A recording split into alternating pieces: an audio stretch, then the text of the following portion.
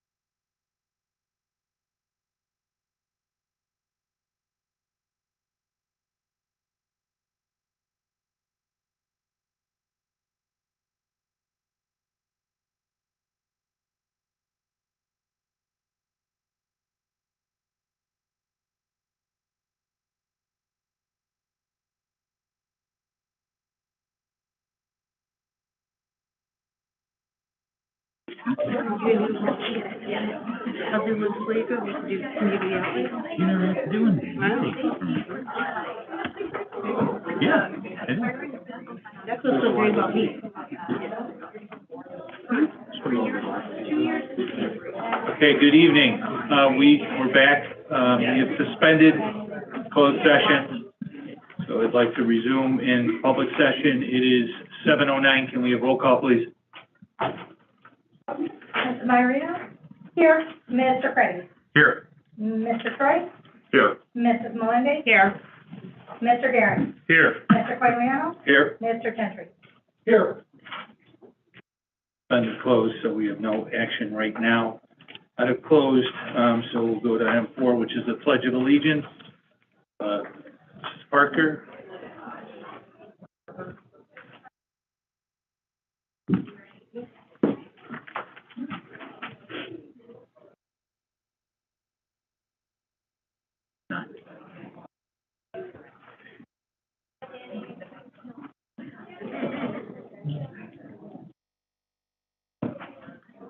Come on up.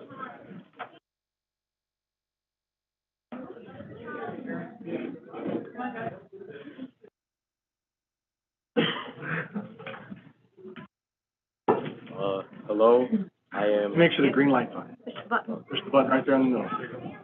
Perfect. Thank you. Hello, I am Habib Holloway, and I am an 8th grader at Hyman Middle School. Hello, I am Cynthia Smith. I'm in 8th grade at Heinemann Middle School. Hello, my name is Anisha Chakraborty, and I'm a 6th grader at Heinemann Middle School. Hello, my name is Liliana Wazinski, and I'm a 7th grader at Heinemann Middle School. Hello, my name is Tafay Moo, and I'm a 7th grader at Heinemann Middle School. Hello, my name is Madeline Ulrich, and I am a 7th grader at Heinemann Middle School. Hello, my name is Daniel Castro, and I'm a 6th grader at Heinemann Middle School. Okay, Mrs. Parker, could you tell us how they were selected to do the pledge? Yes, they went through and they were nominated by teachers on their team. Good. Okay, could we stand for the pledge?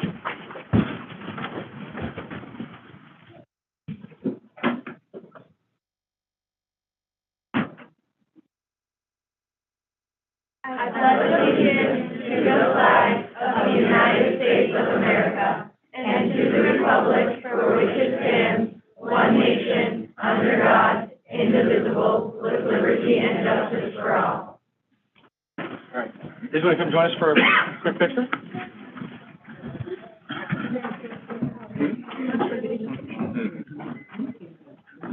Thanks, guys, for being here. Thank you. Hey, if you want to squeeze in a little tighter for me? Perfect. Yeah, come on in. Take one more. Perfect, thank you, guys. That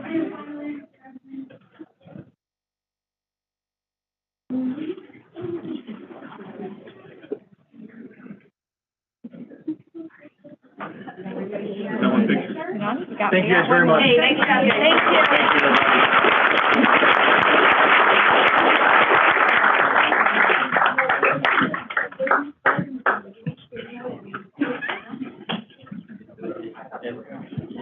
I know, right? The mask stuff might be here.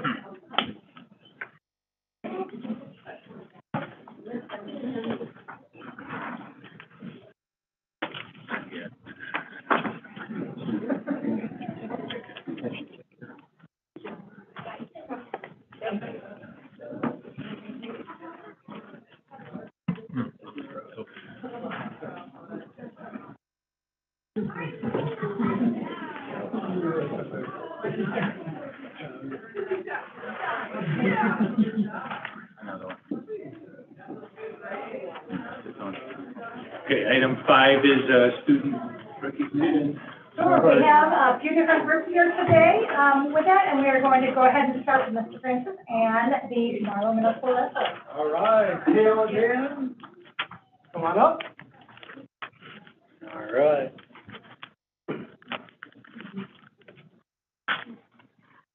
Good evening, everyone. So we're here today to acknowledge two not only phenomenal wrestlers, but two outstanding young men. Overall, it was fantastic. Marlo returning to the wrestling mat after a 2-year hiatus, and I'm happy to report we finished the season with everyone being healthy, which was always our first and foremost our goal, especially getting back on such a full contact type of sport like wrestling. Overall, Marlo had a great season. We finished 10-1 overall, winning the Fox Valley Conference Championship. We finished second overall at regionals. We had 12 wrestlers qualify for sectionals, 5 wrestlers qualify for the state tournament, and we had these 2 young men actually place at the state tournament, which was an awesome accomplishment.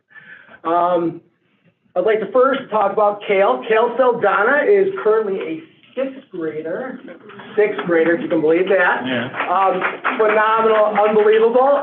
Kale finished the season with a record of 27-4. Some of Kale's accomplishments included being named the 6th grade team most valuable wrestler. He was a conference champion. He finished first place at the IESA regional tournament, second place at sectionals, qualifying for the state tournament, and then ended up finishing second overall at the IESA state tournament at the 75-pound weight class. Great job.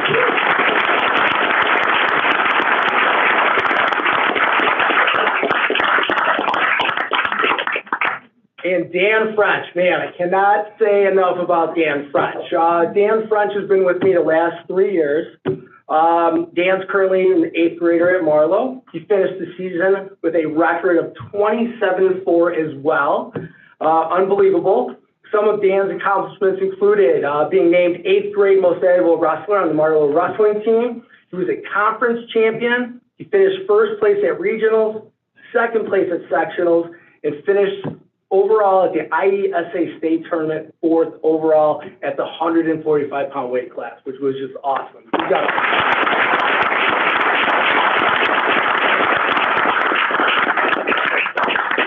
We're going to greatly miss Dan's leadership, but we wish him nothing but success next year at high school. And with Kale being a 6th grader, we are looking forward to seeing him reach his full potential and hopefully bring home that state championship.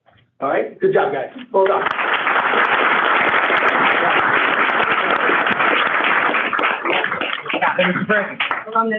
All the way up. Come all the way up. You too.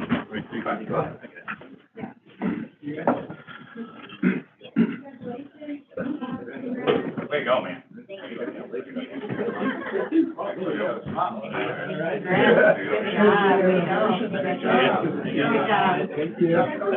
Appreciate it. Congratulations. Dan, welcome. Great job. Oh, yeah. I know, really. I didn't know, really. Wow, I didn't know. Thank you. Congratulations. Thank you very much. Great job.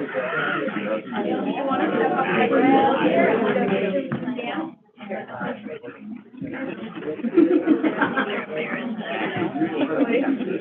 guys want to get a little cozy and then we'll get everybody else behind you? Coach, your friend. Oh, yeah, sorry. I was going to stand in this. Split them. There we go. There you go. Elaine. I got Elaine. Perfect, thank you guys. Great job, guys. Congrats, guys.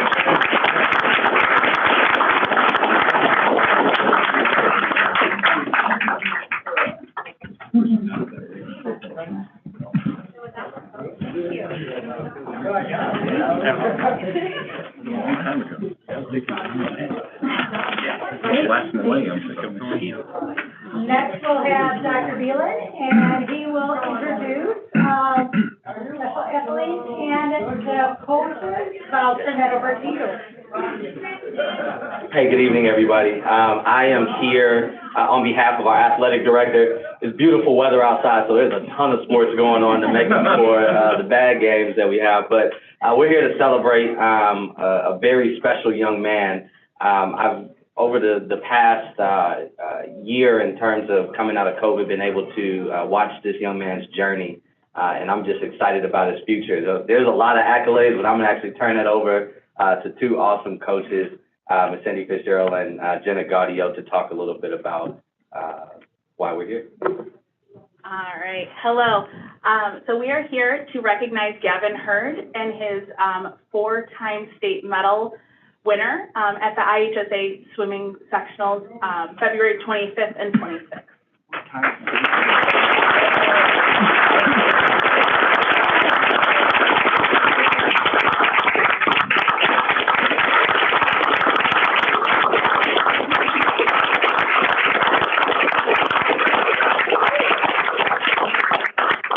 So Gavin is a senior this year. He was one of our captains and a 4-year varsity letter winner for boys swimming. And at the Stevenson sectional, Gavin qualified for 4 events to swim at the IHSA state meet. At sectionals, he won the 50 free for athletes with disabilities, 100 free for athletes with disabilities, 200 free for athletes with disabilities, and the 100-yard breaststroke. And then when we swam the following weekend at the FMC natatorium in Westmont, Gavin ended up winning and medaling in all 4 events. So he won the 100-yard athletes with disabilities freestyle, the 50 free for athletes with disabilities, the 200 free for athletes with disabilities, and the 100 breast for athletes with disabilities. So we're really, really proud of Gavin and very much going to miss him and wish him nothing but the best in his future. Congratulations, Gavin.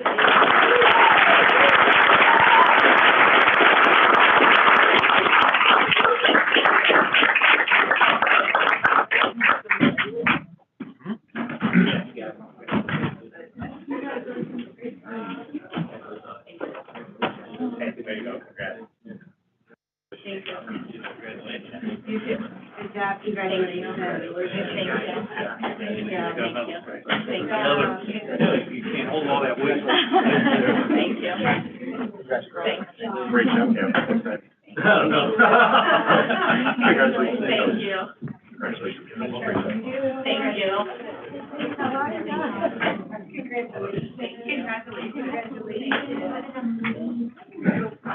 Are you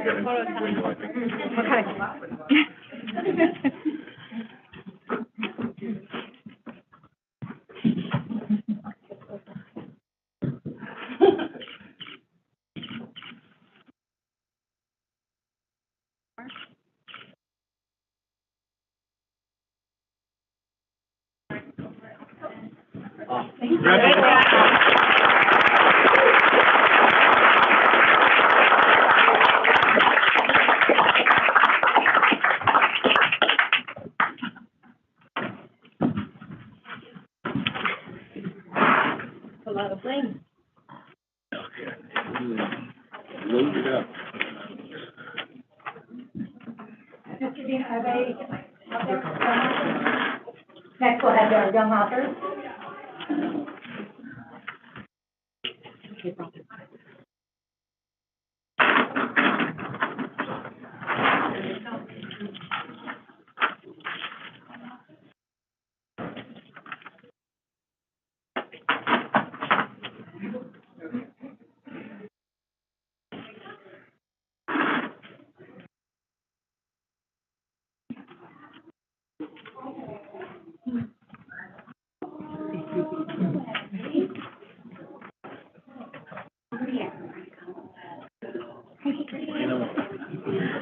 All the way back. All right. Well done. Looking Hi, guys. pretty sharp there. Hi.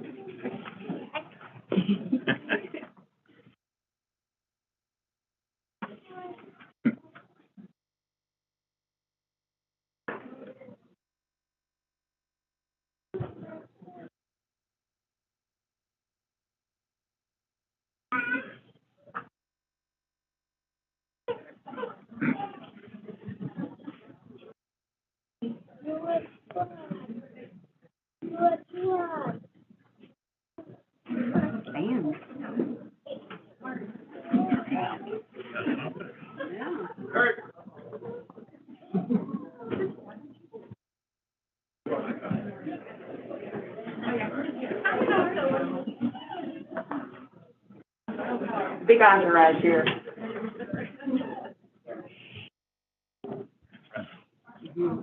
Big truck. All family.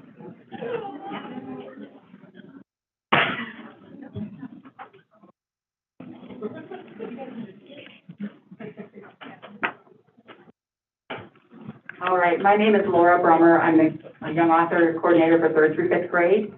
I'm happy to bring in these wonderful young authors to represent their schools for 3rd through 5th, kindergarten through 2nd grade, and 6th through 8th grade. I'm going to pass the mic over to kindergarten through 2nd grade young author coordinator, Christy Gibbs, and she will announce the winners for kindergarten through 2nd grade. All right. From Cheswick Elementary, we're going to start on this side and go all the way around our circle here. So when you hear your name, you can hold up your book. And parents, you'll have a chance to get pictures. All at the end, you'll have some good photo ops, okay? So from kindergarten at Cheswick, we have Evan Kraus for his book, Evan's New Best Friends.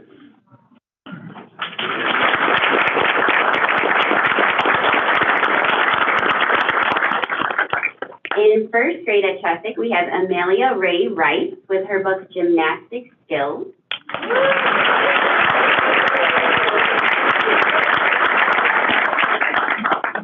From 2nd grade at Cheswick, we have Samantha Urbaszewski with The Great Toy Mystery.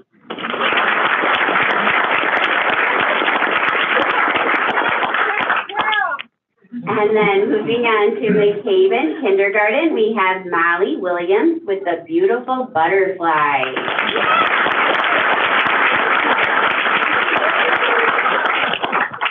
And 1st grade at McCaven, we have Carly Marshall with Sparkle Cookies Journey.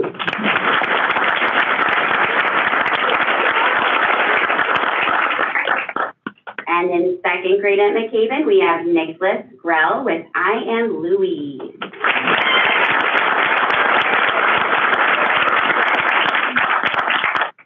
And moving on to Legee Kindergarten, we have Charvine Candavali with Shopping at Jewel.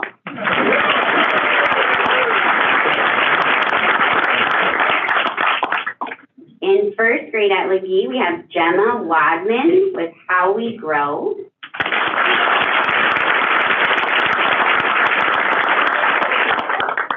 And 2nd grade from Legee, Gia Aragray.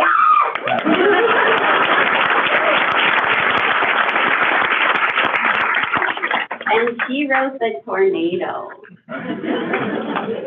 All right, and Mrs. Brummer's going to come and introduce our 3rd through 5th grade winners. All right. Going to Martin. Aria Runke, who wrote The Stolen Llama. Woo!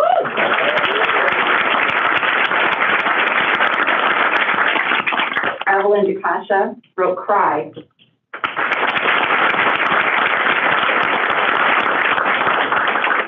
Fifth grade, Grace Wynn wrote Walking in Someone Else's Footprints.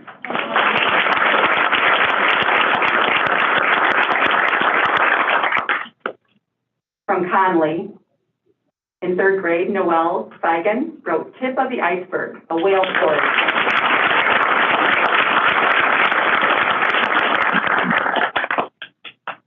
Andrea Calder wrote Skunk in Love.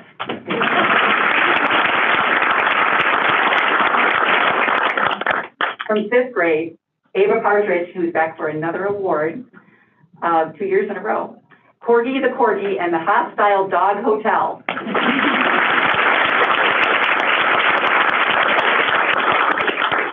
And representing Legee tonight, we have Blake Cushman. He wrote The Amazing Kendall Coin.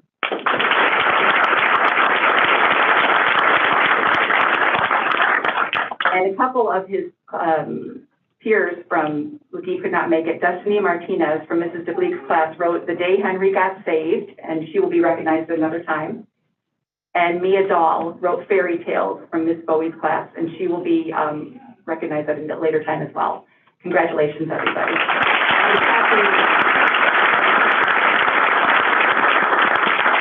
Passing mic to Mrs. Tammy Carpenter. We're pleased to announce that the Marlowe Middle School Young Author this year is an 8th grader, Vanessa Roman. Her book is called Ears.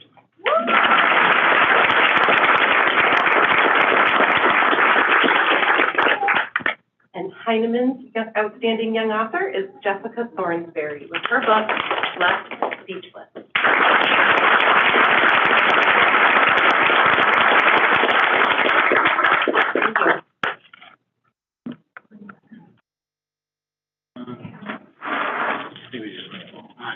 So you want to start and filter all the way around?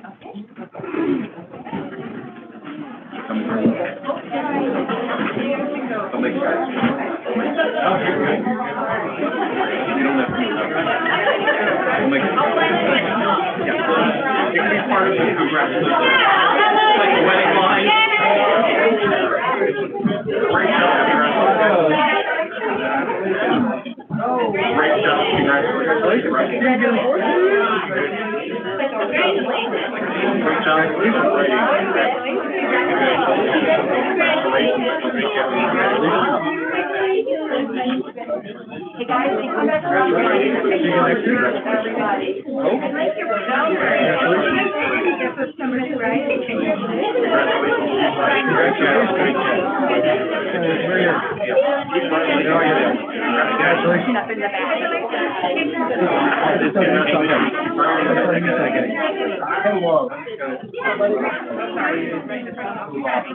You did a great job. Congratulations. I got the people with the focus.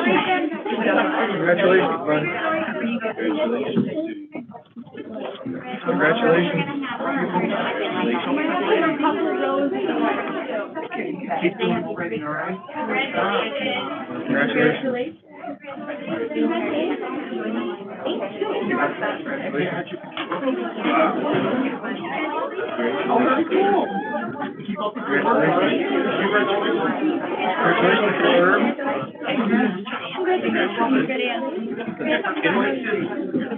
Congratulations.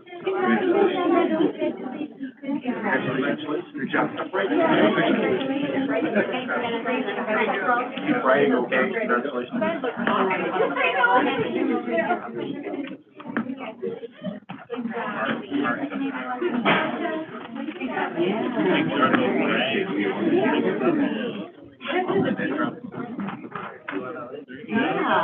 Want to get in a little tighter on this side, kind of cozy? Perfect. How are you? Yeah. Perfect. Just one more on this side. Can I scoot you just a little bit? There you go. Perfect. You guys have a lot of photographers. Wow. Thank you.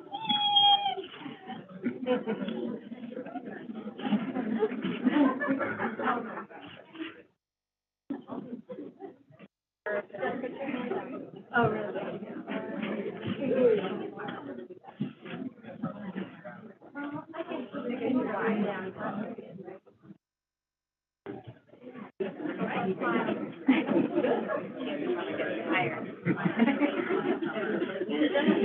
Keep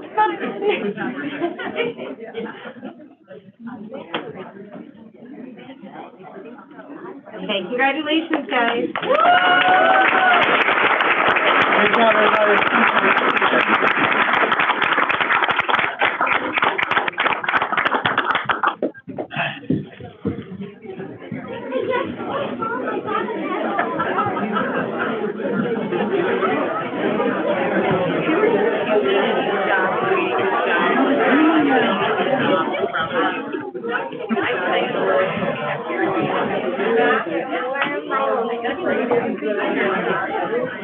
Yeah, I think I emailed you earlier.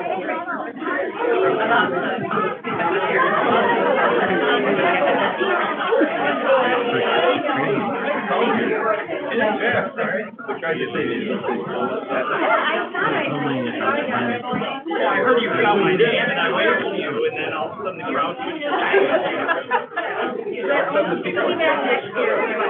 needed to be able to stay. Where's what? Gotta get your mind. She's right behind us. She's up there. Yeah. I should be right there.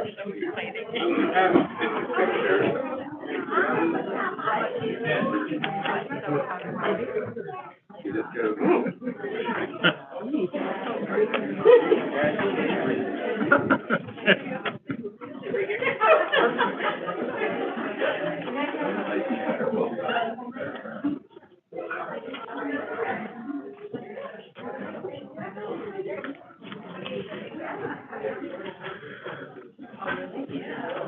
How you doing? Are you needing your sister to win an award? Are you going to win one? Did he hear it?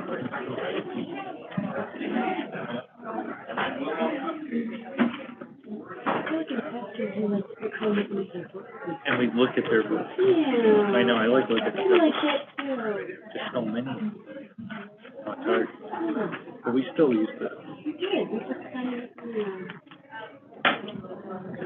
too many things. Yeah.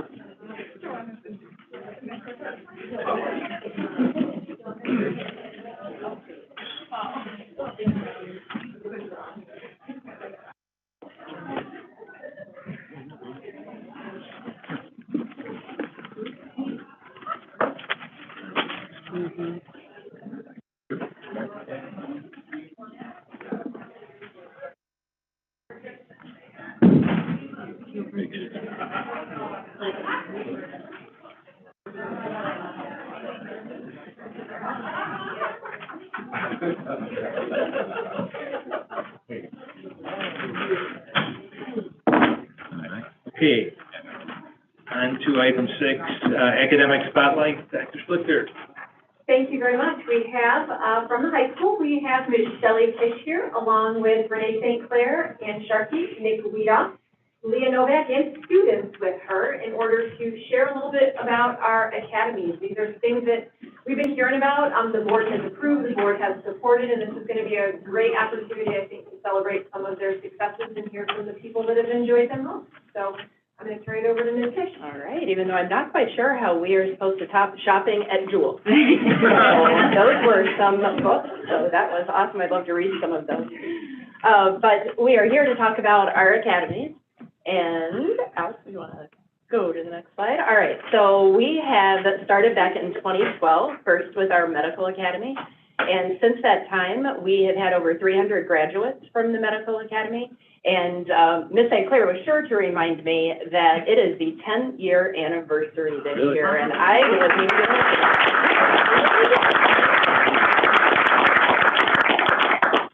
And engineering came along not far behind in 2013, and we have had about 150 graduates come out of the program.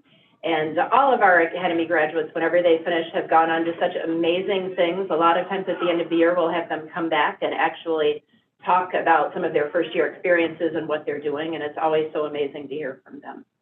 In 2018, we started our fine arts and our global academies. They're a little bit on the smaller side, but taking off. Nonetheless, we've had about 15 graduates from the Fine Arts Academy. And after this year, we'll have about 20 from the Global Academy. So we are really trying to get those publicized out there. We need to get back out to our middle schools so we can really start advertising these more and continue to grow them because they are amazing opportunities for our students. All the academies have been built on really the same two premises.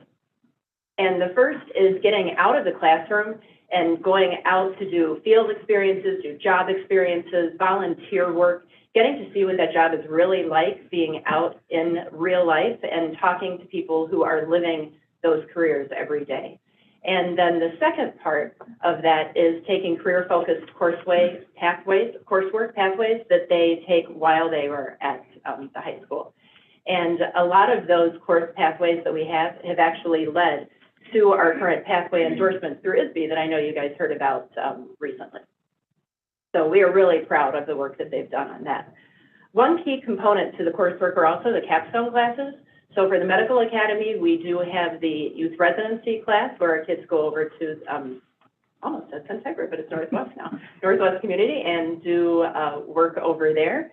And we have Sports Medicine 2, which does a lot of that same type of work where they're out in the field doing sports medicine, athletic training type of work.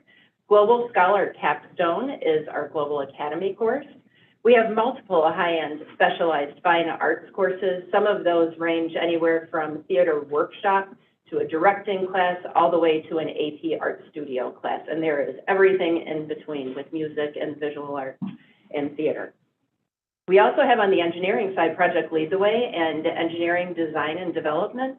And also for Medical Academy, we have Project Lead the Way Biomedical Innovation. And both of those two are Project Lead the Way courses. And I am just really happy to announce that we have been a Project Lead the Way nationally distinguished school for the past several years. And as of last year, we were only one of 204 schools in the state to get that recognition. And the metrics that they based this on, I'm just really proud that we are able to be in that because it is based on success in the classroom. So not only on grades, but also on end of course assessments that they have and how they perform on that. Also student retention in the program. So looking at how many kids come in versus how many kids we have in each one of those pathways. And then also one of the best ones is the equitable access for all of the students. And some schools put limitations on or have prerequisites to get into the program, and that is something that we have built our academies on, is trying to reach all students and showing them the different career pathways that they have as options there. So I'm really happy that we're able to be a Project Lead the Way distinguished school. We've applied for this year as well, so we'll see, and hopefully that will turn out again for this year. Let's see. So I think that leads us then to, we have a video. And thank you to Alex for putting this together, but it's a little video just to give just a snapshot into what our students are doing on a daily basis and hearing from a couple of students in our video. And then we also have some here that we'll hear from in just a second as well.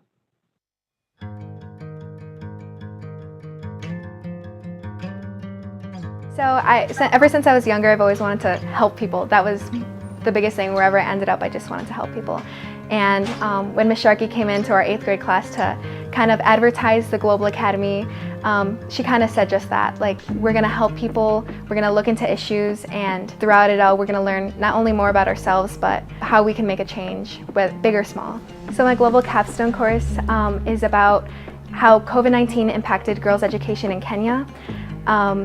Girls' education and gender equality was always important to me because I grew up with a bunch of sisters. I think when people think like the environment, a lot of people think like, oh, it's too late, or like, oh, what can I do as an individual?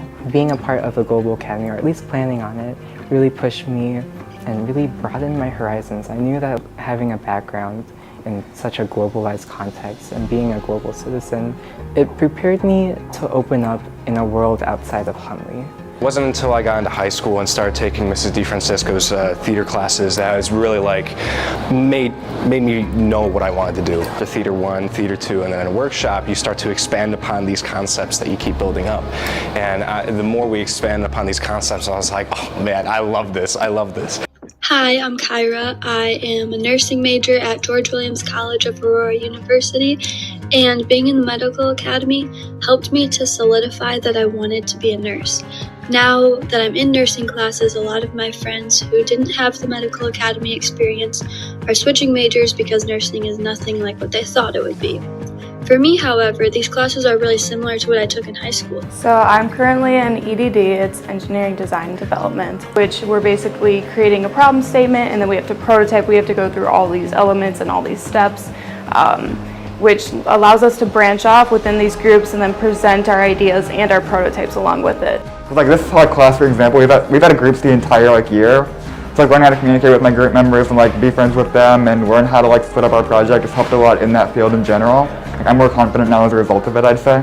If you are even the slightest bit considering engineering, I would highly recommend doing this. It focuses on all the different branches of engineering. You get to learn what you love to do, what you would like to stay away from, and all those aspects. So you really get to find out what you are interested in. With our capstone, you kind of tie all these things that you've learned these past 4 years into this capstone thing, from directing to, you know, again, the acting principles and even stuff from English for Fine Arts. But yeah, these classes, again, you try to tailor it as best to the passions that you like. I want to help these people or these issues, but how can I do it, especially as a teenager? So the Global Academy allowed me to just find different opportunities. It helped me learn more about the issues and what I could do to help.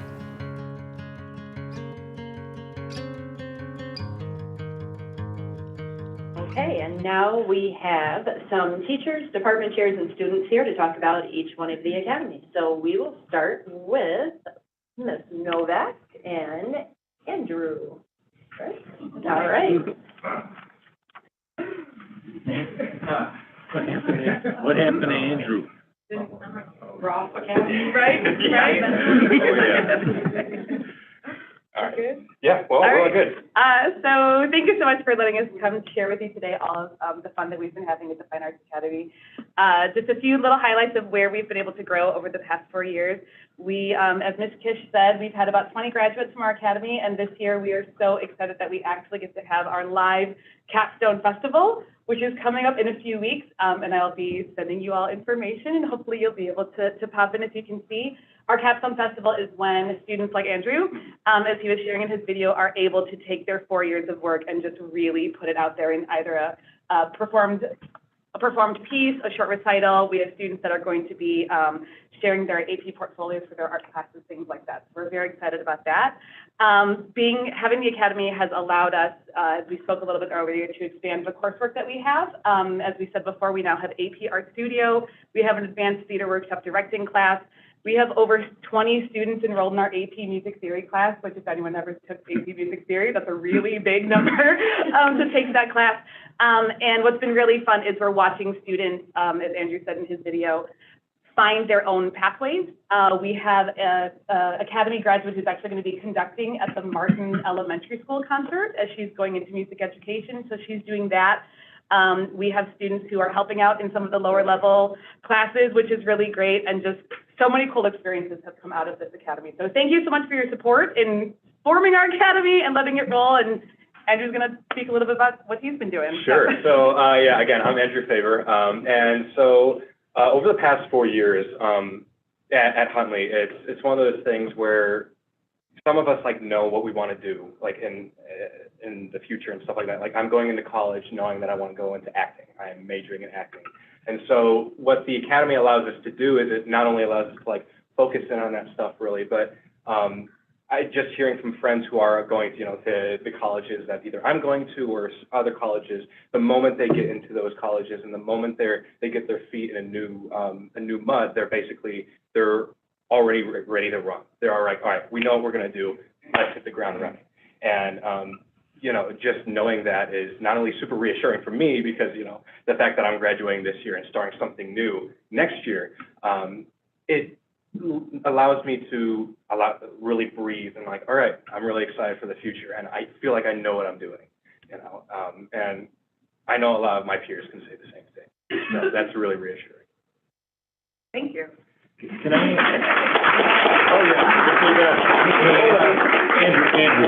Andrew, can you stay there for 1 second? I just want to ask you a quick question. Of course. The question I would have is, contrast, I can see you're a very self-confident individual. Contrast that with how you came in as a freshman before you really entered into the Academy. How did you feel back then? How do you think being in the Academy helped shape who you are right now? Sure. Well, when I was a freshman, I think like any other freshman, you're kind of in your own bubble. You're kind of like really like, I don't know what's going to happen.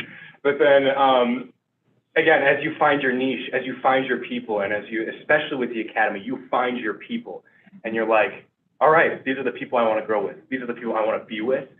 And then you're able to really expand into this person. You, in a sense, you mature in ways that you didn't really think you would by the time you got into freshman year. No, thank you for sharing. Of course, of course. All right.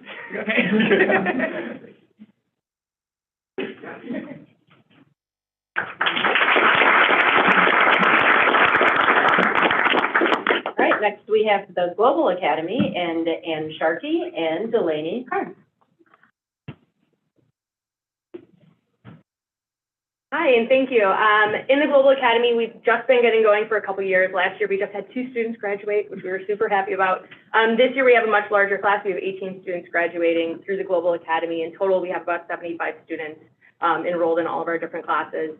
One of the great things about the Global Academy is that it kind of works for whatever you want to go into, whether you want to go into journalism or law or studying a foreign language. It's really that idea of exposing students to different things that they didn't know about, different issues around the world, and really getting some global collaboration skills along the way. One thing about our academy is we don't partner as much locally because it's global. And so the students actually work with organizations, with professors, with NGOs, with groups all throughout the world throughout their projects. So whether it's working with our Philippine Youth Leadership Program that's coming to Huntley in just a couple of weeks from the Philippines, whether it's as part of their capstone projects, partnering with universities, partnering with different groups, they really get that experience of how to work with others, how to collaborate, and how to deal across some of those cultural barriers that they haven't necessarily had to deal with just here in Huntley. So a lot of great experiences this year as well. We have a bunch of students that finished and kind of fully did all their capstone projects, which means they're also going to be recognized as an Illinois Global Scholar, which is a state recognition that we are one of just a couple dozen schools in the state that participate in. So that's a big deal as well for those students. Delaney's going to talk a little bit about her experience. Okay, hi, I'm Delaney. I joined the Global Academy for a sense of community and purpose in high school, and I was also very interested in world issues and politics, and I wanted to learn how to make a difference in the world and in my community. I chose the specialization of journalism and media, and that led me through high school, and I learned through the academy how to make a difference globally and locally through my words and writing. And I participated in multiple letter writing campaigns through Write for Rights, which is an organization that works towards people whose human rights have been violated, and it's like writing letters. And eventually in my capstone project, I was able to create a campaign of my own and a website. Inspired by my love of dance, I did a year full of research and planning on how to make a difference for women in Iran who are legally not allowed to dance or express themselves. So I began a letter writing campaign, getting many people from the community involved and communicating with people from all around the country and in Iran. And overall, the Global Academy has helped me gain experiences and knowledge that I needed to make a difference all around the world. And through my specialization, I learned how powerful words can be, and I hope to continue to be an active global citizen and keep writing letters and signing petitions.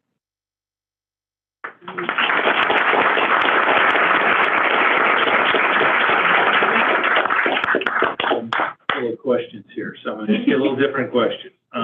So what would you tell incoming 8th graders that were going to be freshmen next year?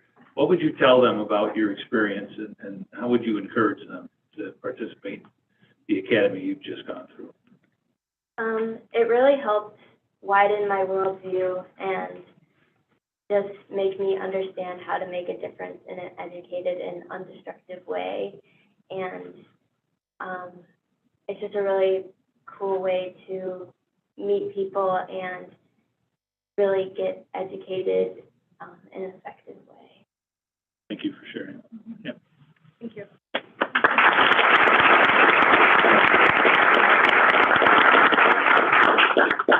All right, next we have Engineering Academy and our department chair, Nick Guido.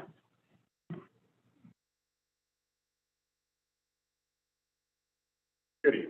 I guess I want to speak mostly about what COVID did for us, because we often tend to focus on the negative things of that, and for the Engineering Academy, it forced us to branch out and look at other opportunities. We got into a mentor matching group where the outside organization helps pair our students with people in the industry that we wouldn't necessarily have access to. So our kids are meeting weekly with engineers in the field to help them troubleshoot a problem that they chose, or a product, and get it from an initial sketch to the point where they could mass produce it. And being able to bring those outside resources into the classroom has been huge. We found a couple local companies that have done some amazing things for us. At ComEd, I cannot say enough about what they have allowed us access to. They've brought engineers virtually through Zoom to us, but people we never would have been able to encounter or match up with previously. And we're just very grateful for that opportunity. The types of engineers that the kids get to speak to that we can't even cover in class because it's topics and job titles that again, we don't have access to. It's very unique. Regional reliability. I found out that that's when people hit transformers or squirrels get onto the power line and the big ball that's on there that's supposed to prevent them. Well, her job is to solve those problems and then mass it out over all of ComEd's systems. Kind of neat. At least that's my geeky thing. So you may or may not appreciate that, but I do. That HR Green has done some amazing things, and we've been lucky enough to have some parents in the community that have worked for them, and they've wholeheartedly supported us. The Village of Huntley has some engineers that go above and beyond in supporting our program, and it's just being able to bring in some local and some non-local companies to show the kids what career paths look like, what their job titles look like, the dynamics of the office and how that functions. So these things are phenomenal additions to our class, and if we didn't have the opportunity to have to teach remote and to find new ways to bring reality to kids, I don't know that we would have found these. So we're pretty excited to have those opportunities. Things that are coming up, we found one of the companies that we're looking into has engineers in Tesla. The kids were beyond giddy to be able to speak to those folks. There's a couple local companies that are trying to branch into the school and want to donate robotic arms so that we can do pick and place manufacturing. I need to talk about that one. There's just amazing opportunities coming, and we're very excited to get this technology and these experiences into the kids' hands. The teachers are phenomenal, and we couldn't ask for better teachers. But to bring in and to build little real-world examples for these kids is just phenomenal. That's where we're going, and we just hope to keep growing. So thank you for your support.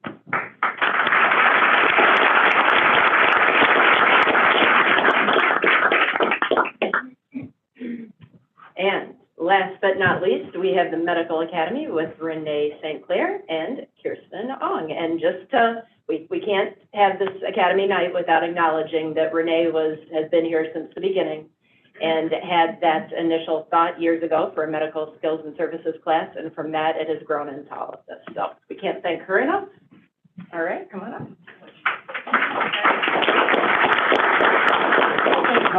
All right. Hello. Oh, this is too loud. Sorry. Hello. My name is Kirsten Ong. I am a senior at Huntley High School. I've been a part of the Medical Academy since sophomore year, and I've been taking classes since my freshman year. Being a part of the Medical Academy means the world to me. I've met so many new, amazing people and have gained access to many incredible opportunities. And I've experienced so many things.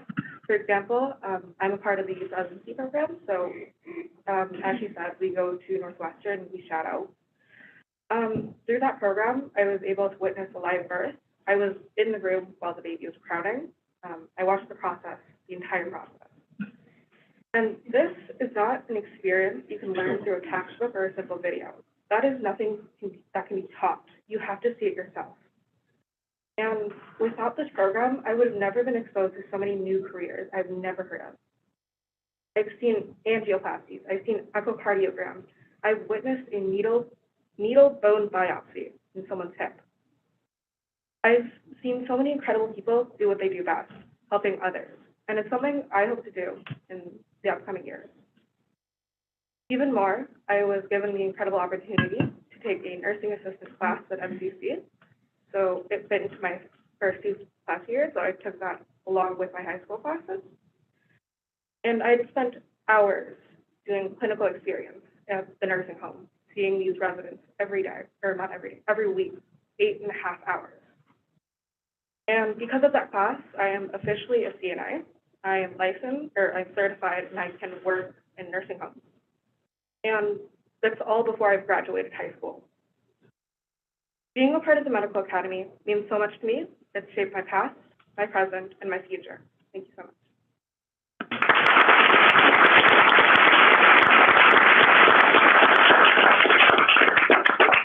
So I'll ask you, how did you come across the opportunity to get into the medical academy? At what stage of school? Was it in 8th grade or when you first entered? So my brother, he's a year older than me. He was also part of the medical academy. So I had first started hearing about it when I was in 7th grade, when he was in 8th grade, when they first came in and talked to everyone. And then furthermore, I heard about it again in 8th grade. And then that's when I decided to join the classes. So my freshman through senior year, I've taken the PLTW classes. So the capstone classes for Project Lead the Way. So I heard about it when I was about 12. Yeah. Great. It's good that you had a sibling Yeah. to give you some feedback on it. So that's great. Thank you for sharing with us today. Thank you.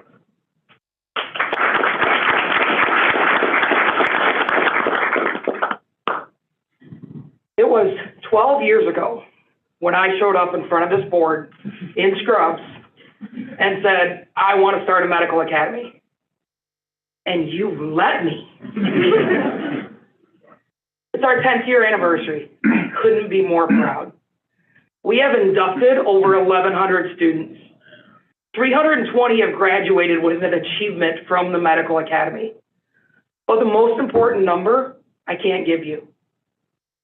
The number of people that have been and will be impacted by our medical academy students. That's immeasurable. And I'm not done yet. Thank you.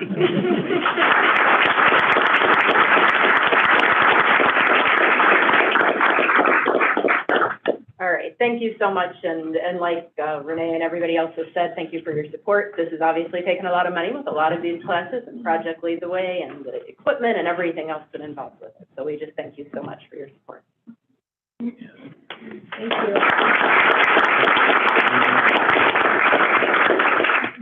Tony. Yeah, go ahead. Renee, so as a personally vested person in your program, I'm so glad that I believe I was on that board when you walked into that room. And I mean, it brings tears to my eyes to think of my daughter who's gone through that very program. Please know that there's a little bit of bittersweetness in that because of the COVID environment that she also had to work through. It's nobody's fault by any stretch of the imagination, but I am grateful. My wife and I are grateful beyond words that you came in with that idea and that I was able to be part of that support team for not just your program, but I think your idea was the seed that got the other programs started. And I think you deserve a lot of credit for that.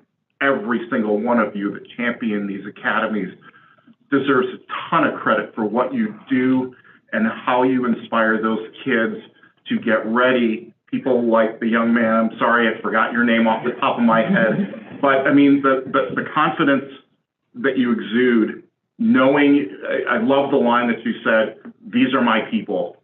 I love that because I watched my daughter with her people too. And I think it's tremendous, all that you do. The engineering part, I'll tell you, the engineer in me is geeked out knowing that these kids... The squirrels are handled? Well, no, so it's not the squirrels. It's what I learned in college is that when kids get to school, some of these jobs haven't been created yet.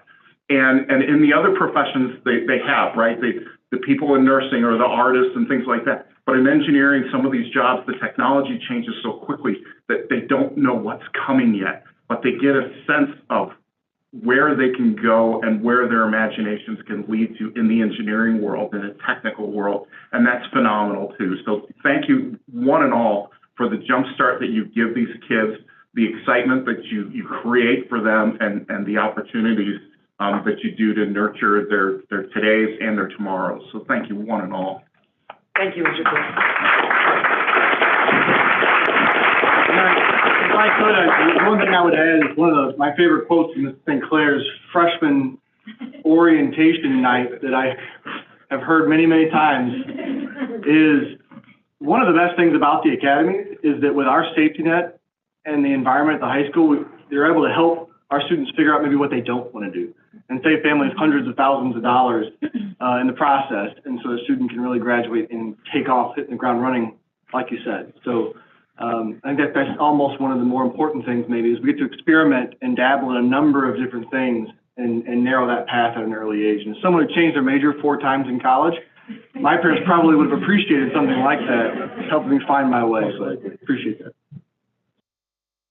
Yeah, I'll just say, yeah, a great thank you, Novak, Sharkey, Mr. Weedoff, St. Clair, for the leadership throughout setting up these programs. I know there's a lot of other people involved, but I know you guys have all spearheaded this, and the efforts you put forth are well above and beyond what you're truly compensated for. And I just hope the great reward is the students you see that run through this program and the, just what type of individuals you produce out of that is just exceptional. And I hope that's the best reward for us all.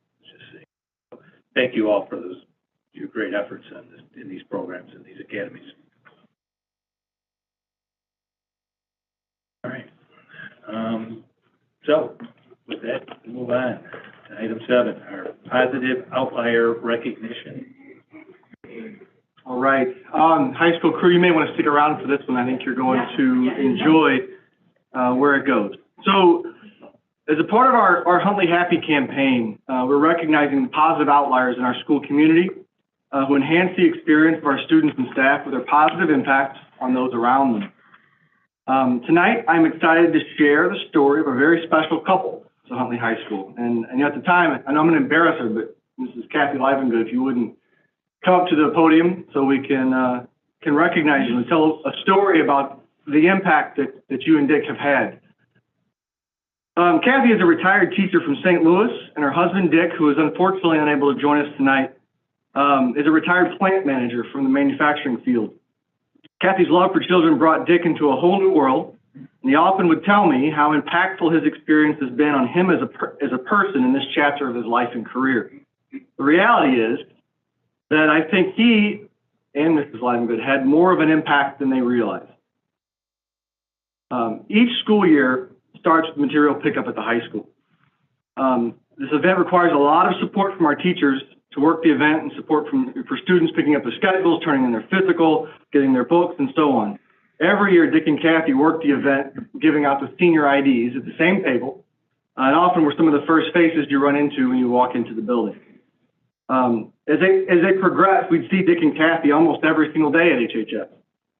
The joy on their faces for the opportunity to work with our students and develop relationships with our staff made it quite clear what their purpose was. Dick and Kathy have formed relationships with countless students and staff, and to us, they aren't just subs who took an open position. They're a part of the Huntley 158 family. You know, I've formed relationships with them over the year, and the simple voice of a 2-minute conversation in the hallway, something I'll carry with me for a very long time. You know, we all get to choose the attitude and the outlook on life each day, and it's not always easy.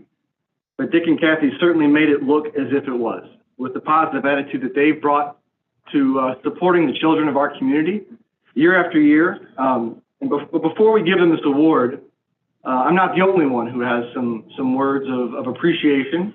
We have a short video that Alex has made Alex and Kimmy have made to share a little bit about the impact they've had.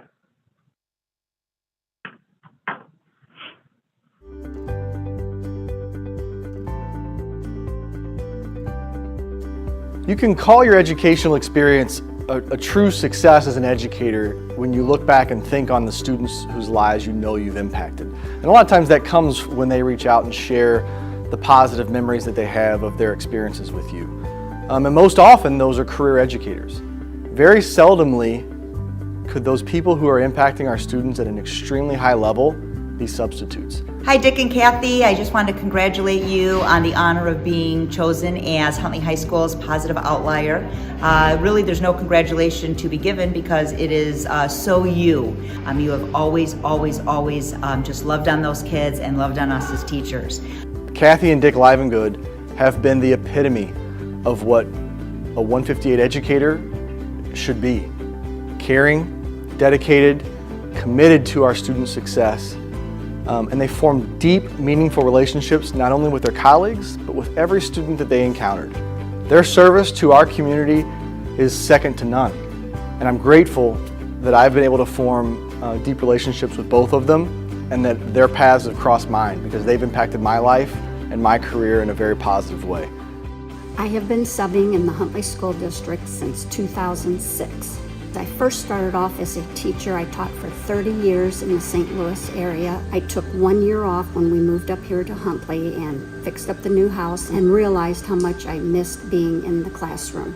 And that's when I decided to come back to teaching and being in the classroom. Kathy Livengood is probably one of the best human beings I've ever met. She's genuinely such a kind soul, and in the short amount of time I've gotten to know her, I've had just only positive interactions, and she's just genuinely kind, and she cares about people, and she cares about the work that she does, and she's definitely dedicated to it. What I love about them is they interact. They teach a lesson to the best of their ability. And the other thing that they do that's so awesome is when you come back, everything is completely organized and ready to go, so you can jump into your next day and do the best that you can. They're just overall like really good people. They know how to run the classroom when the teacher's out. They know how to give good feedback. And they know how to like work with kids. They know like, oh, so this person has trouble like seeing the board. So maybe you say it out loud and they like can understand that and go through it as well as a teacher could.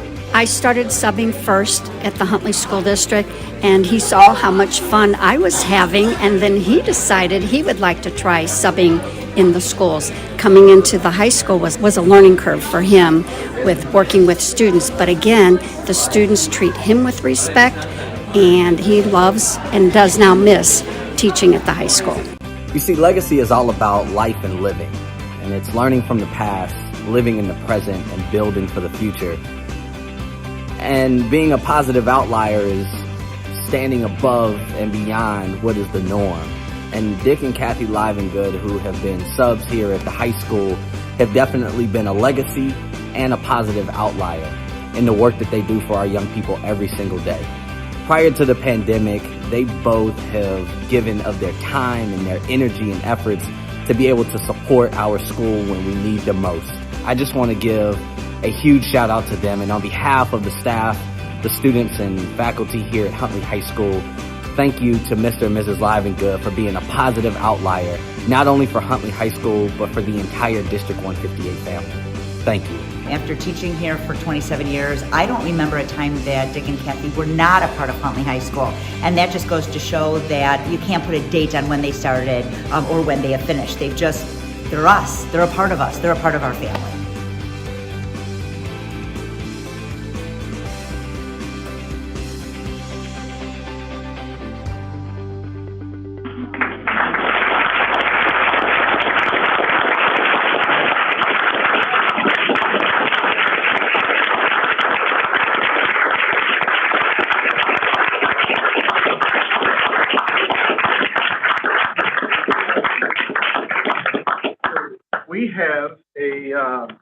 We have a more significant gift coming your way. We couldn't get it here today, but it's coming, and hopefully, unfortunately, Mr. Livengood couldn't be with us, but hopefully he's watching, and we can say happy birthday, Dick, because today is his birthday. And I know you're not big on words. I don't want you to feel pressured to say anything, but we appreciate you so much. Those of you that know our family, you would know that Dick Livengood is public. And on my way out the door, he told me everything I should say. And I just want to thank everybody. Yes, I do feel like he's part of the Huntley family. We both do. And he's so disappointed he can't be here. And today is his 81st birthday. All right. Thank you. Thank you for thinking of us. And we just love Huntley. We have said over and over that if we did not like what we were doing, we would not be doing it. We love Huntley. And they treat us with respect, but I think that's mutual. Yes. Love you.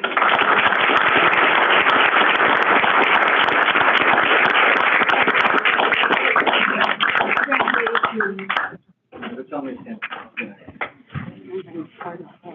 well, you know what? I almost I just.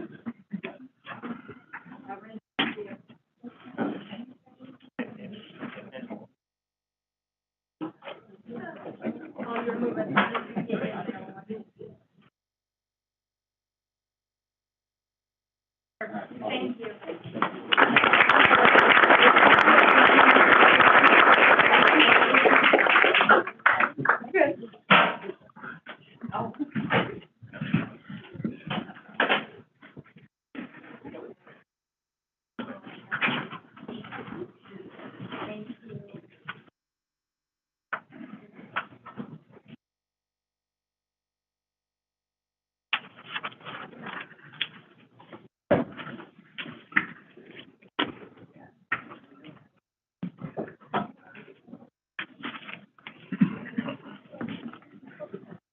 Okay, we're on to item 8, which is public comment. We have 3. We'll start out with Jill Cataldo.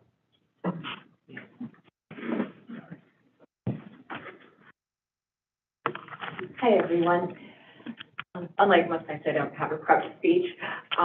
But last month, when I did speak, I had brought comments to you all from the parents and the parent union. Things like tip line comments, emails, things that we've seen at our personal meetings, all really regarding the violence, particularly at the high school and the fighting. And this is a huge issue that's of concern not only to the parents, but to the students too. Near the end of that meeting, our board had commented saying, you know, these are just the views of a few people. We don't know who's saying these things. The next day, I got a phone call from a D158 staffer saying the same thing. We don't know who's saying this. So, you know, they were implying kind of that the weight on this wasn't being given to the topic. I want to point out to you that within a week of that meeting, 2 of the large Huntley Town Facebook groups, the HHS Friends and the Huntley Chat, had over 220 comments on the violence in the high school with people's names attached, students and parents. So if it's an issue that you don't know who's saying those things, I would certainly encourage you to go back and look at those. But more importantly, look at the things that our own students have been saying and writing. A week after that meeting, The Voice came out. This is the March issue of The Voice. And the article, the editorial for that particular month says, "Take us seriously, please. Students feel unheard by administration." And just a few things to highlight from here. So it's gotten to the point some students have stopped reporting to the deans. We feel like we're not being taken seriously. This trend is seen all over the building. Instances like this cause students to question the support they will receive from staff. If you go back through The Voice, we went back even all the way back to October. There are a lot of articles where the kids themselves are discussing the violence in the school and some of the issues that they're facing. I'm not going to read all of them again tonight because certainly you guys can as well. But we as parents with the parent union really would like to see another strategic session that's specifically focused on the violence and how these things are going to be handled in the future. We were excited to see that there was another one coming in May, but it's on education ROI and not necessarily on discipline and on the violence. So really just wanted to put that out there again, that this is a big concern to everybody. Thank you.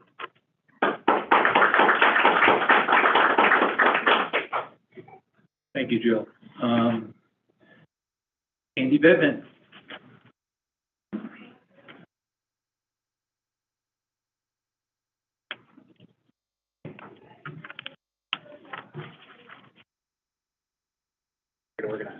First, I want to say I appreciate the celebration of the academies. It really comes across really well, and I appreciate the passion from all the teachers and the students. I really like that. That's not my topic, though.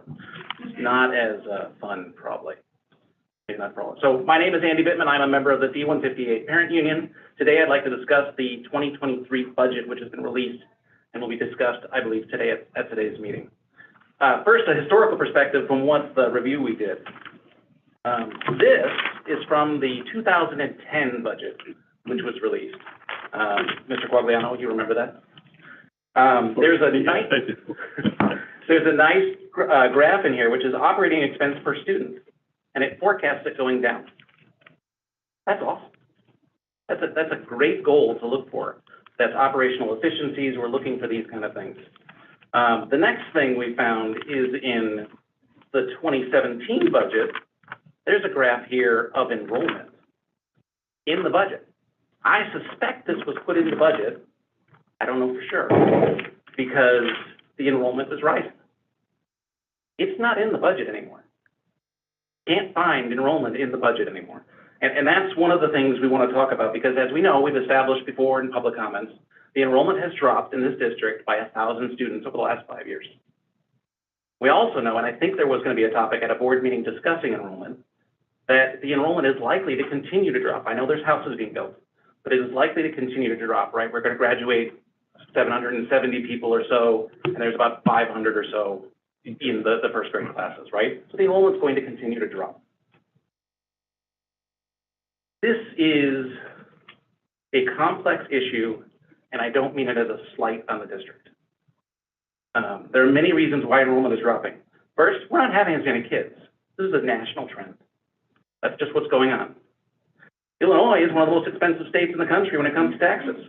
People are leaving. It's one of the only states people are migrating out of.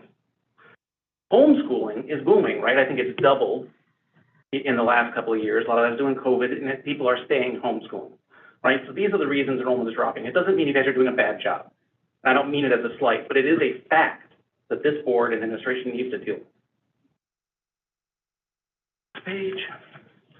So let's talk about the draft budget. On page 8, we forecast an increase of local funding of 7.7%.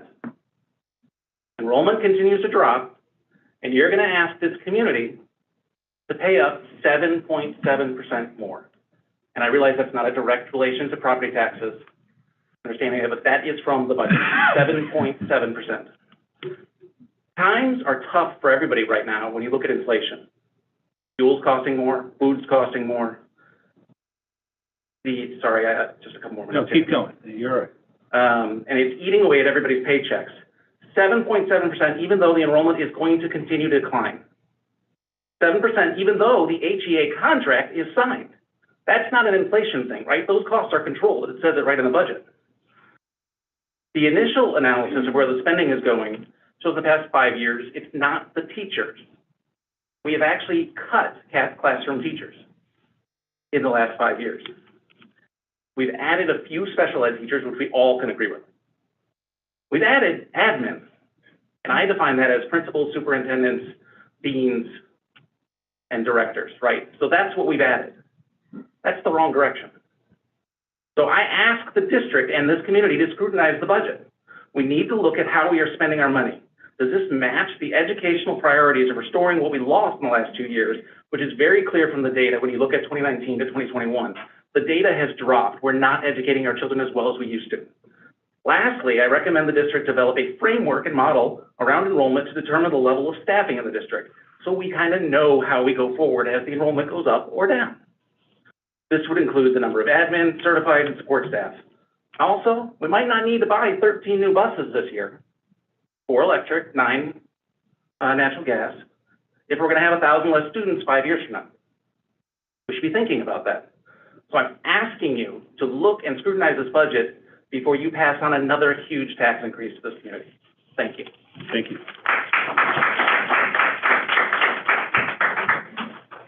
Thank you. Last one is Carrie Cross.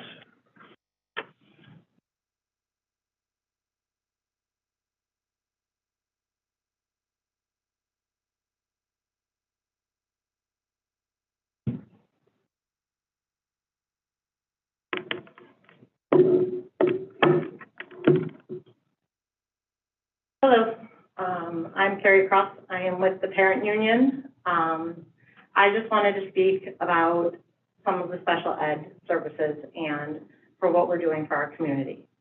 After being surprised that World Down Syndrome Day was not being acknowledged at Taylor School, but seeing the World Happy Day was being acknowledged, I reached out to the principal. He didn't have any idea, but he wanted to make it right. But him not knowing means the people above him are failing him in the district. Here is the response I got when I messaged the Facebook page. Hello, Carrie. Thank you for your message. We certainly appreciate you reaching out, and I understand that there are many important days of recognition for all types of disabilities, groups of people and students that we serve. In order to ensure that all of our students have representation, Huntley 158 organized an initiative to recognize individuals with disabilities. During the month of October, through our Recognizing American Diversity RAD committee, this group held a community event in October, partnership with our Best Buddies program and National Honor Society at Huntley High School. They also have a curated calendar of activities to watch, listen, and read, or engage with various groups and celebrate our differences each month. Since October, this group has also organized community events and engagement opportunities. Hold on one second. To celebrate Black History Month, Women's History Month, as well as Native American culture and Indigenous identities. We feel this is an approach that allows us to dedicate an entire month of awareness to a larger portion of our student population who may be part of our special education community or otherwise. Each of our buildings and individual classrooms interacted with this holiday, many of our teachers participating in inclusive activities and celebrating the unique identity of many of our students. We feel these efforts are most often best suited to specific classrooms and or students in order to ensure that we are being mindful of our families' privacy and allowing them to celebrate their students on their own terms. There is no way to hide somebody has Down syndrome. That's not something that the rest of the community is not aware of. Here's my reply. For the record, October is actually Down Syndrome Awareness Month, not Individuals with Disabilities Awareness.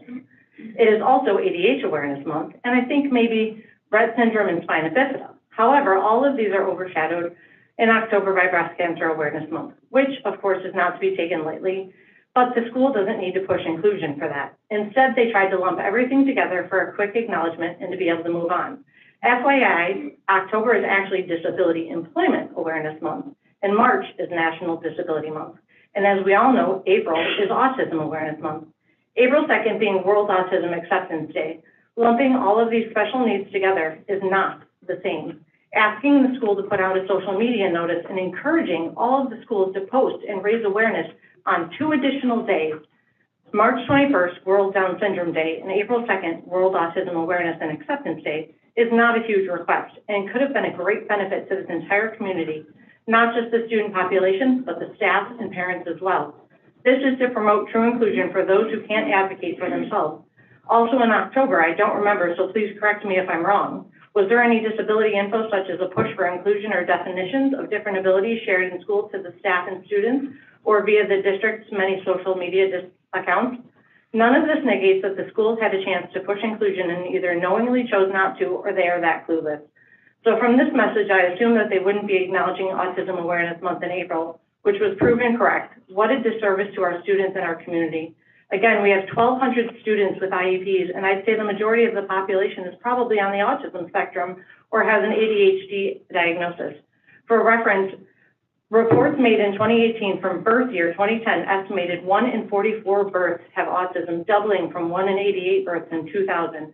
That number is only rising, and the school should be doing everything they can to promote inclusion of special needs, not just those that fit their agenda. In a graduating class of 770, and that 1 in 44 birth statistics would lend towards more than half of these students eventually having a child with autism or special needs. I'd like to see a calendar of events offered for special services, online seminars, and live presentations for parents, staff, and community, and much more opportunity for clubs, not just including special needs to the buddy club. Also, more involvement and opportunities to educate students on the various special needs and help reduce the stigma for their peers to prove the district's mantra of all students always.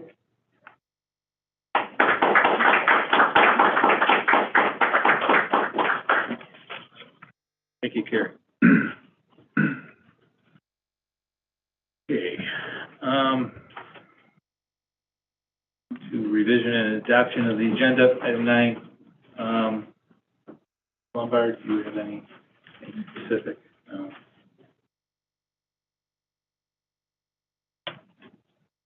Dr. Schlichter. Dr. McCrindle.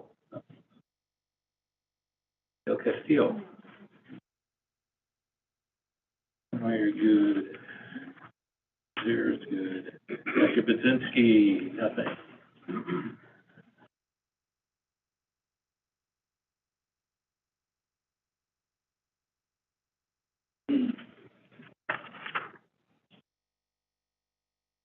John, do you have anything legislative? I do not. Okay. Yeah. All right, is there anything else that anybody needs revised on this agenda before I make a motion? Not, I'll make a motion to approve the agenda with the elimination of item 10, 11, 12, 13, and 16. Second? Second. Second, Mr. Troy. We have roll call. Mrs. Melendez? Yes. Mr. Gentry? Yes. Mrs. Myarino? Yes. Mr. Garrett? Yes. Mr. Troy? Yes. Mr. Craddy? Yes. Mr. Quagliano? Yes. Okay, item 14 is, Mr. Altmeyer, monthly fiscal updates. Thank you very much. I have a few different things I'll cover throughout my updates here, but I will pause so that you can ask questions on any single one. The first is monthly fiscal updates.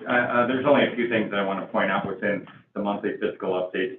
We did receive the final tax extensions from Kane and McHenry County. If you recall, I think I mentioned maybe at the last meeting that we had some issues with a few of the counties, primarily our county, McHenry County, not treating the revenue recapture, the Senate Bill 508 that we are all familiar with, correctly, so they had to reissue several of those reports. But we did receive the final combined assessed valuation and tax computation reports. So just wanted to note where we stood with the levy year 2021. EAV came in at 1.55 billion, a 3.86% increase over prior year. The final new construction for both counties approximates 16.27 million, which is just slightly less than the preliminary estimate of 16.5. That may be the closest we've ever come to their preliminary estimate, so that was good, actually. And as a result of the 2021 as a result of those items, the 2021 limiting tax rate of 453 is 1.3% lower than prior year's tax rate of 459. I wanted to share that with the board. Two other items to share with the board is there was a state funding, EBF, evidence-based funding, correction of a coding error. So during the month, we received a notice from ISB of this coding error that resulted in a $97,000 give back, if you will, of state funding to the school district. So over the remaining months of the fiscal year, we will be receiving an additional $97,502 over that period of time. But what's also important to note is while that's part of our whole harmless, our base funding minimum year to year, and so that is an amount that we can continue to expect to receive moving forward. So as such, I have included that in the FY23 budget that we'll talk about here shortly. So I wanted to make the board aware of that as well. And then lastly, last month we approved the propane bus purchase for 9 buses. And if you recall, last year at about the same time, we learned of a propane rebate grant from the ILPGA. The Illinois Propane Gas Association was giving away $4,000 per propane bus, and we learned of it from our Central States partner over there. And we made a quick phone call, and at the time last year, we found out that they had $44,000 left, which was the exact number of buses that we purchased last year was 11.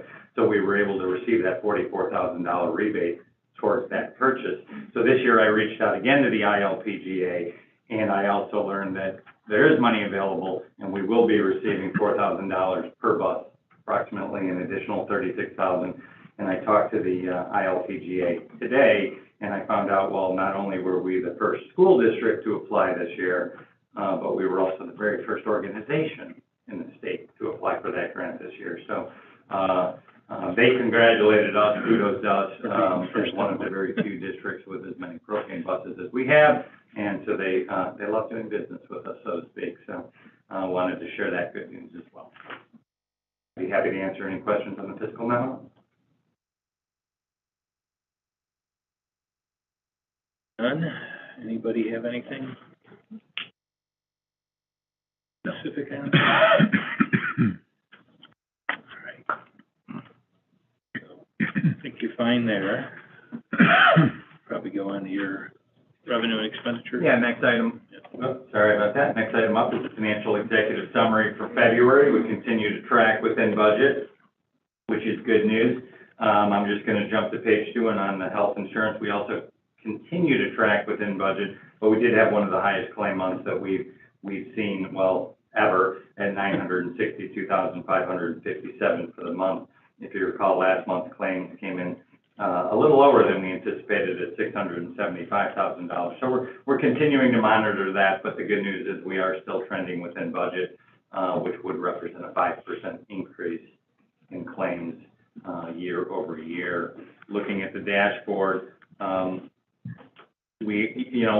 unfavorable on a few different line items, COVID related specifically, building rentals, we are starting to see an uptick there. So hopefully we can, although we're still probably expecting, or we are expecting to be a little unfavorable on a few of these line items, we are starting to see an uptick there, as well as interest earnings, as well as some of our investments come through. Legal services, we're also a little over budget there, and we're going to continue to monitor that through the end of the year as we approach year end. Other than that, overall, we are continuing to track within budget, and I'd be happy to answer any questions you may have on the financial. So transportation with fuel is okay? We're trending over on fuel. Fuel prices are definitely up. But I think overall, within the transportation budget, because of some of the things we've experienced with being down on drivers, right, as a result of benefits as well, I think we're going to be within budget, within transportation, but over on various line items. Yeah, so food service, what does that look like? Well, food services is hard to say, right, because the majority of what we budgeted for food services was the national school lunch program, for which, right, because under the healthy summer feeding program, we're providing pretty much free meals to all students all year long, which when I talk about the FY23 budget, part of the 7.7% increase in local revenues is about $2.4 million. Well, that's food services revenue. That's the revenue we receive from the students from the sale of approximately 1 million meals a year. It's national food money. So, and because the national food, the summer feeding program is going away, we're going back to the way we were a few years ago, back to normalcy. Right. So breakfast, unless we hear something. And breakfast is part of that that's coming to a close as well, right? That's correct. Yeah. But we're still waiting we have not heard final word, we just haven't heard anything. Yeah. So for the FY23 budget, we went back and budgeted food services revenues and costs, and we reduced the national school lunch to trended historical average before the pandemic. You don't think we're getting pinched too bad here where it's creating a budgetary issue? No, I don't think so. All right, good.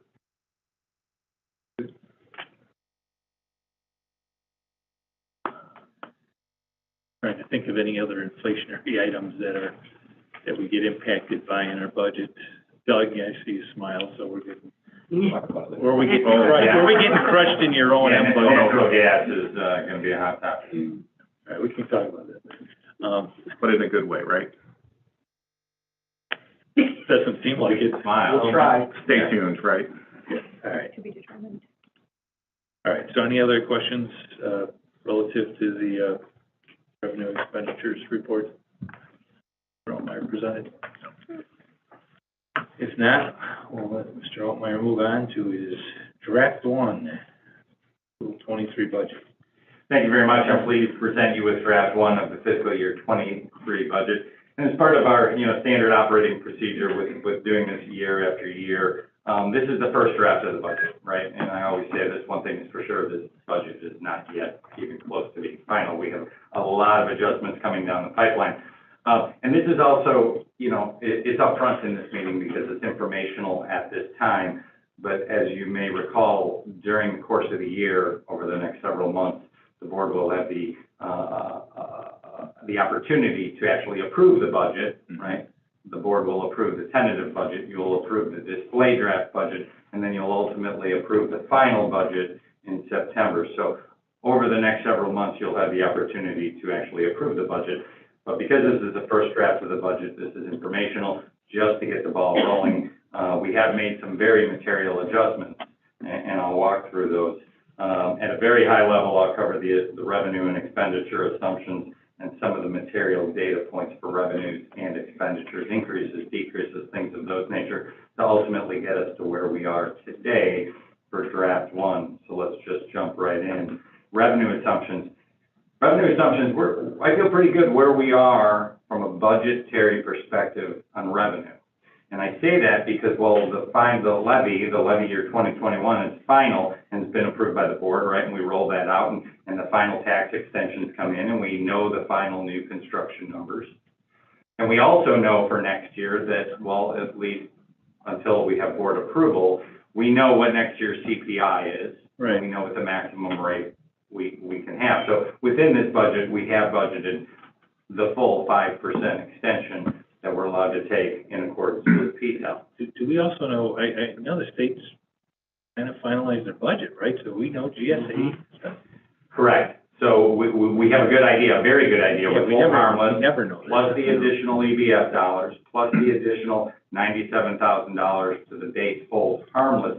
We feel very good about that state number as well. Yeah. What we don't know about the state numbers is, well, our reimbursements are mandated categorical, right? Yep. But we have trended history. We have a fairly good idea of where we think we'll be with our transportation reimbursement and things of that nature. So that's why I say from a revenue standpoint, I think I feel really good about where we are within this, even the first draft of the budget. There are additional revenues that are coming in from ESSER funding and other grants that we've received, but I've noted within the memo here, because we have yet to write the final amounts for those grants, those numbers will be baked in from an expense and a revenue standpoint, hopefully cost neutral, maybe not, maybe a little favorable, maybe not, over the next several drafts of the budget as we write those grants.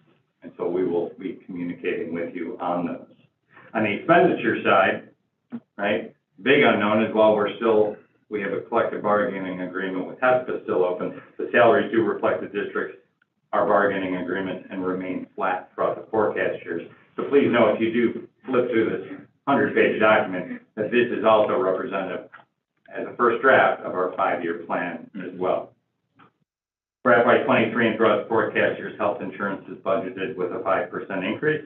Property liability and workman's comp is also budgeted for a 5% increase for FY23 and also for the forecast years. Technology, equipment, and curriculum materials and adoptions currently reflect last year's 5-year plan amount and are flat through those forecast years. Capital expenditures for operations and maintenance are budgeted flat at $1.85 million. And include a new roofing system at the high school, asphalt repair and replacement throughout the district, as well as carpet replacement, as well as any other items that we deem appropriate and of high priority within the deferred maintenance plan. All of those adjustments that have been made within the plan get us to $118.5 million of revenue and $118.5 million of expenses. Total revenues increased approximately $5 million over last year's current year FY22 budget. That's a 4.4% increase. Yes, local revenues did go up by 7.7%, but they primarily went up by 7.7% driven by property tax, as well as that $2.4 million in food services revenue that I discussed earlier, as well as an uptick, forecasted uptick in interest earnings as a result of the economy and what we're seeing currently now in investments. State revenues are increasing by $1.2 million. We've already discussed those. Federal revenues are expected to decrease by $1.9 million, and that's the National School Lunch Program. So that's where we are from a revenue standpoint. Expenditures, operating expenditures are budgeted to increase $4 million versus the FY22 budget, primarily driven by the increase in salaries and benefits. HEA has been non-union salary increases currently within the budget approximate $2.4 million. Additional employees needed to address the pause in learning as a result of the pandemic, which have been shared with the board over time, approximately $400,000. Benefits increased $1.3 million due to the 5% health insurance increasing, approximately $532,000, as well as the contractual increase in PRS approximating $700,000. And then we have various ups and downs with purchase services, supplies, capital outlay, other objects. And as a result, the FY23 budget draft reflects currently an operating surplus of $64,000. Now, there's a lot of adjustments that we can still make, that we plan on making as a result of additional information coming to us, whether it's collective bargaining with TESPA, or it's grants coming, you know, that we need to budget for and account for within this budget. There's a lot of changes that will continue to happen over the next several months. State revenues, right? Once we find out the transportation reimbursement and we receive final numbers for other federal grants, such as title grants, the IDEA grants, adjusting special education costs, right, are always trued up as we get closer to July and August. Those are a lot of the additional adjustments that are still coming down the pipeline. So I do have, I mean, you seem to agree with Mr. Bittman's revenue increase, but isn't the proposed over the prior year budget, I mean, I'm at 4.47% increase. I'm at 7.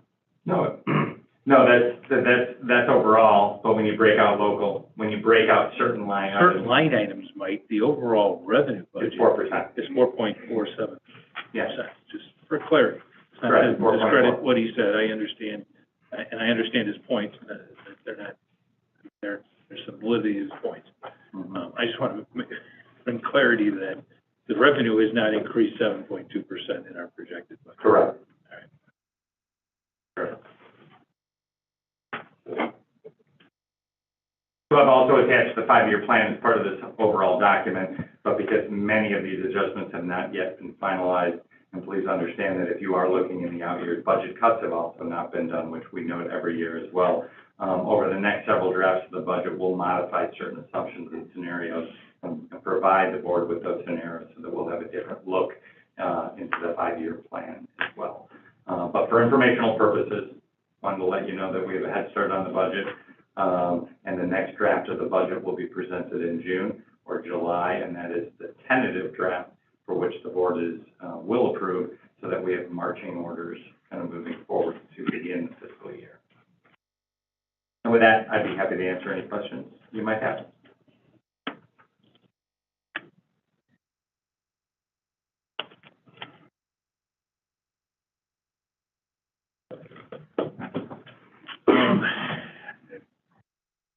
Looking up at the detail, do we have our contemplation of some of our abatements and things of that nature that we had talked about? Is it some of that stuff baked in here? Yeah, not necessarily the abatement, right, because the debt is the debt. Right. So an abatement is not really going to be reflected I'm talking as an about accounting transaction. Yeah, that levy. The debt restructure has been baked into this 5-year plan, so that if you were to view this right now, right, I took into account the expected debt restructure to take place. So you're not going to see $22 million in debt next fiscal year. No, right, right. And I'm talking about the potential levy. You're talking about the levy abatement. Yes. That is not, because that would just be a movement of internal funds. Correct. In and out of the bond and interest fund. So from an operational standpoint, that has not. Right, and the numbers are still numbers, it's just a matter of how it's utilizing fund balance to. Correct. All right. Yeah. And typically, when we go through an abatement process, those end up becoming audited adjustments at year end, moving the appropriate dollars where we need. Funds, from fund to fund. Right. Fund to fund. Yep. Correct. That's not necessarily an operational. Yeah, and right, and you don't want it skewing your budgetary monthly throughout the year from an operational standpoint. Correct.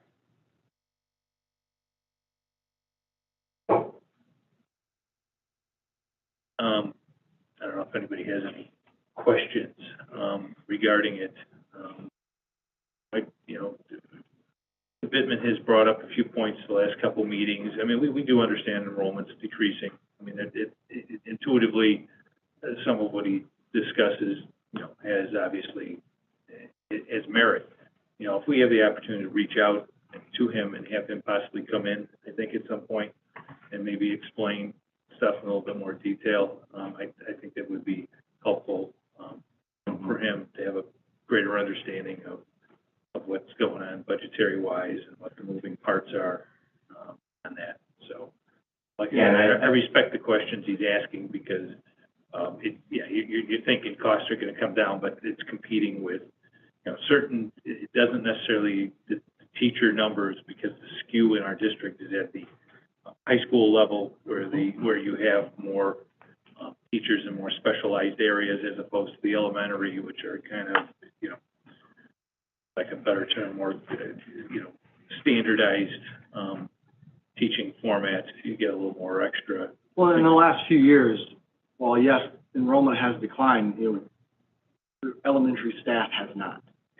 Yeah. We have not done a reduction at the elementary level. Due to the pandemic, we actually have class sizes the lowest they've ever been because of spacing needs. Right. Whereas the high school, the last few years, has continued to actually grow. We're at the largest student population at the high school we've ever been still.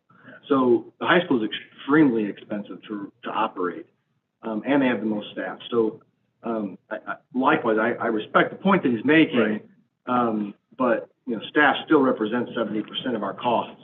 And although enrollment is starting to decline, the staffing number has not yet. The big change we made was at Marlowe, or the middle school, a couple of years ago with the reduction in force that was made. But in the last couple, we've not reduced our headcount. We've actually had to increase it because one of the outcomes we're starting to even see from the pandemic is more students with special services needs, right, which generates a need for additional staff in the special education. Not that that's the totality of the staff numbers. I mean, he acknowledged that in his comment, but we haven't seen staffing being 70% of our budget. I think there's a direct connection with why some of those, we're not seeing that reduction in the overall budget. Would you agree, or? Correct. Correct, and it's understanding the needs of the district, throughout the whole system, not just on a piece of paper. It's very different. And over these last several years, whether it's the pandemic or even before the pandemic, from the needs that we have throughout the system, not just special ed, but social emotional learning and the things that we've needed to do for our students have driven some of these things. We talked about the need for the deans in the high school and things of that nature. It just you got a bigger high school with a lot of things going on. Correct. Mr. Outlier, what's the most up-to-date state average in terms of per pupil expenditure? Almost 14,000, am I correct? Yeah, 13,000. It's upwards of 14.5, I think. And we in District 158 are still sub 12. We're still about 20% less than the state average. But we are still one of the lowest K through 12 districts around. Right. And so we're coming from a place of need, right? We're still tier 1, tier 2 on the borderline, and so sometimes we need to keep doing things, right? Right. So when we have declining enrollment, sometimes we need to do things just to catch up to what we should be doing. Right, exactly. Yeah. But again, you understand the base points that are being made, but there's a little more involvement in some of this stuff. Yeah, there's a lot here, for sure. Sorry, I didn't realize that the number, the state average is at 14 now. I didn't realize. Yeah, it keeps growing. No, I know it keeps growing. Yeah. I didn't realize it was at that level. Yeah. Probably 5 years ago it was in the 12s. But up anywhere from 3 to 4% a year. And some of the complexity that we described in today's budget, that complexity wasn't there in the sample that he had held out from many years ago. That the whole system is more complex, so to speak, right? The social emotional component is nowhere near what it was back in that day when that budget was even crafted. Well, our high school had hardly, I don't know if it had 1,500 kids in it at that point. Well, I think that's where the key component is. It's not necessarily, hey, what's the magic number? It's more like, what are those investments we want to make and why? Right. What areas Right. do we want to invest in and why? Mm-hmm. And do we get the return for those? Things like Academies that you just, well, SEL support, the learning gap from COVID, Right. all those type of things you want to remedy. In my mind, those are investments you have to evaluate, and I think we've done that and have, either reallocated resources or invested in you, or kind of a mixture of both. But ultimately, it's that trade-off that's key. It's not necessarily dollars and headcount. right. Is the investment worthwhile ultimately? And I think thus far, I would say that, I don't think I can think of one where I didn't think it was going to pay off. I mean, I was at a presentation today, and one of the presenters shared, back when the state average was at 9,000 at one point. I can't remember what year that was, but just by following straight inflation, that would have the state average today being just under 12,000 per pupil. And while the state average is actually upper almost 14,000 per pupil, and we're still closer to that. It's under 13 in the 12,000 range. And the point was that, educating a student, as you were saying, is very complex. Mm-hmm. And what we've done in education across the board, not in Huntley necessarily, but across the board, is we're trying to solve this complex individual process to educate our students to maximize their potential. And what we've done in across education is we're trying to infuse actually more money than the inflationary growth over that same period of time. So the average being more than what inflation would have been over that period of time means we're putting more money into education than we ever have before. And I think Mr. Bittman's point is, are we getting our money's worth for it? Right. And the challenge that we face, and that's why we're trying to personalize. And we say we're personalizing education. Our point is creatively identifying ways that we can really attack the learning of each individual student so that they can craft their own path and become who they want to, maximize their potential, and in every opportunity that we possibly can, help them exceed the potential that they believe that they can reach. But I think the challenging part of our field is there's no real clean dollar amount to educating a kid, and it's somewhat of a calculated trial and error of what works with kids, and it's like I said, I totally agree with you. His points are valid, and I think a lot of our when you see the personalization approach and how we're trying, and from what the Academy showed us even just tonight is one example of our kids finding their way. It's tough to put a dollar amount on how to do that.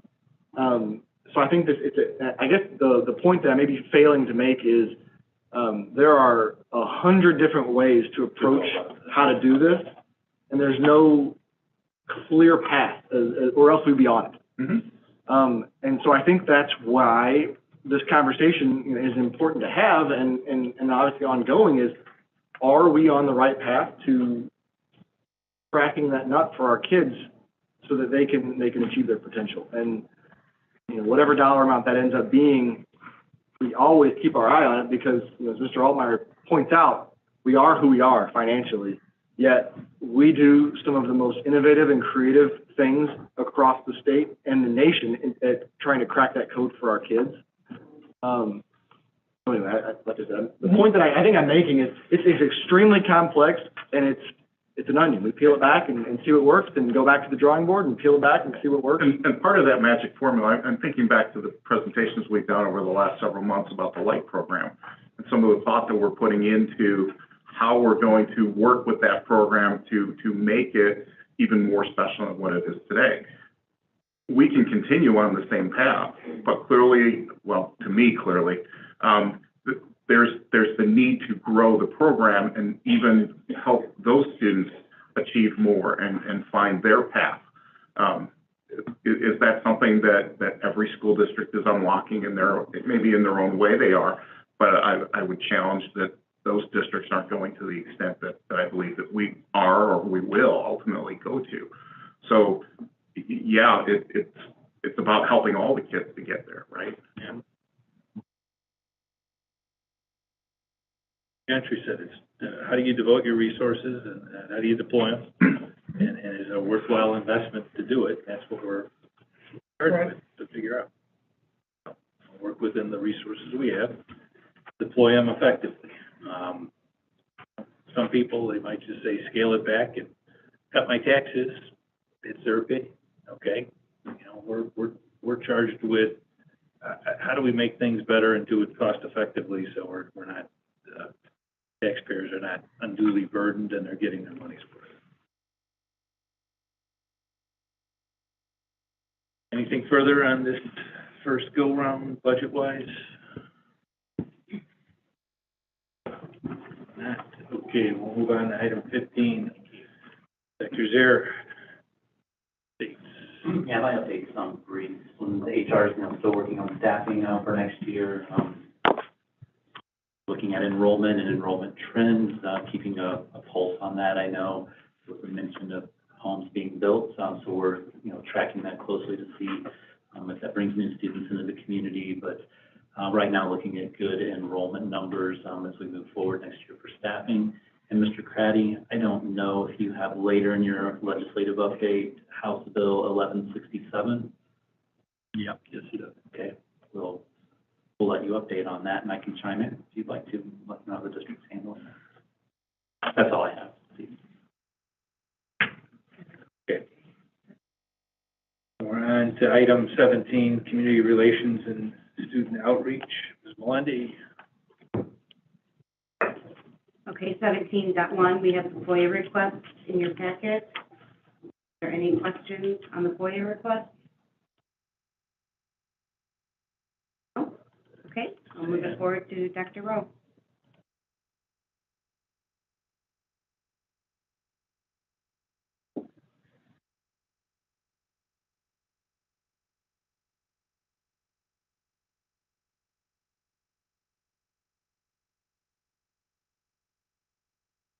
Good? Yeah. Okay. Sorry. That's okay. All right. So for my report this evening, before I actually get to the donations, I have a couple of commentaries to make. Given the impact on the high school community, I feel that I need to comment on the reset at the high school and give an explanation of what occurred, what they tried, how it's working, and ensure that there's some clarity in what's going on. And so the high school identified a breakdown in their attendance tracking monitoring and accountability. And what makes that interesting for us, first off, it's a national trend. And like I said, we've said before in our meetings that we only care about our high school. That said, it's a national trend. Students are, I'm going to say, quote unquote, disappearing because they're just not coming to school in a number of different places. What's unique about Huntley, I think, is that our students are coming to school, but the students that are not going to school are coming and sitting in our commons and they're not going to class. And they're able to accomplish that because our school looks like a community college. We have 300 or 400, maybe more students that are blending every single period because we afford them that flexibility as a part of our personalized learning. Well, if you're not attending class and you're blending in, or four sorts of words, you're mixing amongst hundreds of students in the commons who have the flexibility appropriately with their course, it's very challenging to identify them and allow our accountability systems to take care of them. So that breakdown was important. And I say that because I want to be sure that, I know Dr. Beelan mentioned it in his comments to the community, but I want to be sure that we're clear what's caused that. Blended learning is not what's caused that. It's what has made it difficult for us to challenge it or to correct it quickly. And of course, everyone wants to correct these issues at the high school. We've heard at the last number of meetings quickly. But like I mentioned with the educating of a student, it's like an onion. There are many, many layers, and every time we peel one off and try and solve that problem, we identify the next challenge for us to overcome. And we really have to take that long approach because students are presenting themselves to us, especially at the secondary level at this point in the year. They're very complex, and they are presenting behaviors and challenges that are almost foreign to the methods and techniques that we've been using and been successful with in years past. And what we're having to do is we're having to almost reinvent our approaches to reach them. And unfortunately, that takes time. And it's not easy to wait when the buildings that we all love and have so much pride in sometimes to us don't look like what we remember them being and how, nostalgically, how we've fallen in love with them. So, what they've done is they paused blended to allow the accountability system to be reset. That occurred. They have then, now they are allowing students to blend in a controlled manner. So not free for all, but in an identified location if you're looking to kind of hang in the commons and work on things with your friends, be in the hub, see a teacher, or leave. Everything they could do before is just in a slightly more confined space so that they can monitor who's in and who's out to ensure those students who are trying to mix in amongst the crowd are where they're supposed to be. And as we continue to go through the remainder of the year, they'll continue relaxing that, and the students our focus is back on track. What we're seeing across education is a struggle in academic behaviors.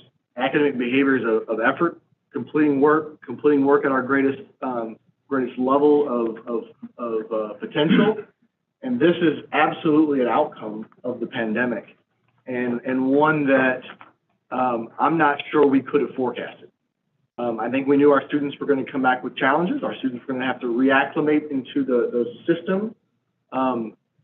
Yet some of obviously the destructive behaviors that we experienced in the fall, and some of the physical altercations we experienced in the fall that are foreign to our high school, the high school administration, although it may not always be portrayed as they're getting a handle on it, dramatic decrease in those numbers because of the efforts that they've made and our teachers have made in terms of accountability as well as relationship building with students and reacclimating them to the environment. So I think my point is it's an onion, and I want to help understand that it's going to take time for us to be quote unquote back to normal. But it doesn't always get to play, but not just at the high school, but at every single one of our buildings, we have to have our mindset for the long game. And our building administrators and teachers are working their tails off to solve these problems and do right by our kids. And I think we have to keep that in the forefront of our minds that, it took 18 months of isolation to identify and uncover some of these issues that our children were facing. And maybe many of them were facing them, as we heard today in a student panel at the LUDA conference. The kids share with us, we were facing these problems before the pandemic hit. But when we were stuck for 18 months at home with our thoughts and not able to socialize and distract ourselves with the extracurriculars and the events that they were able to do with their friends, they had their thoughts and they had the ability to think about their struggles. And I think that has brought them to the forefront in a way that maybe our system, our society wasn't really prepared for. So it's going to take time, I think is my point. But I want to be sure that we understand, the principals that are in the room and the couple that weren't able to be with us tonight, they're exhausted. But every single day they come with their teams to diagnose that very complicated child that is needing our help. And they're doing an exceptional job. And the high school gets beat up pretty regularly, but they're diagnosing things and taking the right steps, even though they've been unpopular at times, to crack this code and move us back in the right direction. So I wanted to be sure to explain that not only is this a national trend, I've talked to a number of superintendents that are struggling with the exact same things.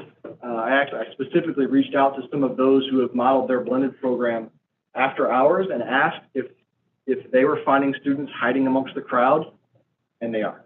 And they're trying to figure it out just as we are. No one's got a good solution. Everyone are having these exact same conversations about their high school's out of control, but it just doesn't reach outside of their community. And so ours, like I said, matters to us more than anybody else's does.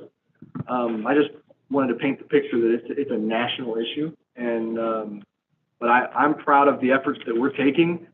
And at times when they're unpopular, it's hard, but we're taking the right steps. And we're moving in the right direction. And we're seeing results with our kids responding to us. I think the elementary principals, although there's some struggles that obviously still exist, but we've seen at the elementary level our students really turn around and lean into our buildings. The secondary students taking a little bit longer, but it's working and we're heading in the right direction. It's just it's not an immediate fix. But because of that reset, there was a good amount of community conversation. I wanted to be sure we brought that conversation public tonight. And if you had any questions, we'd be happy to talk through that stuff. Do another update, but I'll let this conversation play out first.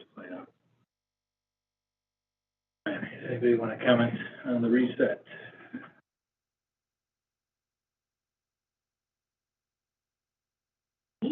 Yeah. No, go ahead. Okay.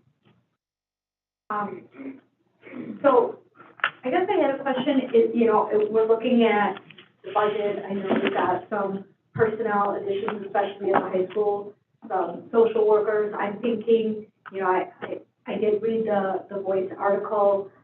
I've heard, you know, comments from the students. Is there, do the schools need, I mean, have we been communicated with enough as to what the schools may need? We talk about, we know that there's a social worker shortage, that's talk. Even in the middle schools, students are looking for someone to talk to, and they're handling another student who needs someone to talk to. Do we have enough social workers?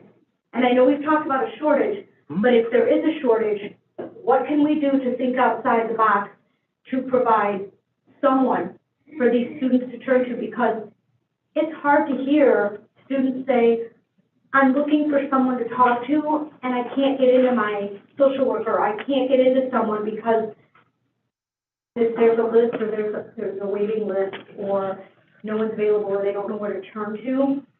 What can we do to think outside the box? Well, I would say that there's always someone available for any of our kids that need something. You don't, you know, and your point, I understand your point, but you don't have to have a social work degree to be able to support a child and at least hear them in the moment where they need it. We have added social workers. We have a number of social workers slated for addition for next year. Feedback that we received from our principal, Dr. Zier, and I met with him and asked that very thing. What supports do you feel that we still need? So that obviously is ongoing. And you're right, there is a shortage. But a trusted adult in the building is always step one. And whatever support a students need, the teams that get together and game plan how an individual student can be supported. So I would say that if there's a student in need, to go to the most trusted adult that they have in that building. And if they aren't sure who to go to, the main office and send me to talk to someone, I need some help. And one of our administrators will stop what they're doing and speak with that student. Okay. So to piggyback on that a little bit, so do we need, more supervision in high school? Well, we do need more supervision at the high school. We have 12 campus supervisor positions that the school district has allotted. We currently have 5 people in that position. So it's a challenge that general supervision, Dr. Beelan and his team have tapped on teachers in their supervision period, in their prep period, other administrators that are available, and brought them into just supervisory roles and had them about. The district cabinet has been over to supervise lunches and hallways on days that they're light. It's an all hands on deck kind of a year. It feeds into when you're facing, I mean, the picture you kind of paint is when you're facing the most unique behavior challenges that we've seen from our kids in our schools, in any of our careers, partnered with a worldwide labor shortage. It's a recipe for disaster. All that, and you just can't throw anybody in our building. You can't just throw anyone in the building. I mean, they have to be checked out. It takes and in a lot of cases, a certain certification or a number of college credit hours for, if you're a paraprofessional or whatever. But the campus supervisor and that general constant supervision has been an ongoing challenge. We're still looking. Always looking. Is there such a thing as like an outsource opportunity with something like that? Is there companies out there? We talked about that. I reached out. Mr. Dean I asked him to investigate that, and he was coming up empty. And in terms of other high schools, we're also looking for the same thing. The companies that he was able to engage with were not able to produce what we needed. They were already short as well. Okay.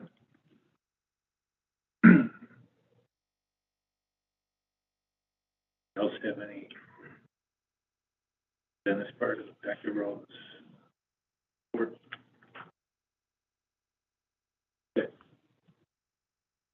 Okay, the only other thing I wanted to add is we are preparing for our the American Rescue Plan ESSER 3 posting to the website as a part of that requirement of that for those federal dollars. So I want to provide a brief update of what we're doing with our ESSER 3 dollars, and if that is being prepared to go online. So the purpose of ESSER 3, and remember that was the final and the largest amount of dollars that flowed from the federal government, was to assist districts in safely reopening, sustaining a safe learning environment after COVID, and addressing the impact of the pandemic on students, both academically and social emotionally. So we have reported in months past that we were slated in ESSER 3 to receive $1.6 million from the federal government. As we got into it and we're finalizing those numbers, we actually learned that the state that had been issued flow-through dollars for them to determine how to appropriate to local districts, we were actually going to see an increase, and we're going to see 2.315 or $2,315,446 from that ESSER 3 that we're actually going to reach the district. So an increase of about $900,000, which is a really good, or $700,000, really good thing. So some of those funds, as I said, to address learning loss, summer enrichment, and after-school programming is what that could be allocated for. So the main areas of our expenditures: the COVID safety and supplies and custodial mitigations, the custodial contracting for the extra cleaning that we've been doing, as well as some of the costs for the filters in the HVAC system that we enhanced, learning resources and materials, giving our teachers some additional materials for some of the interventions that they were applying to students, our MTSS, the multi-tiered system of support platforms, so we can monitor the progress and the impact that that's having, summer learning, as we've been offered. Remember, the last 2 years we've offered summer learning for free to our families, and the support of the finances for those staff, after-school support and enrichment from the Student Success Program. We've also, even though there was no cost, brought NHS students into the homework club and the lower grades to help them tutor students. And then social, emotional, and mental health supports from the BESS to a number of other supports we've got in place. So our next steps would be to post that use of funds plan on the district webpage on the fiscal page. So going to the district website, in the fiscal tab, you'll find that report, and then we can submit the final grant for approval. So if you have any questions about the use of our ARP funds or the discussion on ESSER 3, Dr. Schlichter, Dr. McCrimmel, and Dr. Del Castillo, as well as Mr. Altmeyer, and I put a considerable amount of time and effort into game planning how we're going to use these funds to benefit all of the identified areas as set forth by the federal government. So, questions we can certainly support. A little nut and bolt question about that. Are those ESSER dollars dependent on enrollment? Is it like per student, or how is that determined? No, those are allocated dollars. That's not based on anything. It's just given. It was Correct. Okay. It was based on something, I just can't remember. It was something from, a lot of those dollars were based on the percentage of our enrollment that were at socioeconomic status below a certain level. Correct. Dictated the amount that you received, at least. Yeah, the various funding levels based on the pool of money that they doled out statewide was based similar to how they handle title money. Okay. Thank you. So, for instance, a number of districts that you may see in the news that are having a difficult time spending all of their federal dollars, that is not us, because we didn't get very many federal dollars. Correct. We have stretched them as far as they can go.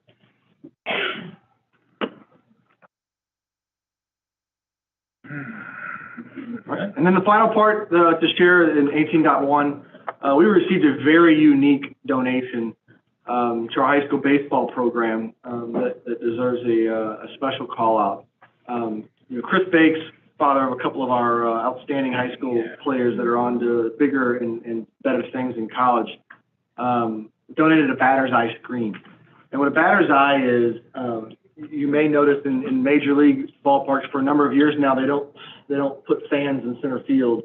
There's some form of a non-white background so the batter can see the ball coming out of the pitcher's hand. Well, what's unique about, and it's become very common in high school baseball facilities, and what's unique about our baseball field is it backs up to Del Webb. So there are white houses directly behind our baseball field, and it's extremely difficult for our high school baseball players to see the ball coming out of the pitcher's hand, which makes the fact that our high school baseball program is as outstanding as it is even more remarkable. But Mr. Bakes has donated a batter's eye screen, which is a very expensive piece of equipment that is a black mesh screen that helps our, as I said, helps students see the ball. And then Charlie Johnson of C&J Drilling is donating the steel for the support beams to support this structure. Again, a very expensive donation. We are very grateful to both of them for their support, and we're working feverishly to get this installed as soon as possible so our athletes can enjoy the benefit of this. Spoke with the village. The village is supportive of the installation and informed them that it would be a temporary, not a permanent structure. Although the poles will be permanent, the batter's eye working on a system so they can come down when it's not baseball season, as we want to be respectful to the neighbors in Del Webb, and we will be communicating with those neighbors immediately behind our baseball field about what the batter's eye is and what they'll be seeing, and who they can contact if they have questions or would like to discuss it. The blank screen. That's what they The windbreaker. What flavor is that batter's ice cream? You are done? Okay, so item 19 is President's Report. Try and keep it quick here. Very uplifting, our early initial meeting with all the different recognitions. Didn't really get a chance to say anything about the young authors. I know that is really one of my personal favorites, having the kids at the elementary level come up. I know we spend a lot of time at the high school level acknowledging, but at the elementary level, I mean, the talent to be able to write, create, and design their books is exceptional. I can't say enough about that program, and I just want to thank the elementary level building people who are still there for the efforts that go into that some of our reading programs that we have, some of the reading challenges that they have later in the year. All of that stuff is extremely great stuff, and really look forward to seeing the kids here when they bring their books and the pride in which they have, present them, and the enthusiasm in which they present them. Something that I personally really look forward to. So on item 20, which is building and grounds, Mr. Troy. Yep, thank you. Item 20.1, O&M updates. Mr. Rinkosek, thank you for staying with us through all of this. Anything to highlight on the O&M updates? I do have a few things here. Just the little, first one's They're running for the hills. The leadership of the district encouraged me to join a meeting a couple of years ago that the county put together where they were wanting to start an initiative where there'd be joint purchasing. And so our first, I've been participating in their meetings and learning a little bit about and see what opportunities for maybe some greater value by participating in some of their larger kind of work that is something parallel to what we may need might be. And one came up, fire hydrant sandblasting and painting. So bids are open the other day and they came in under the expected budget. And for us, it's only about a $5,000 per expenditure because it's on a unit price basis. For them, it's huge. But we got our feet wet in that now, and we'll continue to consider that. The next thing I want to bring to your attention is just we postponed the bid opening for the electrical infrastructure for the EV buses until Monday the 25th. Mark and I have both got some phone calls from people saying that because of all the analysis of where the best investment might be to make a better return on investment for the infrastructure, based on all the opportunities surrounding electrified buses and possibly solar or using that power at certain times to offset existing electricity consumption at the building and things. We agreed to afford them an extra week to put their numbers together, but we're opening that Monday, and we'll be hoping to formulate a committee real soon so we can evaluate that and begin to understand where the best value is for the district, and so that we can make a recommendation to the board for which direction to go. Snow removal services, unfortunately, we had to put that back out to bid, and there's a pre-bid meeting tomorrow. So we beat the bushes pretty hard this time, trying to find some interest from some people that have a history amongst our peers of good service. So we'll see who shows up to that meeting tomorrow.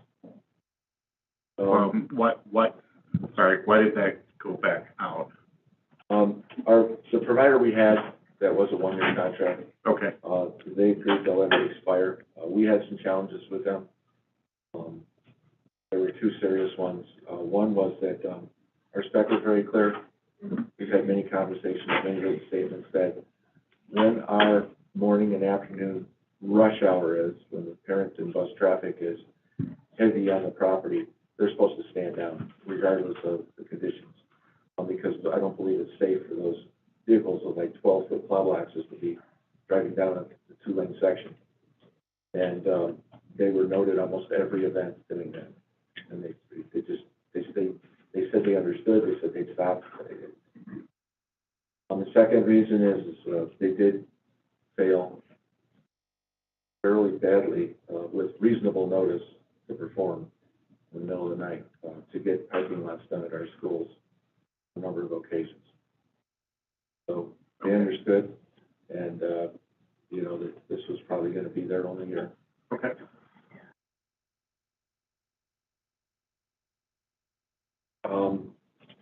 Natural gas, I just talking about inflation.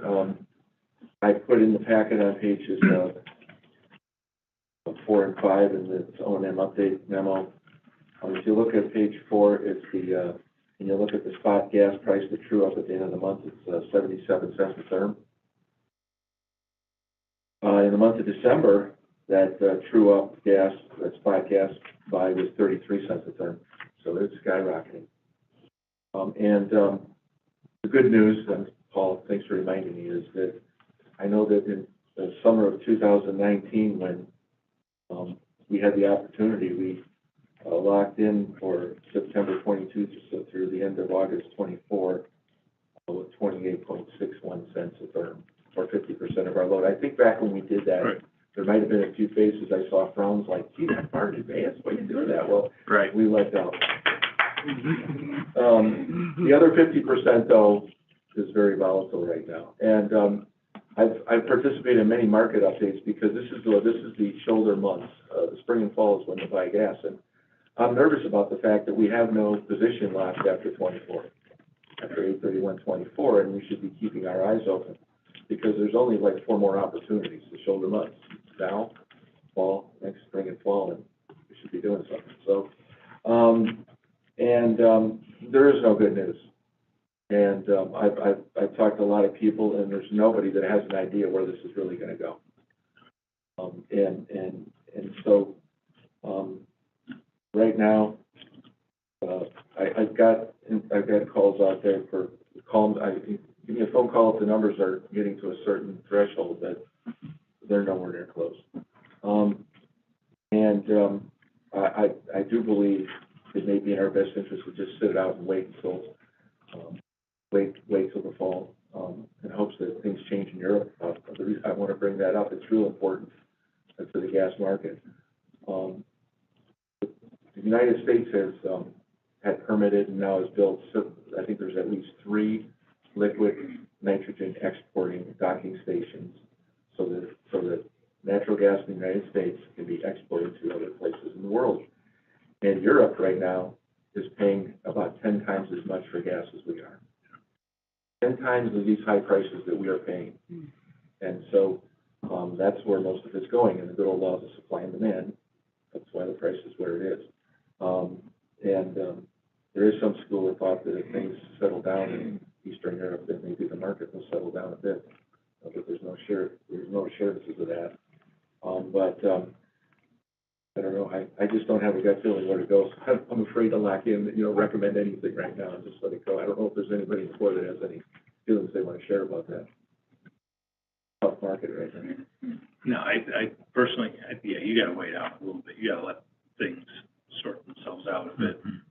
Fall is probably, take a look at the fall, see what the horizon looks like. At that point, this stuff's no different than like interest rates and having a, no one's got a magic ball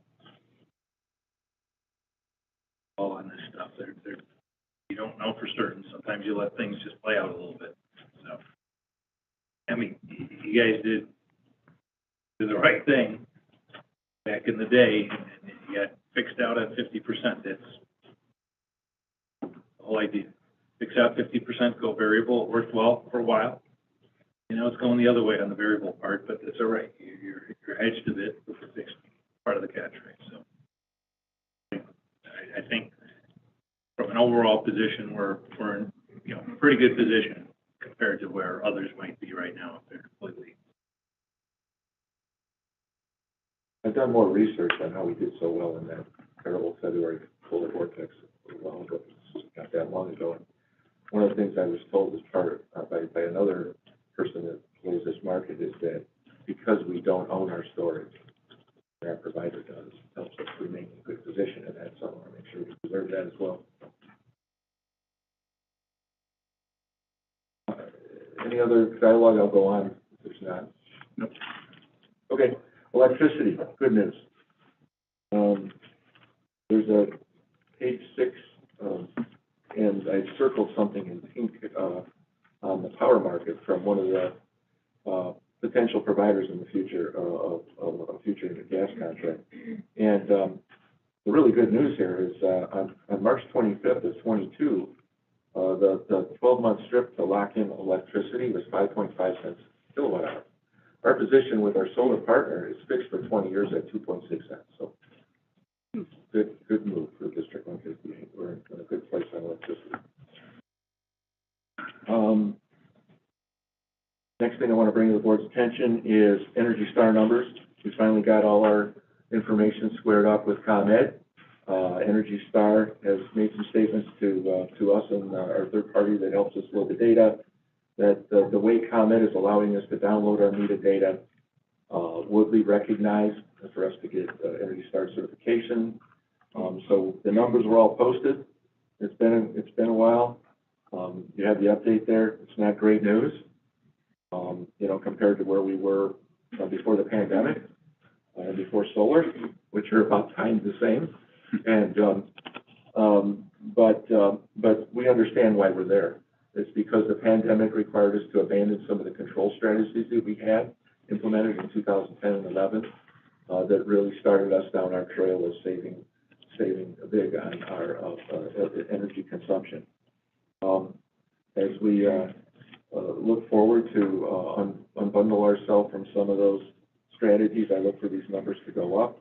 I kept scratching my head as why is Martin where it is, and we gravitated more to something of conversation, our partner and I, that possibly what's going on is as the district loses student population, we still have the rooms being used, as Dr. Rowe mentioned, we still have the staff. And since the rooms are being used, we are consuming the same amount of energy. We just don't have the students in. Student population is part of the profile information that's used when you fix your Energy Star numbers. This isn't all doom and gloom, though. I just want to make sure the board recognizes, I took another copy and looked this up. I just wanted to refresh you on the fact that back when we first started putting our buildings in Energy Star, before we did hardly any energy conservation work, we had 2 buildings in the 20s. And we had, our highest rating was 57. And now our lowest rating is 59. So we're not doing bad. We're just not Energy Star certifiable. Possibly 2 buildings. We're not really sure yet because the history could be, you have to have 24 months of history above 75 before you can go to certification. But we're looking forward to improvement in that. I only have one other thing, and that is the very last page of this information. I've got a look at the solar dashboard that we've evolved to, where it just, it looks back at 6 of the last months on how much we saved on each of our accounts, and a summary from January 1 of 21, when all of them were fully operational till to date on how much we've saved. Don't fret that, you know, it seems like we didn't gain that much over the winter, but that's how winters are. The value is all in the summer where we really save big. We do win a little bit in the winter, but not like in the summer. So it'll all flush out as we go through the summer ahead. But I just would like to get some feedback if this is an acceptable way to continue to present the dashboard to you on the solar savings.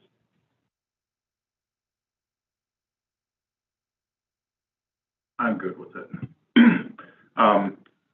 Excuse me. I'm good with that. The way that you're presenting it. However, it is very detailed in nature, so if there's a way to provide that graphical representation, that helps. Okay. Picture tells 1,000 words instead of 1,000 numbers. Okay. My 2 cents. But thank you for the data. That data is a lot of data. Oh, crunch this is through. hardly any of it. This is very little of it. Yeah, I don't doubt that we're just scratching the surface on that. I don't doubt that for a moment. We've got it down to a formula now. It's not that hard to just keep propagating it every month, thanks to good help in my office and some tools we've got there. The software is good. Yeah, no, and for the public to look at this too, they'll be able to look at the graphical representation without having to dig through the numbers and try and piece those things together. So thank you very much for putting all this together. If there's any questions from the board or the committee, otherwise we'll close out building and grounds for the evening. All right, thank you, Doug. Thank you for the report. Moving on to Mr. Craddy for legislative. Okay, 21.1 legislative updates. Mark already covered the EBF, so we will scratch that one. Food services, there's a couple. HB 4813 it removes the lowest bidder requirement when selecting a food vendor. HB 4089 requires districts to offer plant-based meal options when requested. By whom? Students. Yes. Families. Okay. Ahead of time? Huh? Ahead of time? Ahead of Yes. time. Okay. Yep. HB 3893 allows subs to work more days, going from 90 to 120 days, starting in fiscal year 23. Anything to add on that? It's helpful, right? It's just an effort to help with the subsidy. Right. I mean, I'm looking ahead, I'm going. Why the cap in the first place? Because there's a lot. I think it must get into some type of Benefits? or Issue. pension something. Yeah, the original cap on that for retired teachers, 100 days, but we actually worked with Lude on this a little bit, gave them some feedback, and it could get into that a little bit, but there really isn't an explanation. You notice the sunset date on it, like 23 is what they had on that. I wouldn't anticipate the sub shortage getting better by then, so they're capping it from reasons that we haven't been able to grasp. Okay. Then we have SB 3914. This is around mental health. Allows the staff to use 6 days as mental and behavior health days. This actually, it adds mental health days over and above sick days. This was in place this year with students, and now it's in place for staff. How many days? 5. 5 additional. Does that change the contract then? Or No, it doesn't change the contract because it's law, my understanding, but the district still has the ability to require a doctor's note after 3 days of an absence. okay. To try and prevent abuse. I don't know comment on that right now. No, that's right, right, these are paid days off? Yeah. I've been talking legal about this yet. I have no comment on it. Okay, you're tabling it. So it's a good thing that we have more sub-days then at our disposal. Next is HB 5127. This is the school board reorganization allows for 40 days rather than the previous 28 to seat new members. I think we've ran it. We've had that. This was a good one for us. That was one of the proposals. We've had, the last two elections, we've had to have special meetings in order to see the new board members before we ran into that timeline. Yep. So I allow for our normal meeting structure to support that transition. And then SB 1975, this is districts that elect not to take the levy, the max levy in a given year can recapture it up to 3 years, but they cannot exceed 5%. Anything you want to add to that, Mr. Altman? No, it's actually, that's that lower section of what I sent you, but it's actually 5 years.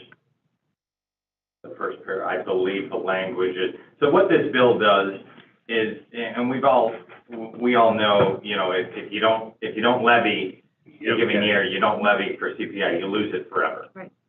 That's an issue, because there's a lot of school districts that don't have debt, that don't have the opportunity to abate debt. And there's a lot of school districts that have a lot of money, but they also don't want to lose that revenue stream forever. So what this debt does is, and what this was supported by the association as well as the alliance, is it gives school boards an opportunity to say, well, we don't have to accept full levy, and the district will have up to 5 years to go back and take to recapture what they didn't take. Right, it doesn't exceed 5% in any given year. Correct. So the maximum is still always in place. So in a given year for which you think CPI might be a 1 or 2% in the next year, and you don't need the full 3, 4, 5% CPI of a given year, you will have an opportunity based on this language to only take portion of the levy percentage and then have the next 5 years to recapture what you didn't take. Now, Do you recapture on the rate, or do you recapture the Levy dollars? dollars, right? it should be levy dollars. I have not read Okay. I mean, the only way full to get it extent working. because there was a lot of amendments that were flowing through at the last minute. And this was Representative Walker's bill 448 that was thrown in kind of last minute to a homestead. This was a homestead exemption bill. Okay. And so last minute, this was thrown in as well. My understanding. Okay, so what do they do with the homestead exemption piece? It's for Cook County primarily. Okay. Okay. Well, you don't know, it ultimately can provide some flexibility. That's good. It's good. Right, I don't think it's a bad idea, right? It might allow you to, instead of the urge to fully balloon levy, it might allow you to just levy a specified amount. If you came up short, I can get it later. Correct. Yeah, okay.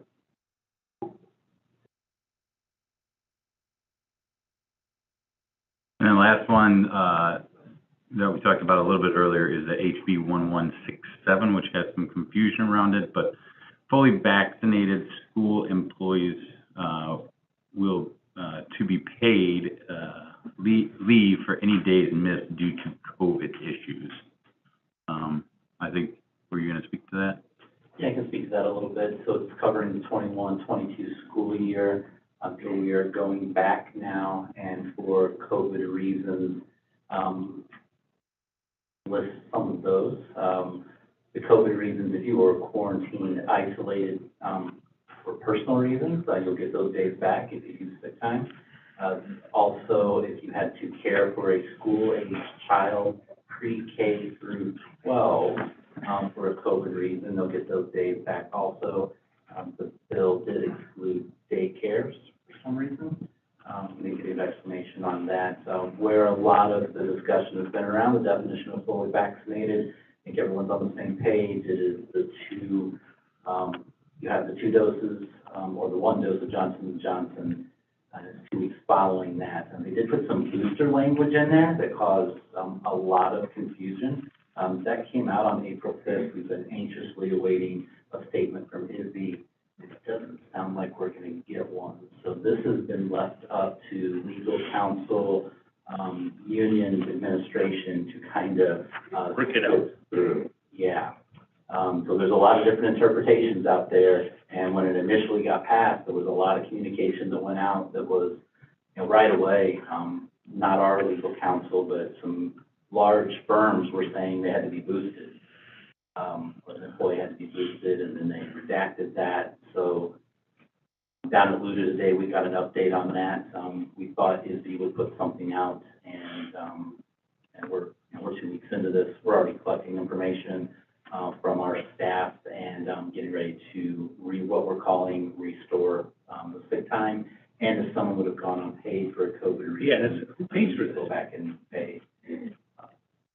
We do. We are paying for it, like the state. No. I mean, because this is, in private. I mean, you had the COVID sick pay that the government funded up to 40 hours of COVID sick pay back, whatever. So they were subsidizing that. Well, what you're telling me is the state government is not subsidizing the benefit they've retroactively applied. Yep. Okay. So, and where it comes out of our pocket is people who had unpaid time off. That's correct. Yep. Yeah, and that number right now is not a significant amount of employees. It is a significant amount of employees that are asking for sick time back, though. Yeah, they're getting their they're getting their accruals back. Right, because that's currency. So it's an undertaking, to say the least. So we had already collected vaccination cards earlier in the year, but now we're collecting documentation, and some of that documentation is difficult to track down because tests may have expired, back in September. They don't have access to them, or if your child was quarantined, it was such a flurry that there may not have been like an email or something like that. Documentation to support it, Yeah, so we'll get it all done. It'll just take a little bit, to sort through everyone, but we'll get it all done. But as Sean said, there's a lot of back and forth on this right now, and a lot of it comes down to who we're talking to at the beginning. And like I said, our legal counsel, put us down the right path, and we seem to be. You get nervous because if one district next to you does something else and you're doing this, we're tight around here, bordering districts, and we want to make sure everyone's, interpreting the same way and on the same page. But there were some curveballs that got thrown into it, but we worked very well with HEA and HESTA on this, to make sure, FAQs were, answered in a very things an easy way. Of course, there's always a couple of outliers that you have to handle. It's unique situations, I guess. Is the best way to put it. So, and we're doing that. And like I said, the unions have been, very supportive as we've gone through this, and on those lines of communication open. But we will take care of it here in the next few weeks and get everyone back to where they need to be. That law is in effect as long as there's a emergency declaration. I think May 1st, this declaration expires, so I don't know what the governor has in mind for that, so he can extend it. Imagine it would. And point of clarification on the earlier discussion that, my apologies, I misled you, Mr. Creddy. The Senate Bill 3914, the mental health bill that we discussed, doesn't give 5 extra days. It allows staff members to use sick days for mental health reasons. So again, after three absences of that regard, we have some ability to request some documentation, supporting documentation and evaluation if need be. So they don't get additional accruals. They can use their current accruals as a mental health day is equal to a sick day. And that's the reason that one didn't get stirred up on the HR front. So I'm sorry, I didn't have the details on that. We were working on 1167 the last 2 weeks, so that did not come through, and I'll take it out. And I'd also like to apologize to Mr. Craddy because I mentioned Senate Bill 1975 being a 5-year recapture. It is a 3-year recapture. He's right, you're wrong. You were right. No problem. Walker's previous bill was a 5-year recapture, so I apologize. I will never do that. For the record. Okay. That is, all I have on my list. I don't know if anybody has anything else. All right, moving on to 22. Okay, we're on to 22, action items. All right, so, item 1 is, agreement with Lennar Corporation, Dr. Rowe.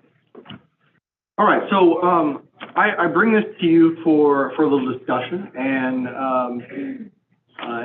the action would be, I'll explain that. So, a number of months ago, I shared that the village of Algonquin was working with Lennar to permit the land across the street from the Square Barn campus for a 150-home subdivision. And as that plan became a little bit more clear, I reached out to the village of Algonquin to inquire as to their plans for traffic monitoring and that a light might be necessary. So at that point, I was invited to a meeting with Algonquin and Lennar to explain what their process was, what they already had in place. And at that meeting, I learned of Algonquin presented to me a recapture agreement from 2007 that the district engaged in. And back in 2007, what that agreement was is the district supported or helped with the widening of Square Barn Road, adding turn lanes onto our campus, as well as some underground infrastructure to stabilize Square Barn Road for the amount of traffic that it was going to receive. And for that investment into Square Barn Road, the school district is allotted or is guaranteed a $204,000, I think it's $952 recapture whenever that land was permitted, with a 4% simple interest added to that annually until that permit was issued.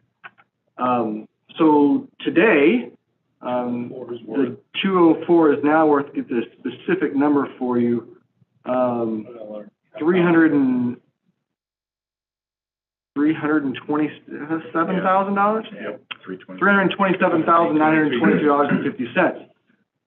Good investment. It is a good investment. And so, so Lennar's recommendation was this stoplight be paid for with that recapture, because an argument was made that the road is kind of reaching its life expectancy. It wasn't really valid anymore. Obviously, we disagreed with that. Their backup plan was to dip into transition and impact fees. Again, not interested in that. I had a good dialogue with them in the village of Algonquin about what opportunities might exist to help this subdivision along that obviously would be good for the school district in the long run.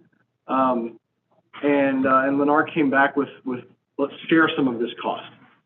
And as our conversation went, we followed up with another meeting with Mr. Altmeyer and Mr. Rincasa accompanied me to this conversation. And we kind of, through the negotiations, kind of got to a point where they were looking to split it half and half with us. We felt that was too much, and it was kind of pushing the boundaries of our responsibility as a partner in this conversation. The stoplight is currently needed based on the traffic study, but at the same time, we recognize our campus does contribute to the traffic volume in the morning and in the afternoons.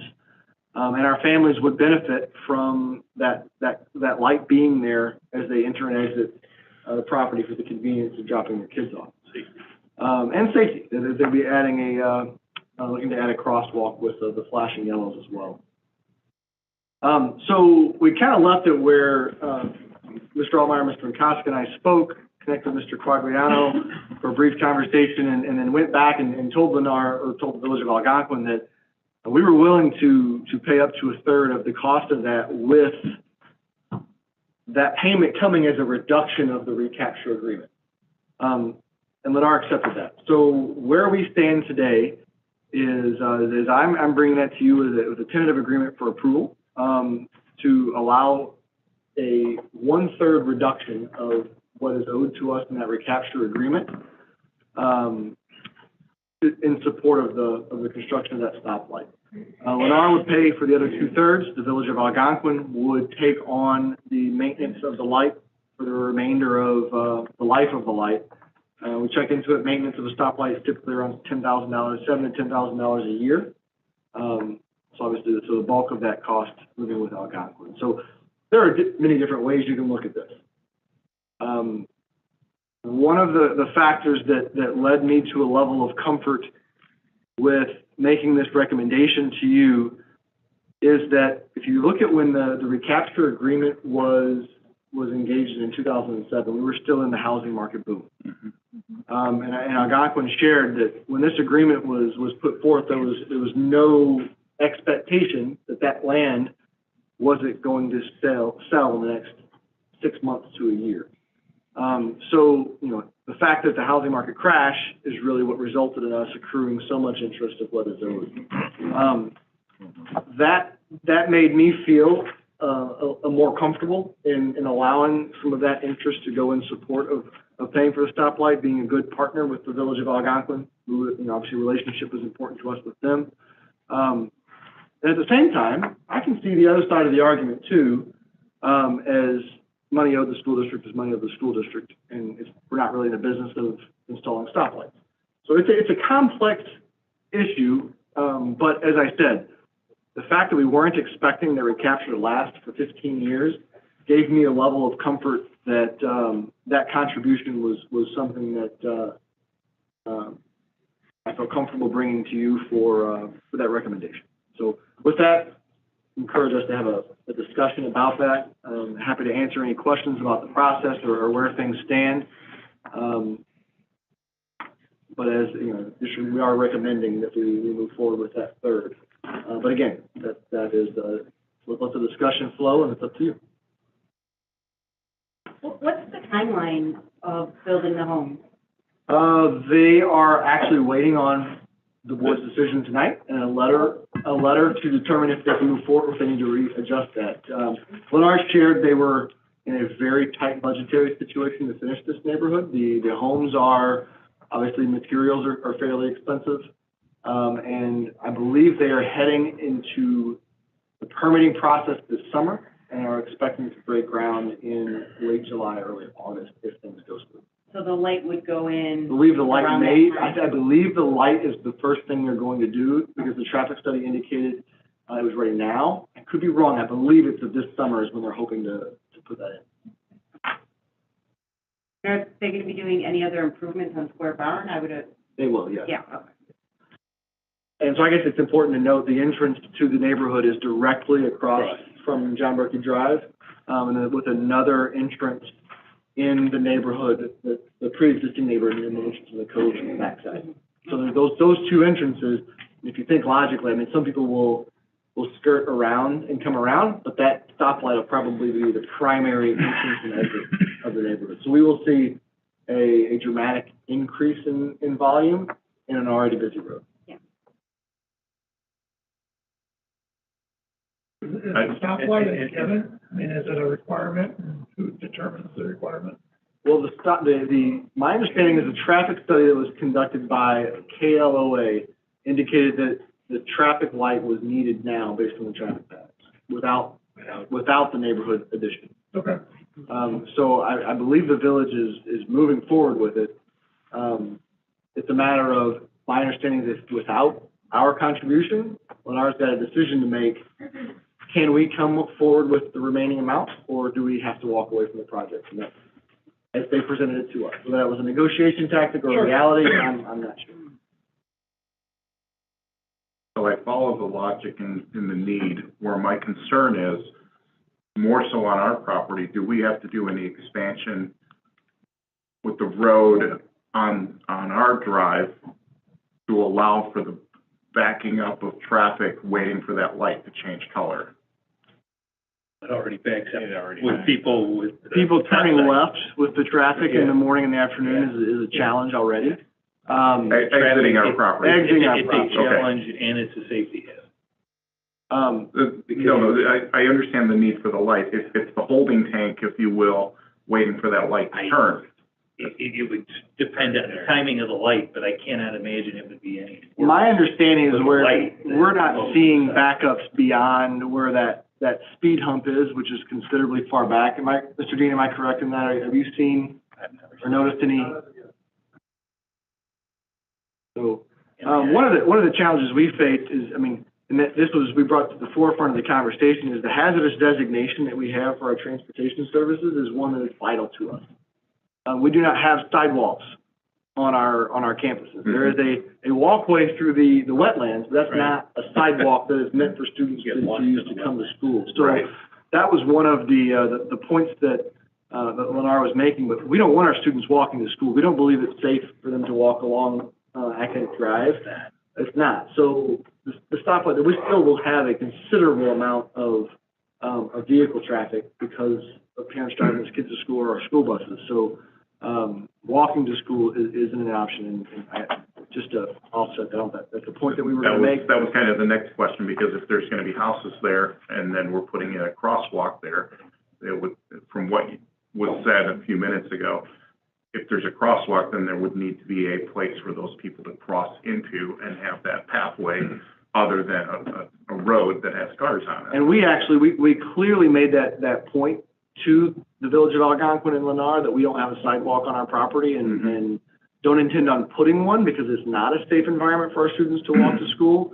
So that crosswalk, I believe, is either going to be moved down closer to the park, or where the one exists already, or be nixed completely. Goes along Square Barn. That I know. Doesn't go in the, Correct. we just have the gravel path along the wetland. Yeah. It's the concern of what's the byproduct of this, if there's going to be a ripple down effect, onto that drive in light of that. So, and maybe it's premature discussion-wise. Maybe. I can see an interest on nice days, a middle school student coming from that neighborhood wanting to walk to Heinemann. Yeah. We have a little less of a concern of something like that than a kindergarten student walking across to come to McCabe, because of you can take the wetland path and get to Heinemann, and you're a little bit safer walking by yourself as a middle school student, obviously. But to get to McCabe and Conlon, there's no good way of doing it where you wouldn't have to cross that road. So if we saw that occurring, it would take a response on our part to figure out how we were going to handle it with those families, and talking with them about not walking to school, or a different response that wouldn't impact the hazardous designation. Yeah, I believe, well, kind of going sidebar-wise, there's another district that's putting in a new school, and they have to cross a very high-speed road, and there's been discussions about how to get those kids across the street. And some of the homeowners across that street are not pleased in having to take a bus to get across the street, so they want their kids to cross that high-speed road in a very safe environment. So it's a very equally complex discussion, kind of like what we have, because that road at that stretch is still 40, 45 miles an hour. I don't think it slows down until you hit that park going. Well, during school, it's 40. Yeah. I drive it every day. I watch for the police that are in the park every day. Anyway, so getting back to the original, I don't have a problem with the way this is structured. I support this as it is.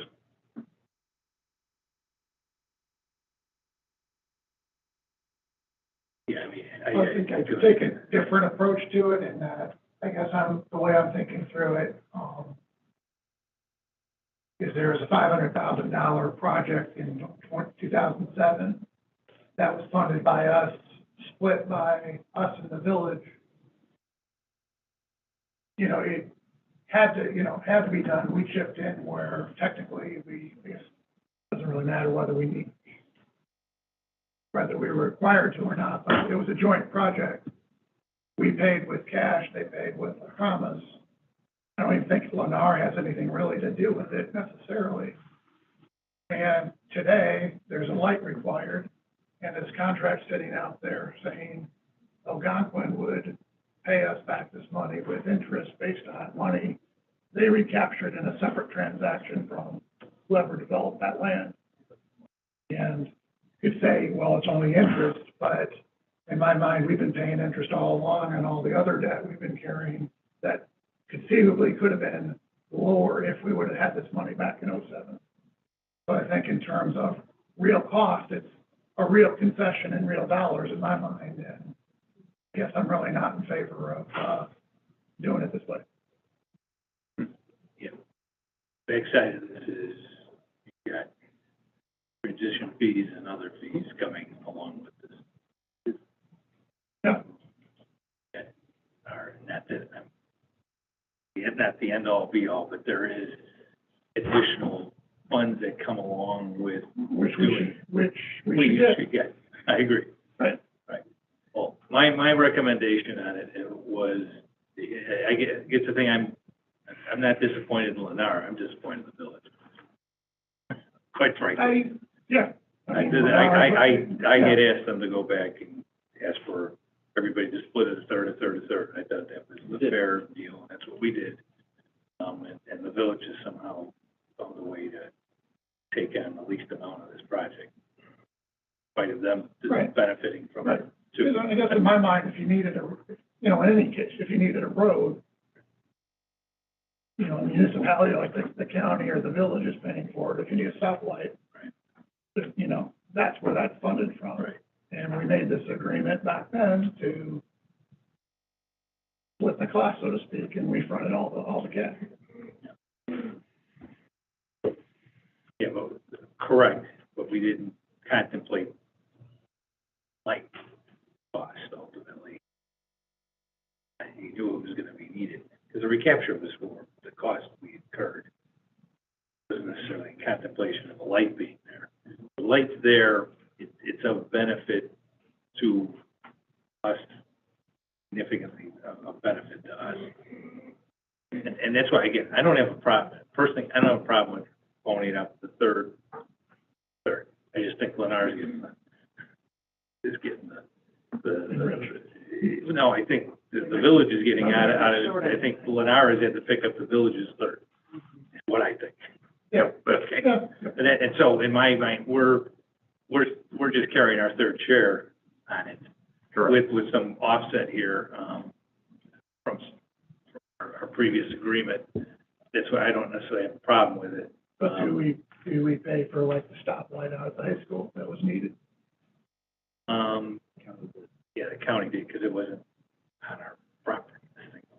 You pay for some of the expansion of Harmony Road to Turnlin. Yeah. Not That's right, yeah. We paid it all. Yeah. Right, so, I mean, it's Well, not. maybe they're two separate questions. It's a Right. stoplight and a capacity agreement. Yeah.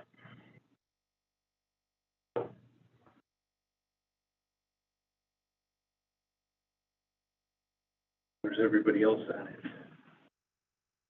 This side of the table. So I guess, if you had not reached out to Lennar and the village, the light was still going in, right?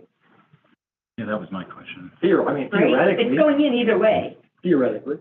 I think it created the opportunity to, that's when the recapture agreement was presented. Like, I was unaware that it existed until that meeting.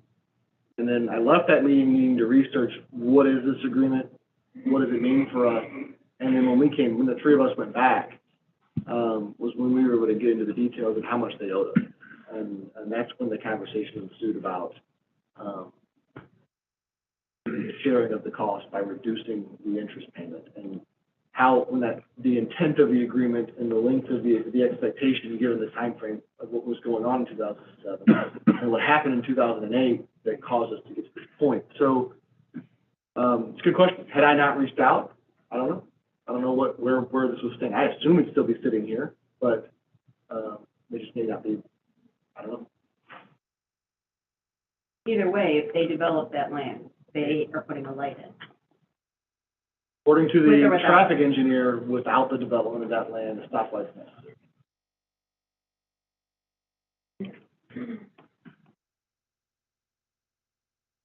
Yeah, so, yeah, I guess, I mean, I'm just follow up on that. So if Lennar wasn't going in, let's just say no, and you're saying they were gonna put that in. Well, they're not putting a light in if Lennar hadn't Oh, sought to acquire the land. Got it. Because the traffic study was a result of my inquiry.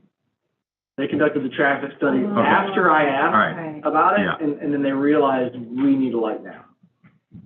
So I apologize if that wasn't clear. I didn't No. talk about that. So if Lennar had did it- not inquired about the land, they wouldn't know that a stoplight was necessary because they needed the traffic study.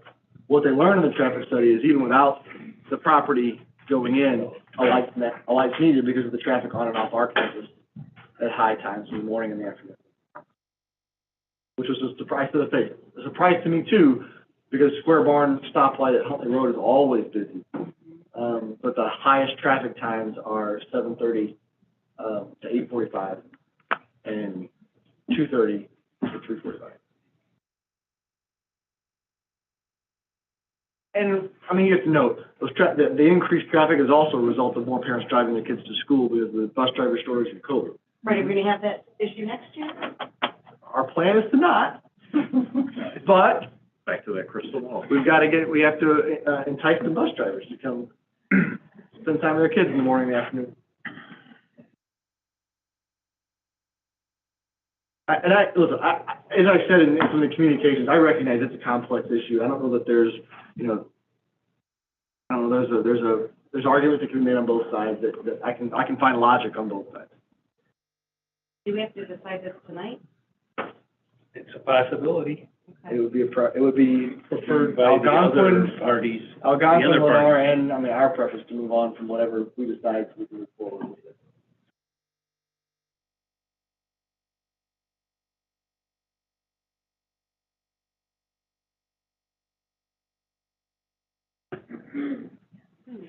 So what do you, Melissa, you got any thoughts? They just threw me, Do you Leslie approve? brought up like really good points of just about if the light was going in regardless, and then now I'm all like, go backwards right now. So, Do we know for a fact that he says it's needed, but is anybody, the only person who'd be required to put it in would be the village? Who would be required to put that light in? But no, I don't know that anyone's requiring I don't the think they village are to to do put it. the light in. That's I what, think see, the that's what I village believe is too. acknowledging now that the light is needed by a traffic study. Right, The village is requiring Lennar to put it in. right. As a part of If you're gonna build, building this. if you're gonna build, Okay. it's. The village is not going to pay a dime for the stoplight. They have said we'll take on the ownership of it and maintenance of the light from this point forward. And in fact, whenever we were pushing back, the economic development director for the village made the statement, if the school district's not going to do anything, we're just going to make Lennar do it. And Lennar's response was, we believe that may kill our deal because we are very tight on our budget. So we're involved in a conversation that we don't belong in. Right. But because of the agreement and the nature of why the agreement was what was going on in 2007, I can understand the rationale of how we could be a contributor as a good neighbor. Now, whether we should, that's what I'm seeking some guidance but see, now we know. for you. Okay, so regardless, let's just say Lennar says, nope, we're not building. Now we know that the traffic study indicates that light needs to be there. So what happens? And Nothing. so if Lennar tanks and says, we're not doing anything, Not getting done. it's not getting Not getting done, and but how do we feel about that when we're like, hey, I agree with this from a safety standpoint for our students, for our parents driving? Now, we know.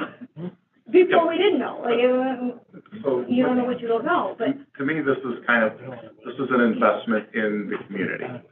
And that's why I really don't have an Investment in issue. a bunch of things, but yeah. It is, but it's right, it's the houses across the street, it's the future community, it's adding success to our district in the long term by making a short-term contribution. That's how I'm looking at And it. we're not out of pocket a dime. Correct. We're getting money at the end of the day, both in the recapture I would payment, disagree with that, though, how? because it's interest we have paid through time that we could have It doesn't avoided. matter, that No. happened, that's occurred already. It's already happened. Right. What's going forward here? What's gonna happen going forward? Nothing. We're never gonna get paid. The land never gets developed. You don't get a dime. You get something that says you got 4% increase, but the land never gets developed. You got nothing.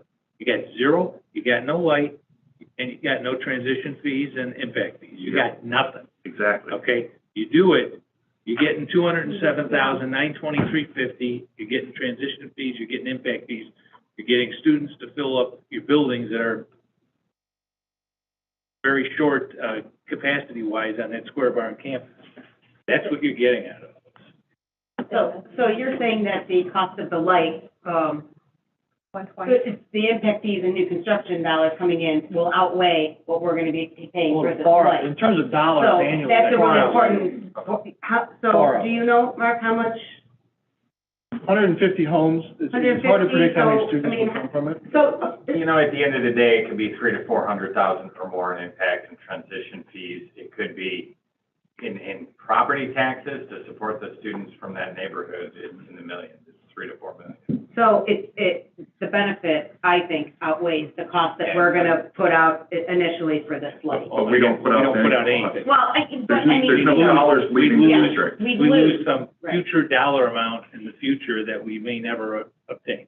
Right. Yeah, but I guess I call a little bit of the bluff on that this project is $120,000 away from failing. Because if that's true, it's gonna fail for another reason. No, you're right. I don't disagree that they're And if stating it's not Lennar, I think it's gonna be someone else. it might. But you're sitting here wanting to play hardball in a situation that do you really need to do that? I mean, is that something that needs to be done here? Yeah, we can do that, and we can call it bluff, but I agree. For that, if you do the math on the amount of homes. Right. And what that cost is, right, that kind of, well, crap, okay, I mean, it's not gonna tip the deal. They're just gonna charge an extra $1,000 per home to recapture it. The price point they're gonna charge, they can do it. You can do that. You can leverage them in that situation, absolutely. But is that gonna create the right situation, atmosphere that you wanna create right now? I'm not, personally, I'm not that type of business person. I try to make things work for everybody involved. I don't worry about winning at all costs the deal. I don't worry about leveraging them to the nth degree.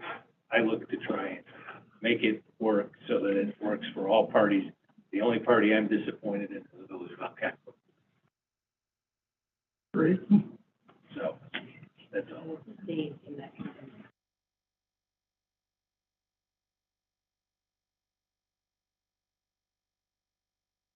I'm with you, Tony. Do we vote on this?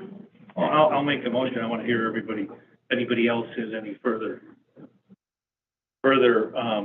points to make or discussion matters. I mean, it's an important matter, right? I don't disagree, and it could be tabled for right now. We don't have necessarily that sense of urgency, but I have a certain level of empathy knowing that if a home builder wants to get going, that this just delays their project and time kills deals for people. Okay, that's the biggest truth I can tell you about deals. And so there's a lot of moving parts economy-wise, the cost, whatever. This may, I mean, we're not desperate for this project, but this project definitely assists us in our long-term, situation here on this campus. It's students in the buildings and will provide certain cash flow that's helpful to the district, and like I said, I drive this road every single day to get to work, and it is a safety issue. I am always concerned about traffic turning left out of there. I think that helps take that out of the equation. It's a big win for not just people there's a lot of people who take our roads that are just neighborhood people cutting through to get to the neighborhood over there. So overall safety issue is a big deal to me. So it's just worth the dollars that we're, possibly giving in. Let's put it that way. I don't think it's a huge give for the circumstances. So anything further? No. Kev, you got it? That's a quick sentence. No, I guess it's not, I don't want to characterize it as winning versus losing. I'm just thinking of things like capital projects we have in mind down the road, and we've just. We've facilitated our ability to do it. Financially, we've been talking about,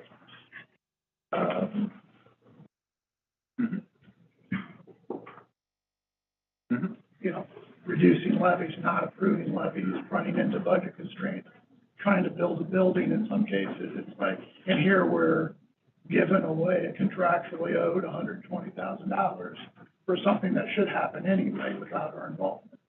Well, Well, I'm sorry, you're right. I mean, it could. right. But now you're playing a game of chicken with them, and like I said, it's not. As they are with us. Oh, right. Right. Yeah.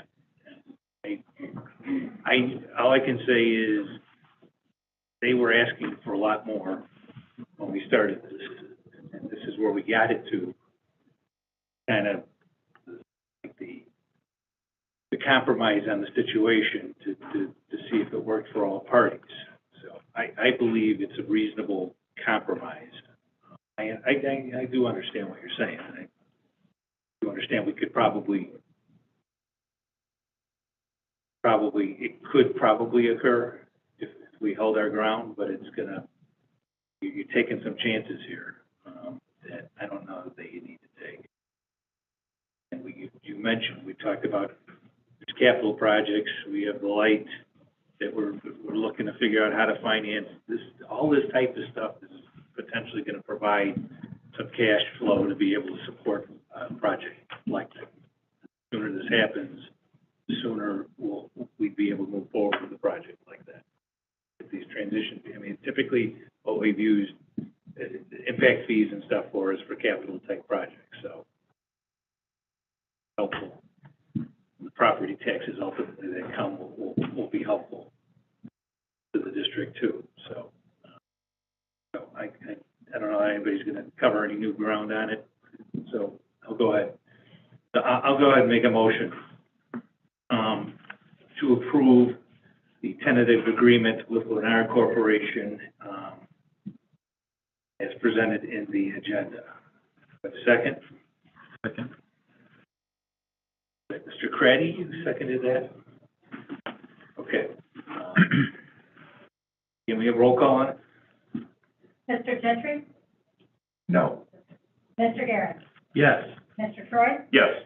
Mr. Quagliano? Yes. Mrs. Melendez? Yes. Mrs. Majorino? Yes. Mr. Craddy? Yes. Motion passes to discussion. Very good.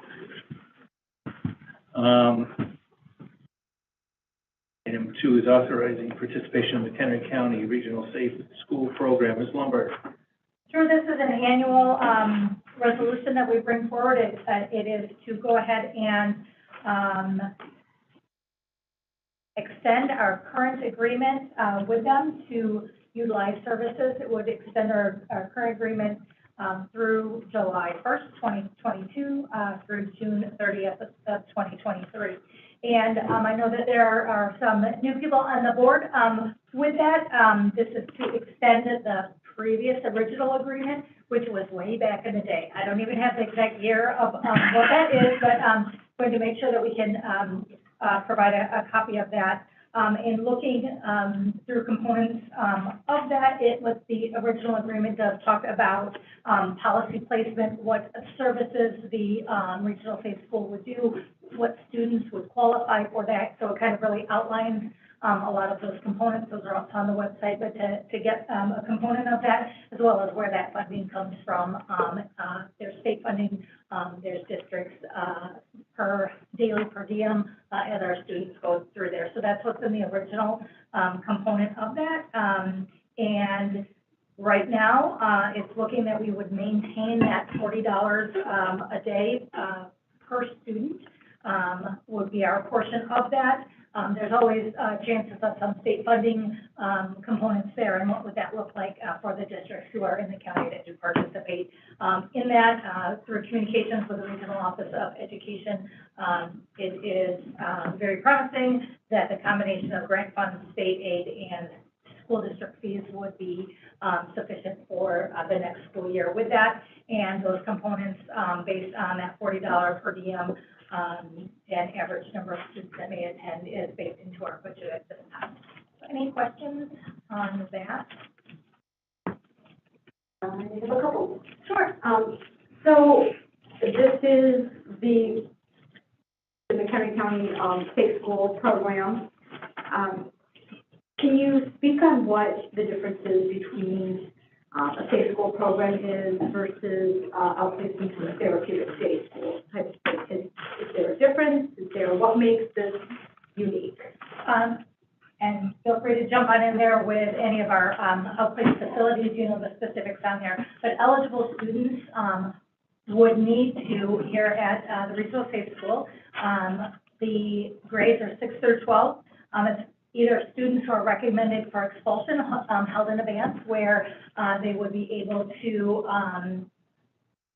focus in on the behavioral needs of the students based on that expulsion.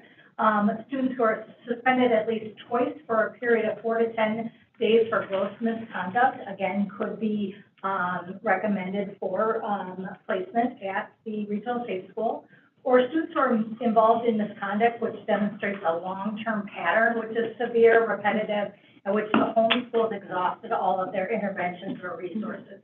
And so with that, it's more talking about some of those student disciplinary and behavioral type components there. There is a component, it's primary, is looking at the curricular types of components, but then there is that counseling session for there's depending on the student, right? What are the needs for them that could be, if it has something to do with drug violations, then there are different interventions and resources that they can do that are a little bit more difficult for the school district, mandatory individual or group counseling types of things, which could be similar at an out-of-district therapeutic type component there. But their primary focus here is really giving those interventions that maybe that we can't for the students to kind of change behavior and to be able to then integrate back into their home school and successfully graduate. Where therapeutic day school is going to be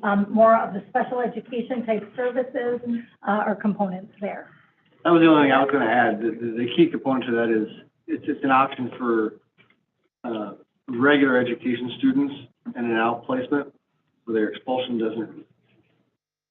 gives them the ability to continue on with their education on track to graduate without being completely disallowed in an Illinois school. That's what an expulsion does. An expulsion is you're not allowed to attend another Illinois public school. So it allows that, but it also does so in partnership with our regional office in the state of Illinois to offset the cost of an outplacement. And that's one of the key importances there, because it would be unaffordable for public institutions to seek additional help if you had to go through the outplacement process due to the cost. And without it being a special education student, you're not going to get the reimbursements that we rely on from IDEA. Right, and I'm glad, I just wanted to clarify that. So this is then, for clarifying expulsion, this is expulsion with education as opposed to an expulsion that pauses the educational process. So we're not running into anything where it's a different type of expulsion because it's got. Well, that's where the term abeyance really comes in. So you're being expelled from all districts in the state of Illinois unless you attend this regional safe school where you're in a small, extremely structured environment where you have an opportunity to focus on getting back on the right track. Yes. And then we welcome you back after the term, if it's our decision, or if it's a family's decision through just the choice based on working with the school district. You're there for a period of time to correct what needs to be corrected in that very small structured environment, and then we can come back and work with that into our district. Right, so this is a way to get these, like that therapeutic reset, really focusing in on maybe where some of these struggles are coming from without that outplacement, without that IEP that's needed to outplace the short therapeutic. Conceptually, yes. Okay. Well, thank you. Any other questions?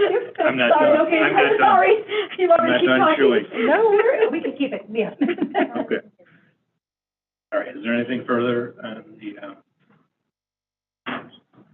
this contract? Okay, if not, I'll make a motion to approve, the McHenry County Regional Safe School Program contract is presented. Second. And from Mr. Troy, can we have roll call? Mr. Karen? Yes. Mrs. Maiorino? Yes. Mr. Quagliano? Yes. Mr. Craddy? Yes. Mr. Troy? Yes. Mr. Gentry? Yes. Mrs. Melindy? Yes. Okay. Passes. Item 1.2, 1.3 is the IHSA 2022-23. Yep, again, this is an annual renewal. It allows that membership to continue with the Illinois High School Association for the 22-23 school year. By signing this, we are in agreement that we will follow all the terms, conditions, all of that. One thing I wanted to just highlight real quick is last year we talked about that due to the pandemic and a lot of the cancellation of the state series the year before, and then continued on, that IHSA had put in a 3-year annual kind of recovery component based on our size. And we would have been paying, last year we paid $2,000, this year we would be paying an additional $1,000 and then $500 based on our size. IHSA is doing well now, and they have, so we no longer, none of the schools are being required to pay part of that or any of that IHSA recovery plan. And so due to the financial, improved financial status, IHSA schools will receive a refund of half of our payment, and then no fees will be collected during the 22-23 for that component. We still have our annual membership Right. or whatnot, but so that is very good news there. Okay. Okay. Any questions? Discussion on this? Now I'll make a motion to approve the IHSA 2022-23 renewal as presented. Second. Second from Mr. Guerin. Roll call. Mrs. Maiorino? Yes. Mr. Craddy? Yes. Mr. Troy? Yes. Mrs. Melindy? Yes. Mr. Guerin? Yes. Mr. Quagliano? Yes. Mr. Gentry? Yes. Okay, motion passes. Item 4 is the elementary level Yep. IDSA. So it's same kind of, deal. yeah, the comparison Same deal. in the memo, you see the annual membership cost and then that cost for each of the activities or athletic teams that we bring forward for any of the state series things. And so again, this is pretty routine component there in looking at that. And that would total for each of the schools $1,155 for the year. Any questions from anyone on this? Not, I'll make a motion to approve the IESA membership renewal as presented. Second. Second from Ms. Melindy. Roll call, please. Mrs. Melindy? Yes. Mr. Gentry? Yes. Mrs. Maiorino? Yes. Mr. Guerin? Yes. Mr. Troy? Yes. Mr. Craddy? Yes. And Mr. Quagliano? Yes. 2 is Human Resource Committee, Mr. Gentry. Right. 22.1 HR personnel report, Dr. Zhu. Personnel report, just in closed session. Any comments or questions? Okay, there are no comments. I'll make a motion to approve the addendum as presented. Second. And roll call, please. Mr. Craddy? Yes. Mr. Guerin? Yes. Mr. Gentry? Yes. Mrs. Melindy? Yes. Mr. Quagliano? Yes. Mrs. Maiorino? Yes. Mr. Troy? Yes. Passes. 3, Finance Committee, we have our payables. Questions or discussions on our payables? I'll make a motion to approve purchase orders, accounts payables, express disbursements as presented in the agenda. Second.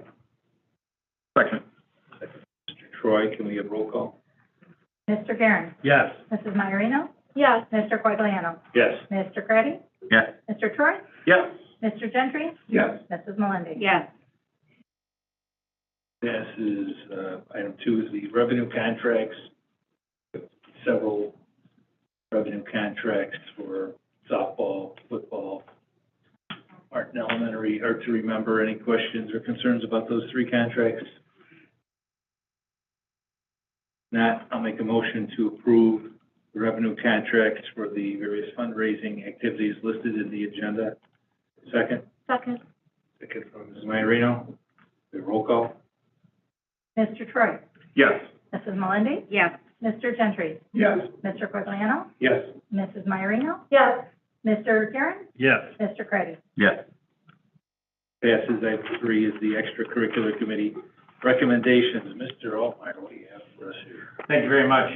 Normally every year we bring the extracurricular committee recommendation to the board for approval, budget permitting based on their recommendation of additional stipends or lane changes and things of that nature. But now based on the new language within the collective bargaining agreement, right, if you have had a chance to read the memo I provided, there's language now in the HEA contract whereby the extracurricular committee is given a lump sum of money to do various things with it, to have further in-depth dialogue for all activities and all athletics, to encourage them to have that dialogue for additional, clubs that are needed at the schools, to have a good dialogue about maybe clubs and activities that are no longer needed, that could be eliminated. And this, I will tell you, in the many years for which I have been overseeing and providing direction to that committee, this is probably the most this committee has ever discussed. What are the good things that we should be doing for kids moving forward? So it has truly created the dialogue that we were looking for and gave that committee a little more power to do the things that they needed to do with that $35,000. So what this memo outlines is the additional stipends that the committee is recommending, adjusted and amended stipends that the committee is recommending, and eliminated stipends that the committee is recommending, ultimately getting them to a point of, if they have remaining funds, what can they do with those remaining funds? The committee is meeting in May for a final meeting and discussion to come up with that recommendation, which will then bring that back again to the board for approval. But tonight, the ECC is asking for recommendation for the following additional stipends, from ski club to the elementary band and orchestra positions, to junior buddies club, to an additional disc golf assistant, an additional boys volleyball assistant, girls soccer coach assistant. And all those discussions were had based on the number of students that are in those programs and those athletics and or clubs, and the need to move forward with those additions. We do have some amendments as well that they want to make based on the amount of work and the number of students in various clubs. Some things, such as the ski club at the high school, is a lot more work than initially planned, that was planned 4 or 5 years ago when that became an activity, or when we came up with these new groupings. And the number of kids going out for ski club has almost doubled over the last 4 years. Yeah. So the work has significantly increased for the sponsors of that group. So we've got some amendments going on, and we've got some eliminations. They've also requested that we move forward with a trial activity, right? We've always encouraged teachers to take on new activities and new clubs, and they would have to run it for a year or two or several years before the committee would evaluate it to see if it could be a a paid stipend position. But then what would happen is we bring those proposals to the board for approval, and budget permitting, sometimes things would never get approved. And so they want to implement a trial activity for which a teacher or someone would be offered a $300 stipend for year one, for a trial stipend for certain clubs that were approved as trial activities. And all of these amounts that we're talking about would be part of that $35,000 allotment that the committee is encouraged to utilize, whether it's an increase in base salaries, or it's an additional stipend, or it's a trial stipend. So with that, you have the recommendation in front of you, and I'd like to propose that the board approve the extracurricular committee recommendation as outlined in the memo and in the collective bargaining agreement. Okay, so, A lot there, sorry. yeah, no, the process sounded good. It was what contract tried to make it a more collaborative process, right? Effective process. So the other question I have is, like, what happened to young authors and the other Oh, you stuff beat me that's to going it. down? What's You going beat me on? That to would it. be a question. And they, So there was significant discussion, you know, I even had another conversation tonight with Mr. Eddings and Rita as well, that were all part of the committee. There was significant discussion regarding all clubs and all activities, right?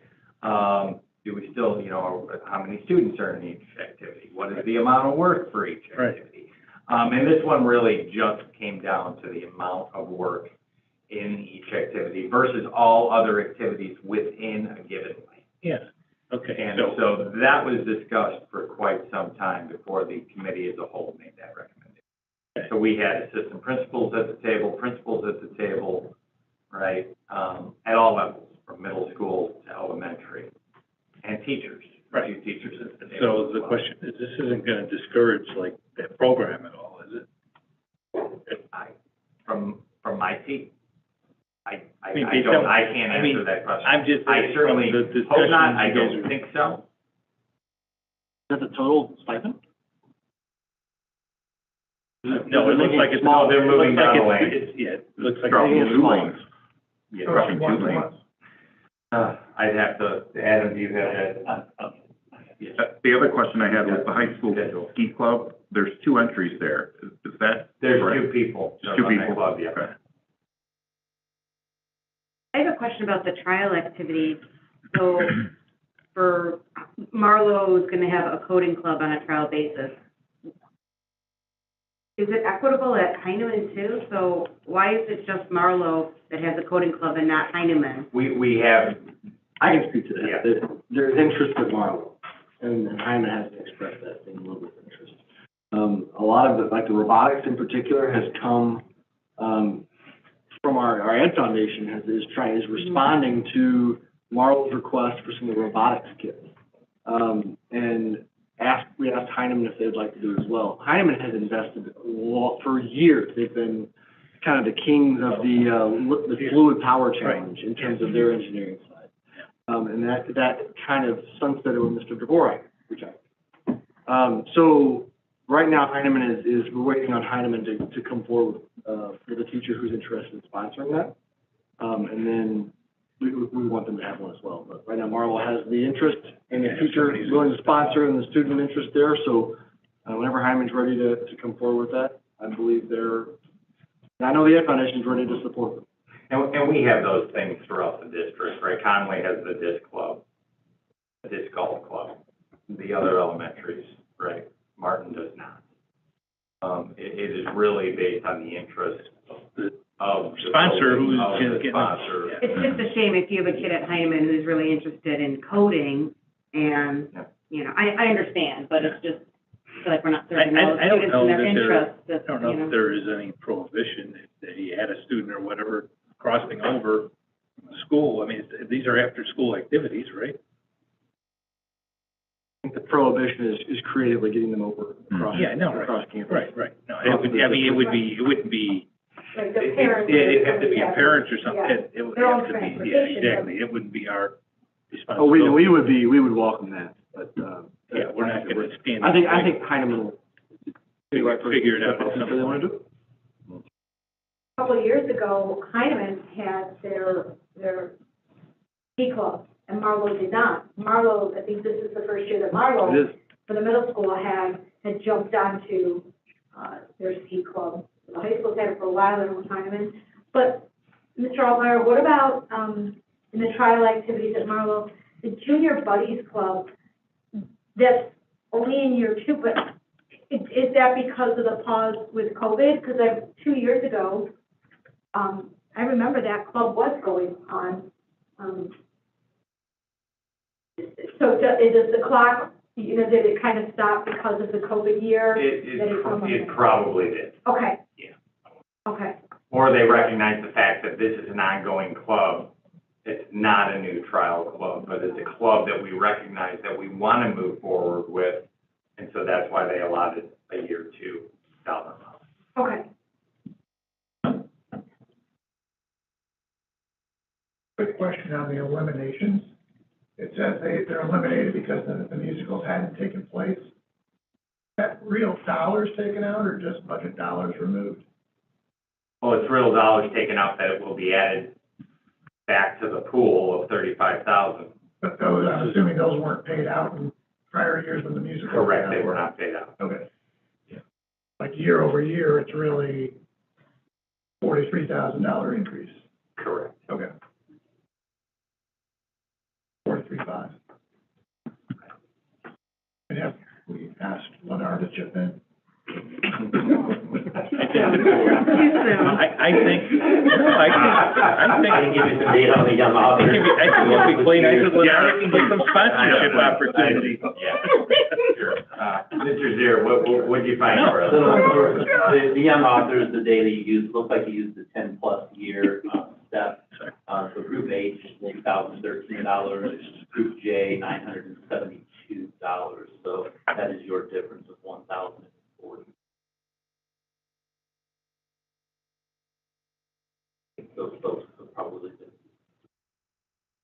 how that was used. Okay. Anything further in the, is everybody else okay? Yep. Yep. I'm going to make a motion to approve the extracurricular committee recommendations as provided in the agenda. Is there a second? Second. Garen, I think you Yeah, he got it. He got it. He got it. Good. My hearing is good. Okay. Can we have roll call? Sure. Mr. Quagliano? Yes. Mr. Craddy? Yes. Mrs. Melindy? Yes. Mr. Guerin? Yes. Mr. Gentry? Yep. Mr. Torrey? I'm gonna vote no, just because I support those young authors people. And Mrs. Myrina? Yeah. Okay. Motion passes. Item 4 is the electric bus purchases. Thank you very much. I'm really excited to move forward with this agenda item. And I'm also very excited to move forward because Mr. Ken Malfelder is back there. Has waited it out the whole time, yes. It's been he has waited a long time for this. So please ask him a question about the electric buses that we're about to purchase through Central States, but through a Sourcewell co-op. There's only a few manufacturers out there of electric buses, right?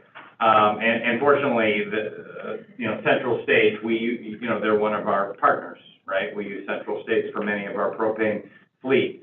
And they're very, right, we'll ask you a lot of questions when you come up. But through the co-op, the Sourcewell co-op that Doug and I discussed previously, we have an opportunity to purchase these 4 electric buses for $1,345,916, for which, right, through the grant that we are receiving, we will be reimbursed $1 million and I believe $5,000 as part of the attachment from the state grant, $1,005,861. This is not a current year budget item. This will be a next year budget item. It's part of next year's fleet. So as discussed in public comment earlier, we're not looking at purchasing 14 or 15 buses. We have $1 million allotted for the current year budget for buses, and we have $1 million allotted for next year's buses. And these dollars, these ancillary dollars, the difference between the grant money and the money that we're looking at here will be part of next year's budget. So we're probably looking at purchasing maybe 5 or 6 propane buses next year. Again, depending upon the remaining budget dollars and our needs at that time. So with that, I'd like to have Ken come up, and if you have any questions regarding, well, electric buses in general, or the Sourcewell contract, or Central States, I would encourage you to fire away. Right, you need to tell us everything we need to know about electric buses that we don't know, which is, we don't know anything. Yeah. We need to start. Bluebird right now is definitely the leader in electric, school buses. They've, delivered over 900 so far, between 26 states and then, 3 regions in, Canada area. So, these buses are the conventional style, what you currently have now. There's no engine, but all the electrical stuff is done by Cummins. So, some of your diesel buses that you have now do run on Cummins, so, you'll be able to use some of those same shops too. Our location actually, which is a nice thing, I'm from Oswego, and we actually just built a brand new facility in Oswego. We bought 15 acres and just built a 25,000 square foot building there. So we're 45 minutes to an hour from you guys now, so. It's the drive you're looking at tonight. Yeah. So what you guys are looking at, for like on the charging side, it'll take about 3 hours to charge that bus. You'll get about, with the proper driving, and that's something we will do. We will help train your drivers. They will drive similar, the drivers who drive your propane, you want to drive an electric bus similar to that. You don't want to mash the gas or anything like that, because doing that, you're just going to lose the mileage capabilities.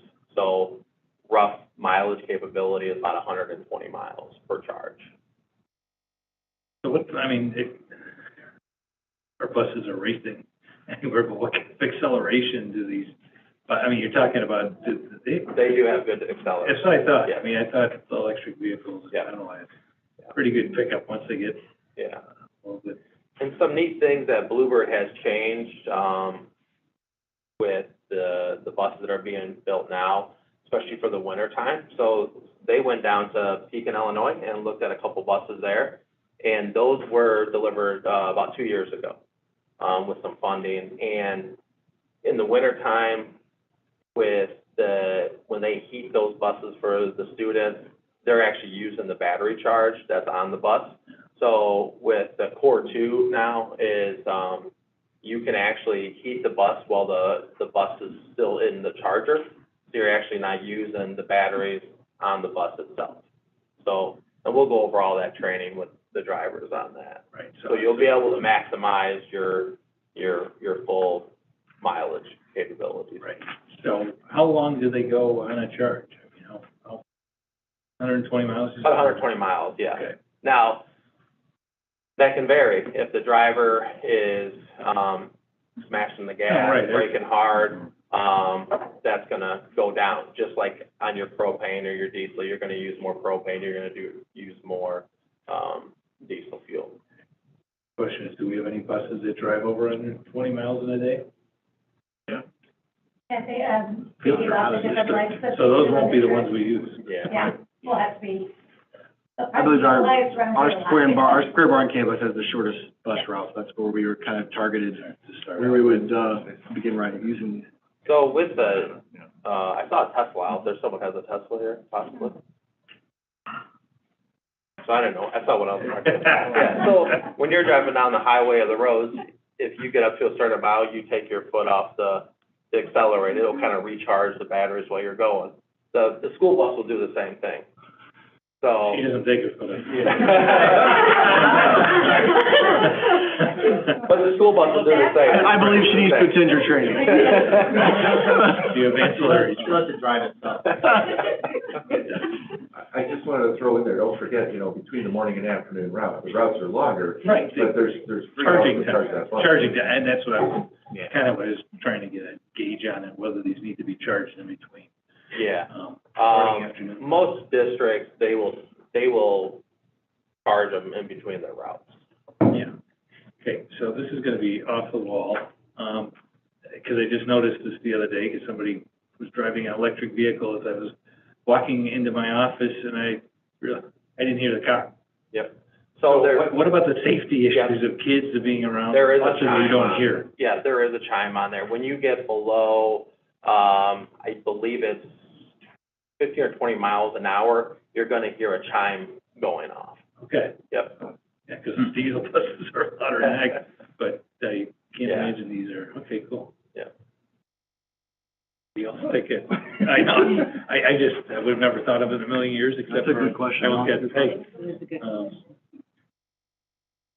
yeah, you guys go ahead, have any questions? First of all, thank you for staying. Oh, no problem. This is like our normal meeting, so. I feel bad when I pay Appreciate the you hanging in there. bill. My question is, first of all, have you been to 113 Main in Oswego? Yes. Awesome, okay. My question is about the battery and the recycling of it. Is it recyclable? What do you do with it? I've heard that these batteries are fairly large, so can you There talk a are. little bit about the economic or the environmental impact? That is still an unknown thing, to be honest with you, with the school buses. I mean, you're gonna have those batteries most likely for 10 years at least. So there are companies that we've met that are based out of California that actually recycle them. And even the replacement cost of batteries is really unknown on the school bus side right now. So, I couldn't even put a dollar amount on that. We were gonna bury them in your yard, Leslie. Well, that's actually my question, what's the recycling process of the Yeah. batteries to ensure that we're, following through on our green initiative? Yeah, so, I don't know exactly how that is processed. I just know there are companies out there that they're doing it more on the car side, not as much on the school bus side, because there hasn't been a school bus Right, and it just started out making. there long enough in order to, do any of those recycling things. Well, arguably, it could still be 10 years out before you have to start addressing it, right? Yes. Yeah. So in that next decade, hopefully, Somebody will figure something out. technology, the innovation will catch up to Yeah, and what then needs to be done. the dollar amount can vary too, because if you get to the B to G part, some people will team up with, are you guys using ComEd here? Yes, Or ComEd? If you do the B to G part, you may get some contracts with ComEd where when those batteries need to be replaced down the road, they may pay part of that because they are taking some energy off your buses for the grid. So that's something that you guys can discuss with ComEd. How does that process work? I'm just trying to visualize how a bus would provide power to the grid. I've heard it said before, but I just try to think through what. So it's on the off-peak times, basically. Nuvei is who we use for the B to G, and I don't know if you guys are going B to G 100% yet right away or not, but on the off-peak hours, basically, it'll take the energy that the bus has stored and put it back to the grid while the bus is on the charging station. So a dumb question there, doesn't that take away from the battery charge itself? Yes, but, it's gonna be, you're gonna have plenty of time to recharge that battery, because it's only gonna be 3 hours. So it's not gonna drain it down. It can only drain it to a certain percent, just like on your propane. It won't go down more than, when you fill a propane bus, it's only going to 80%. So when they do, remove the energy from the batteries, it's only gonna go to a certain percent. It's not gonna drain the batteries all the way down to zero. If that makes sense. So if you're doing it off-peak time, so you're not doing it during the day. Yeah, you're gonna be using that vehicle. So if you have a plug-in overnight, you have three hours to charge it up, and then it can kind of start producing. And it's all done by the the charger system itself. Okay.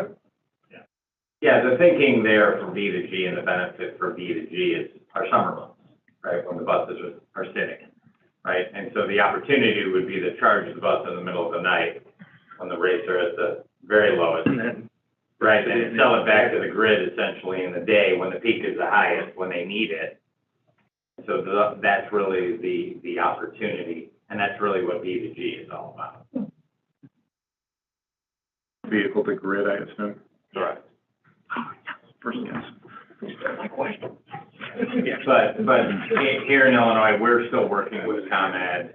ComEd is not up and running here in Illinois on B to G yet, right? It's coming, and everybody knows it's coming, but everybody's trying to still figure it out. I think in Pekin they use Ameren. I believe that's who it was. Are they up and down there. running on it? I don't. No. I'm on every 2 weeks, I'm on a call on Friday about noon with a whole team of ComEd people. And we're kind of like, as one of our partners says, the tip of the sword right now. We're talking extensively about how this interconnection is going to work with these buses. And complicated. And you're going to hear more about it in about a month when we, hopefully less than that, when we bring you these RFPs to decide what to do. There's other opportunities that we could do to also save our energy costs besides B to G that may come forward and be identified as energy savings opportunities. Having that battery sitting there for at least 10 weeks a year, not doing enough. Are there temperature considerations on these buses with the real cold weather that we have here? So all the batteries are, they're insulated in pockets, and there's actually also a heater that runs through there. That's something that is new on the newer electric buses versus like the ones down in Pekin. So that's going to help with the charge itself too. And there's actually on the dash, there is a gauge on there that tells you what the temperature of the batteries are. So. Thank you. How's the weight comparable to the conventional school buses? So it's heavier. So they rode on the bus. So when you can tell it's heavier, but the batteries are all down the middle between the frames. Okay. So it's a really good weight balance. But the rear axles on those are 23,000 pounds. Normally on a school bus, on a standard school bus, you're 21,000 on the rear. The front's still the same at about 12,000. Not knowing anything about batteries and fire, possibly you're telling me they're running down the middle. So let's talk safety. Yeah, so there's safety. So there is, and if I haven't given it to Mark yet and Doug, I thought I sent it to them, but I can send it again. There's actually, Bluebird came out on our conventional and our transit, the safety items where for like fire and stuff, where there are disconnects and stuff, disconnections for the batteries. So they had to put that together for just kind of similar to stuff you guys did with your propane with the fire district on the safety items of those. You'll have the same safety items on the electric buses too. And they're in compartments, so you can't see the batteries. Yeah, I know, I figured there, and I figured there's shields that protect in case, whatever, so. What else do you guys get? I'm guessing that these are just collision-wise, they're just the same safety levels that conventional school buses. For they're heavier, and they'll win more than they lose. They already do. Yeah. And there's a lot more insulation packages that go on the electric school buses. Even in the stepwell, all the bulkheads, all the windows, the sides, it has a lot more insulation. Okay.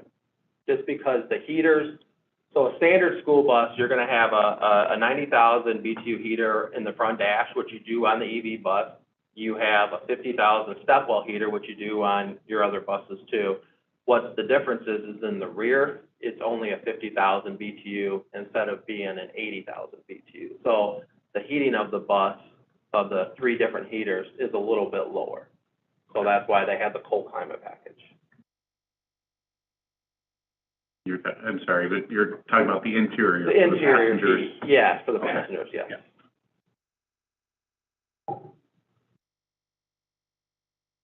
Okay, I'll go off the wall. LED lights, I assume, out front? You have LED lights on the whole Throughout, bus. on the whole. Yes.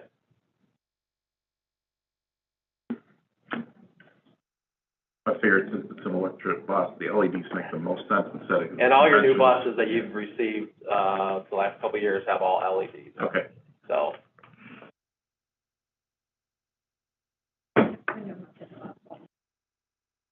Oh, that's More of right up my a alley. question for you. I mean, so the economics of this are, okay, I mean, these are like 63-ish per ticket is what it's costing us. If we were buying regular diesel or even the gas, buses cost how much? Well, the propane buses we just purchased for approximately $117,000 each. Yeah, okay. So this is, for these, I would do this deal every day, and knowing what we pay for The other stuff. energy, Right. versus what we're, Right, so we're not paying We're paying any, for propane. any fuel Yeah, on it. They're cheaper to buy. and with an opportunity for B2G over the summer months. That's a pretty attractive opportunity. If in fact we can obtain federal funding. I don't think I'll. If, in fact, we mean. Yeah. We're not gonna go out and buy a $345,000 electric You're talking for bus future without- purchase, you're talking Yeah, for future purchase. Okay, If all right. future purchases Yeah, that- for federal yeah. dollars, this Yeah. is a good deal to keep. All right, so the charging station stuff though, let's talk charging station. What do we think is gonna? You wanna talk charging stations, Doug? Join me. What are we thinking about charging stations? Oh, well, And that's there, part of the other. we can actually, provide a list again, but there are many available different brands, but there's only one that's B2G capable. There is no tariff for B2G right now. There are several that are 480-volt chargers that will charge the bus very quickly. I think it's less than 3 hours. Yeah. And, but however, there are other chargers that are much less expensive, that will take 7 hours to charge the bus. Yeah, they say up to 8 hours. So, we're asking all the people that are responding to the RFP to evaluate, is there really value to investing in that fast charger? We could probably get, from what we understand about the routes that we've been given the list by Laura Hooper, thanks very much, that probably get through some of the lighter routes with the low-level charger. The high-level charger, which charges faster, costs an extra $45,000 or so. So we've asked these partners, these energy experts, who have done these kinds of installations that are providing us proposals, to help us understand where the value is of investing that additional funding to do those high-level chargers beyond just simply they charge it faster. And there's all kinds of we could do demand load shedding, we could do, do maybe Sunday V2G, things like that, but we don't know if that's gonna be really value that we're gonna realize paying back on that charger, and we sort of to help us understand. Yeah, and our thoughts right now, because B2G is, I don't want to say it, it's more than just a concept, but it's not up and running. No, I get it. No, So when we asked Newbie, who, that's who we saw down in Pekin, we saw their whole operation, there was a Newbie charger, an electric bus, and we got to ride on the bus, and we got to see the charger, and we got to talk to one of the key personnel at Newbie, and I asked the question, well, how many of these do you have across the country? And he gave me a number, and I said, but how many of these across the country that you have generated B2G revenue? And he said, well, none yet. None. So when it comes to us saying, hey, do we want to go all in and get 4 B2G chargers at $44,000 a crack? Probably not. I think we need to kind of bleed our way into this, right? So I think we're looking for help from our partners, our energy partners, whether it's Verigy or any of our other partners that are going to bid on this, to help us better understand should we be looking at one B to G right now, two B to G? Or what are their recommendations, and from a dollar perspective, what will that bring to the table from an ROI standpoint? So, right now, I'm thinking we go with one B to G charger, maybe two, but certainly not four. Yeah, two would be max. Yeah. Well, one thing, I'll speak on that part of the charging system too, and you can ask the question too, is should be able to hook up, I believe, up to 3 buses on a charger, where it'll charge, one bus like 20%, then it'll charge the next bus 20%, the next bus 20%, and then it'll go back to the first bus again, and then charge that one another. Incrementally up, yeah. Now, the one thing I don't know is if that works with the B2G, where you can pull off 2 or 3 buses off that same thing. That's something new they would have to answer on that one. So that would be all part of the process as to why we're looking to gather more information about the charging infrastructure, and how we can combine possibly solar and other things with that B2G infrastructure to kind of maximize the opportunity. Right. The first step is actually getting the buses up. Well, I mean, it's getting the buses, but making sure that the back end of this doesn't cost us more than we're saving getting the electric buses. Well, part of the grant does cover the additional cost for the charging station. So we are receiving, I'm pulling it up here, for the charging equipment, approximately $40,000 for all the charging. Okay, well, just as long as you tell me it's gonna cost more to get all the charging station in than it would cost differential between what we're buying electric buses and regular buses, plus the fuel cost savings. As long as we're not a negative on that, it's certainly, and direction. We certainly don't think we will be. The big cost when we get the RFP back is gonna be the remaining infrastructure. Right. Right. Yeah, that's what HR Green is working on. Additional stalls being built, and so there will be some additional transportation, cost associated with getting it ready, so we can get these electric buses on the running. But that is also reimbursable by the state, for, Okay. So with that, I'd like to make the recommendation that the board approve the purchase of the 4 electric buses through Sourcewell, totaling $1,345,916.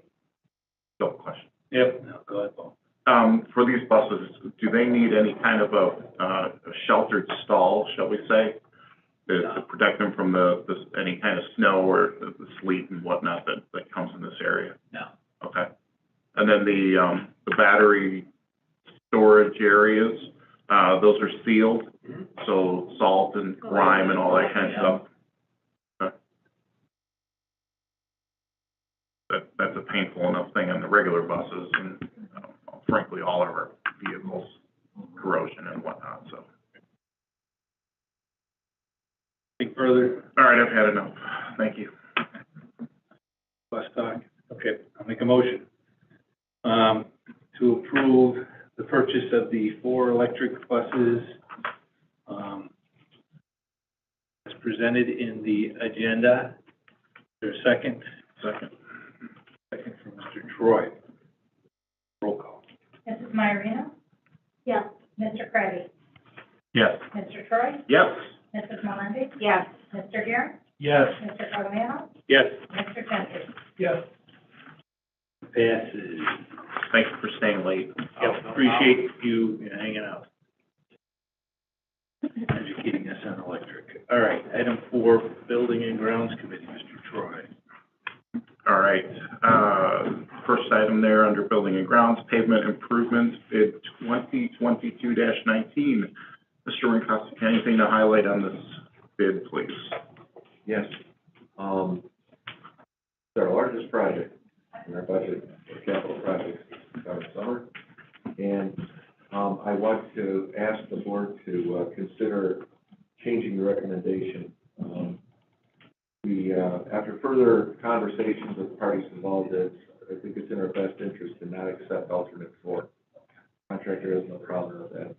A copy of the contract that's out there, it's approved, does not include it.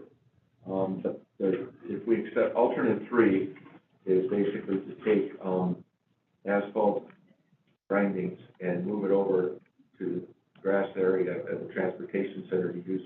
Phil, for that parking enhancement that will have to take place to complement these buses and their charging stations that will be coming. And it will reduce the cost of that project a little bit. The base bid is, if you could envision the front of the school where parents drop off, between the loop drive on the north side and the drive where the buses go behind the school on the west side.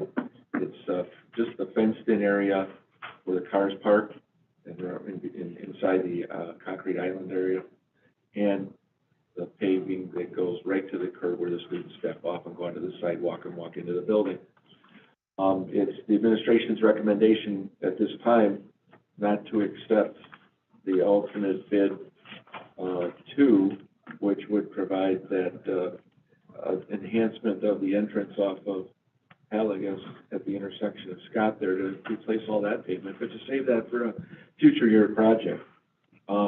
Alternate 1, which we're not recommending, is to consider what would we save if we put back concrete, just minimal concrete island enhancements to get a little additional traffic control, but to put chain link fence back. And then move it versus the base bid, which has a concrete island all along between the drop-off lane and the car parking with a fence, a stamped metal fence that looks kind of like wrought iron. It's the same fence spec that we have at Martin School right now.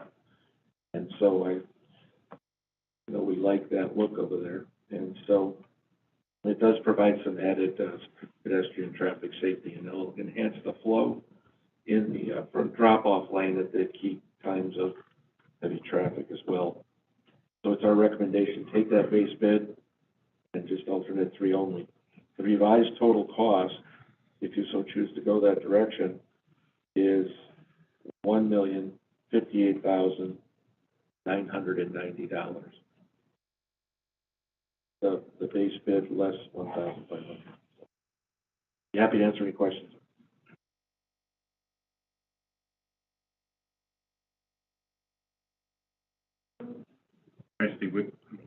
What was the alternate that was removed from this? Alternate 4 was removed, so you want to please accept alternate 3. But he wants you to, actually, it's just base bid with alternate 3, correct? That is correct. For Champion. Yeah, for Champion. It's still the same vendor. Yeah, still the same vendor, Champion Paving, base bid, with alternative bid 3, which gives you a $1,500 reduction Okay, off the base bid. thank you.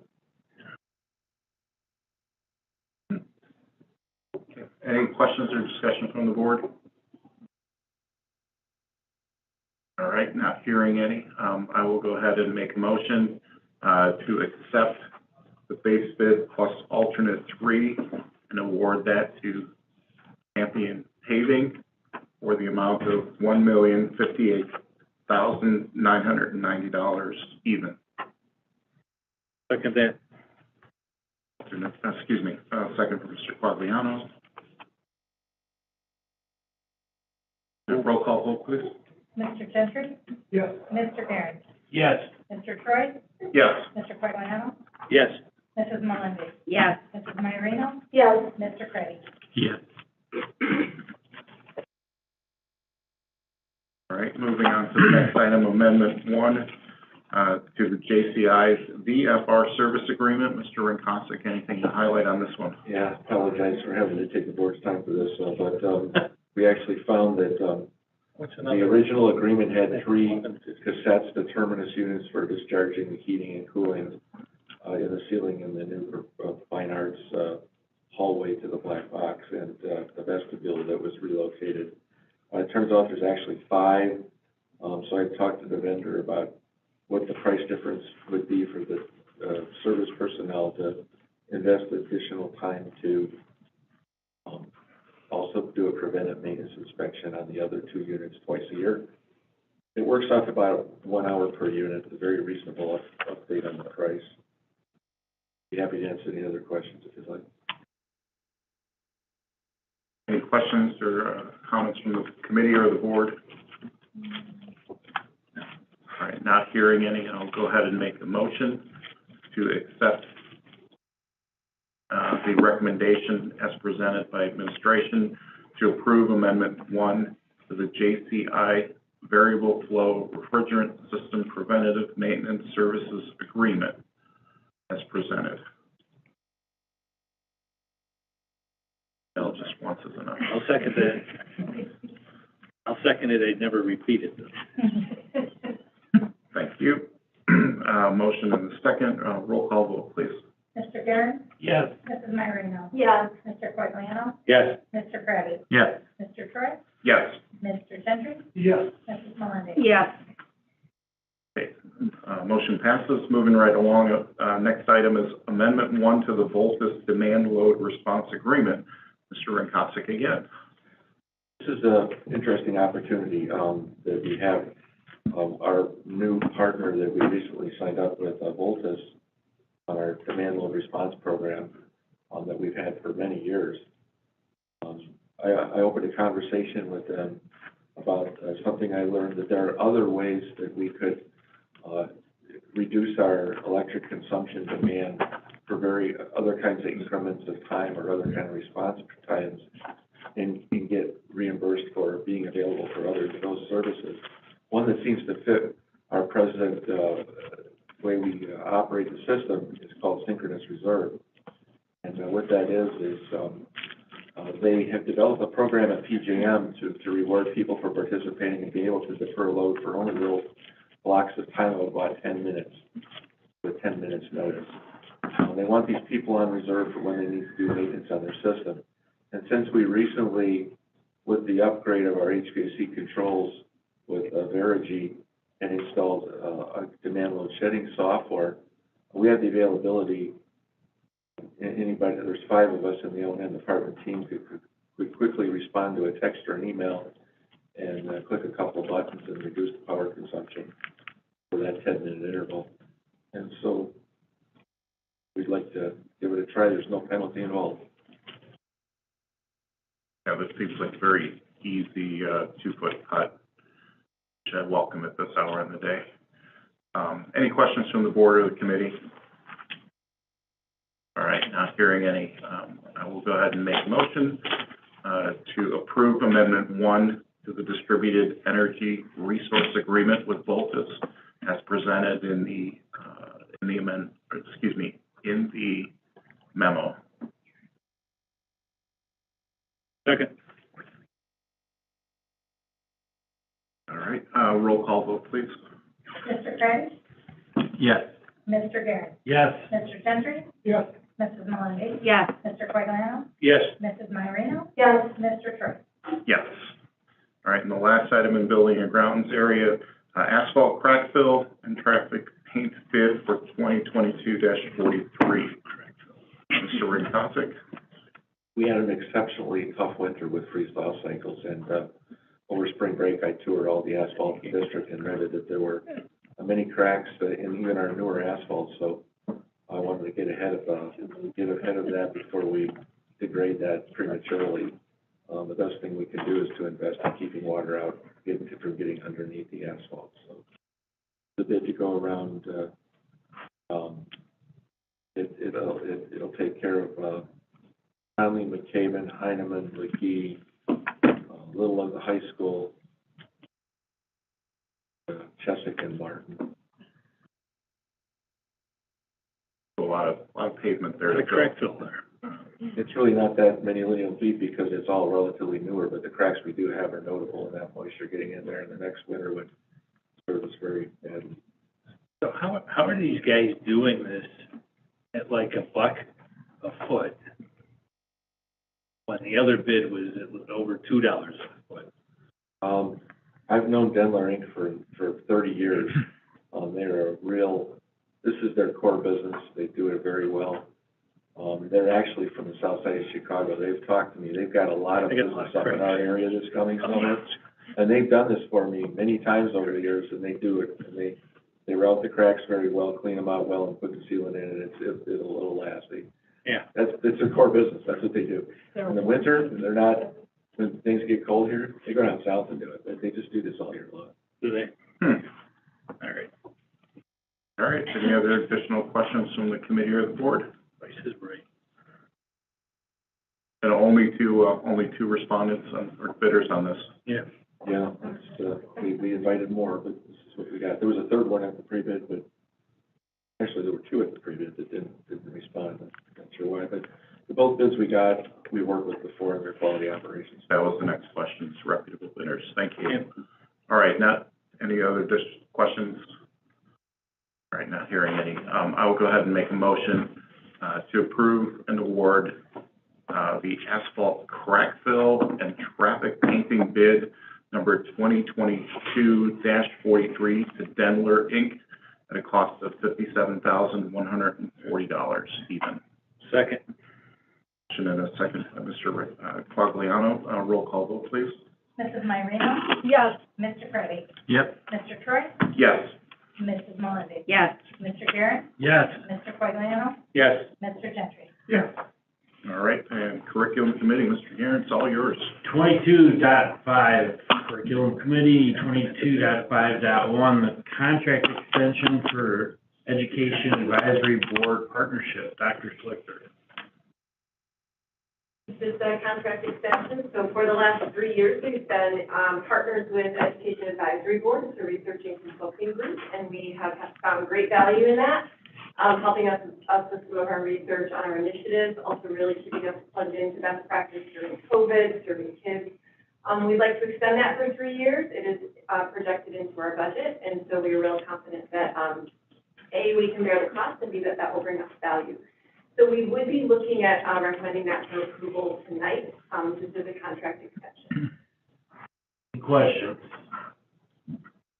Sorry, I have a couple. So we have a lot of, maybe it seems that we have a lot of partnerships. I mean, can you give, who's utilizing these research services? Yeah, they come in several formats, and so for EAB, so one area that they have is they have a really vast research library. So for example, instead of us paying for access to other databases individually, they collate best practice research, and then they also can provide us the service of finding it for us. I'll give you an example.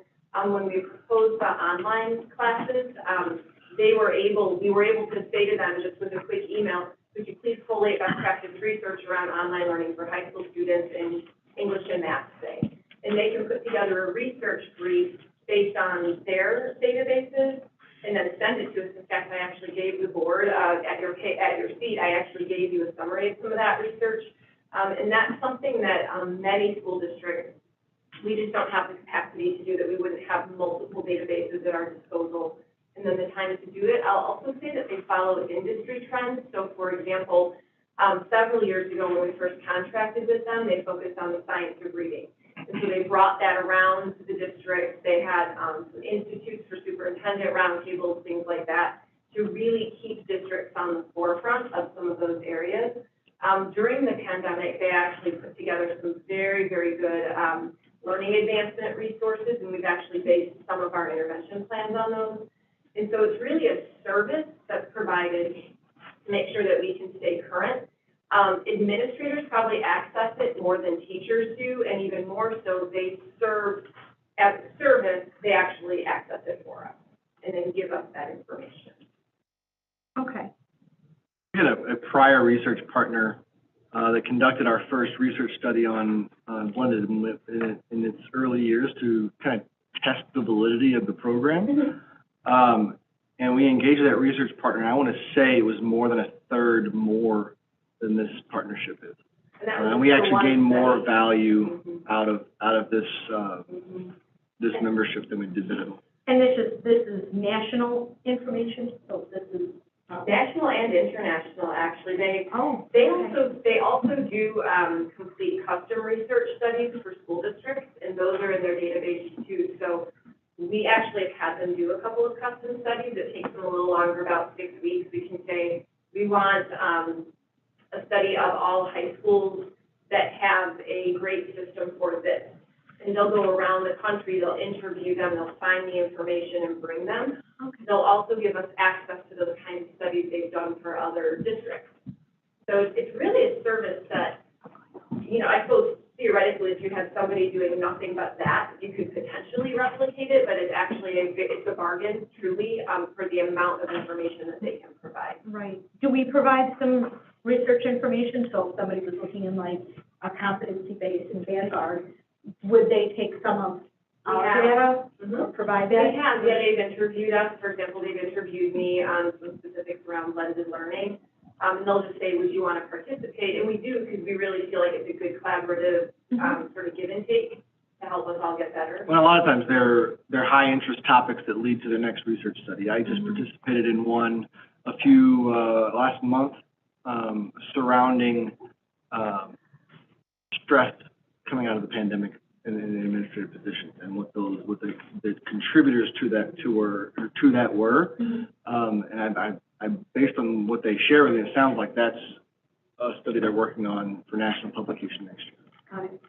They also do, so we tend to use it more in the curriculum and the learning area, but they actually do have operations, facilities, they have, you know, all kinds of information useful to schools as well. One of the good ones they did, Dr. McCrindle attended one on teacher morale, a national study they conducted on teacher morale, and gave us some ideas that we're looking into in terms of how, obviously, that's been something that we've all been dealing with and supporting, and so they're very relevant topics.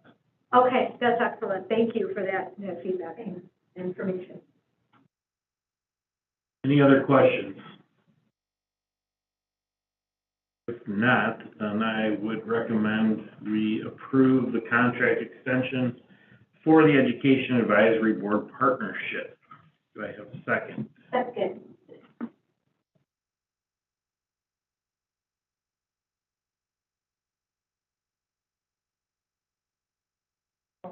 Not on here, but I think we do. Oh, I would, yeah. I'm like, it's not on here, but I think we do. Yeah.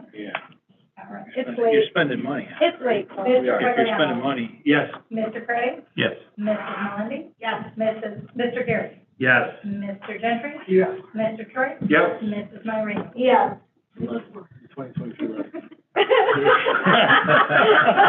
We double down. We should do it like that every year. All right. Finally, 22.5.2, materials for advanced math classes and new HHS courses. Dr. Schlichter.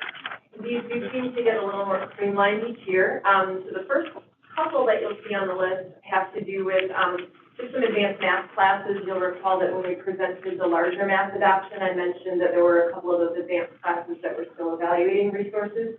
So we see a couple of those books. Those are recommended for approval and adoption. And then you see some of our dual credit texts that we need to adopt. And that really is driven by MCC, and that also contributes to our dual degree program, dual credit offerings. And so pretty straightforward recommendations here. We would be recommending that we move them forward for approval at the May Board of Education meeting after they're on display for a month. So that would be our recommendation at this time. Any questions on this one? Hearing none, then I would recommend we approve this at the May 19th Board of Education meeting. Anyone has any objection to that? You need a second? No. No. Then we move it to number 23, adjournment.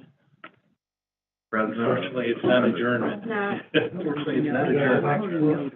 So, we need to go back into closed session. So I'll make a motion to re-enter closed session at 11:32 for the items that were originally enumerated in the agenda. Do I have a second?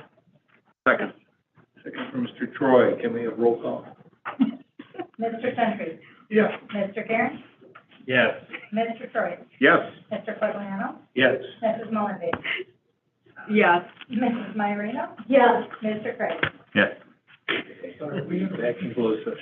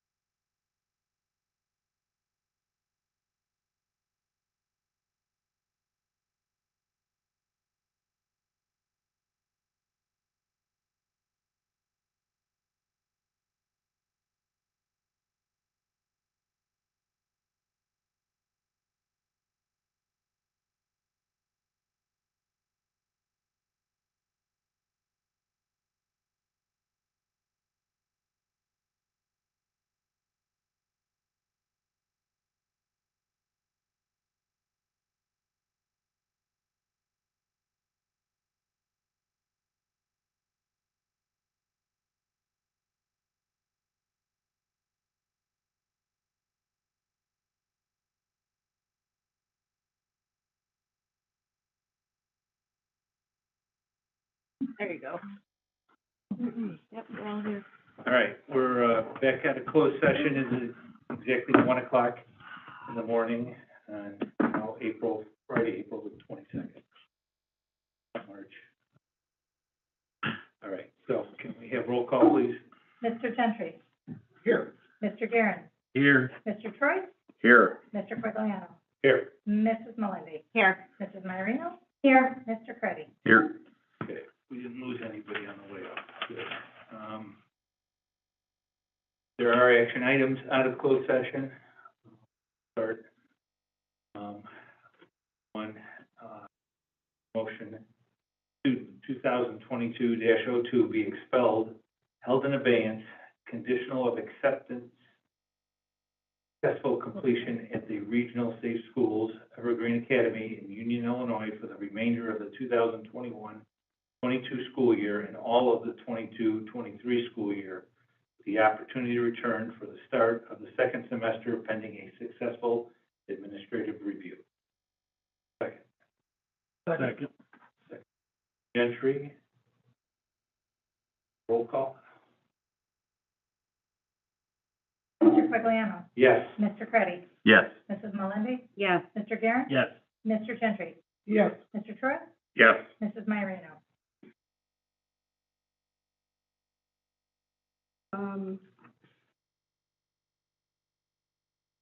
Yes. 7-0 vote, motion passes. And two is, the student, I make a motion that student 2022-03 be expelled, held in abeyance, conditional of Acceptance. acceptance, that's what I thought. Successful completion at the regional safe schools, Evergreen Academy in Union, Illinois, for the remainder of the 2021-22 school year and all of the 22-23 school year, with the opportunity to return for the start of the second semester pending a successful administrative review. Second? Second. Second for Mr. Craddy. Roll call. Mrs. Marino? Yes. Mr. Creddy? Yes. Mr. Troy? Yes. Mrs. Melendi? Yes. Mr. Guerin? Yes. Mr. Quagliano? Yes. Mr. Gentry? Yes.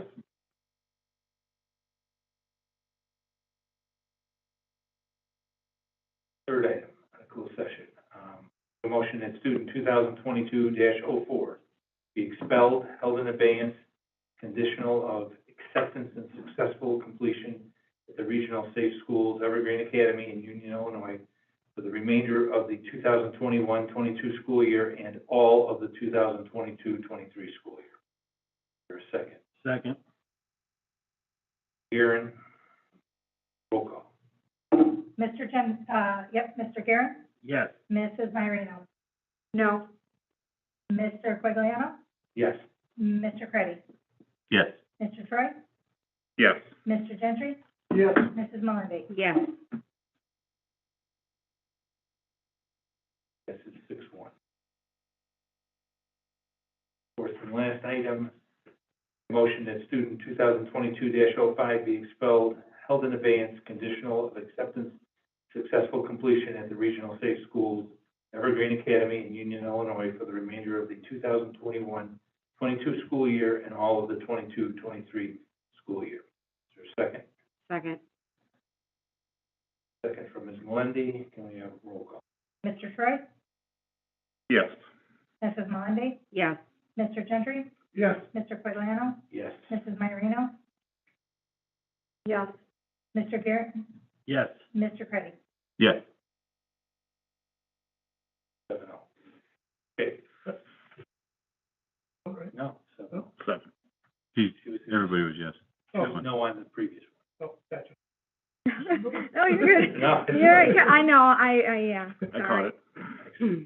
Not a problem. It's 1 in the morning. That's okay. All right, lastly, I'd like to make a motion to adjourn our meeting at 1:04. Is there a second? Third. Second. Okay, I'm gonna give Mr. Craddy a second, a third, a fourth, and a fifth. Oh. All right, all those in favor say aye, please. Bye. Opposed, we're adjourned.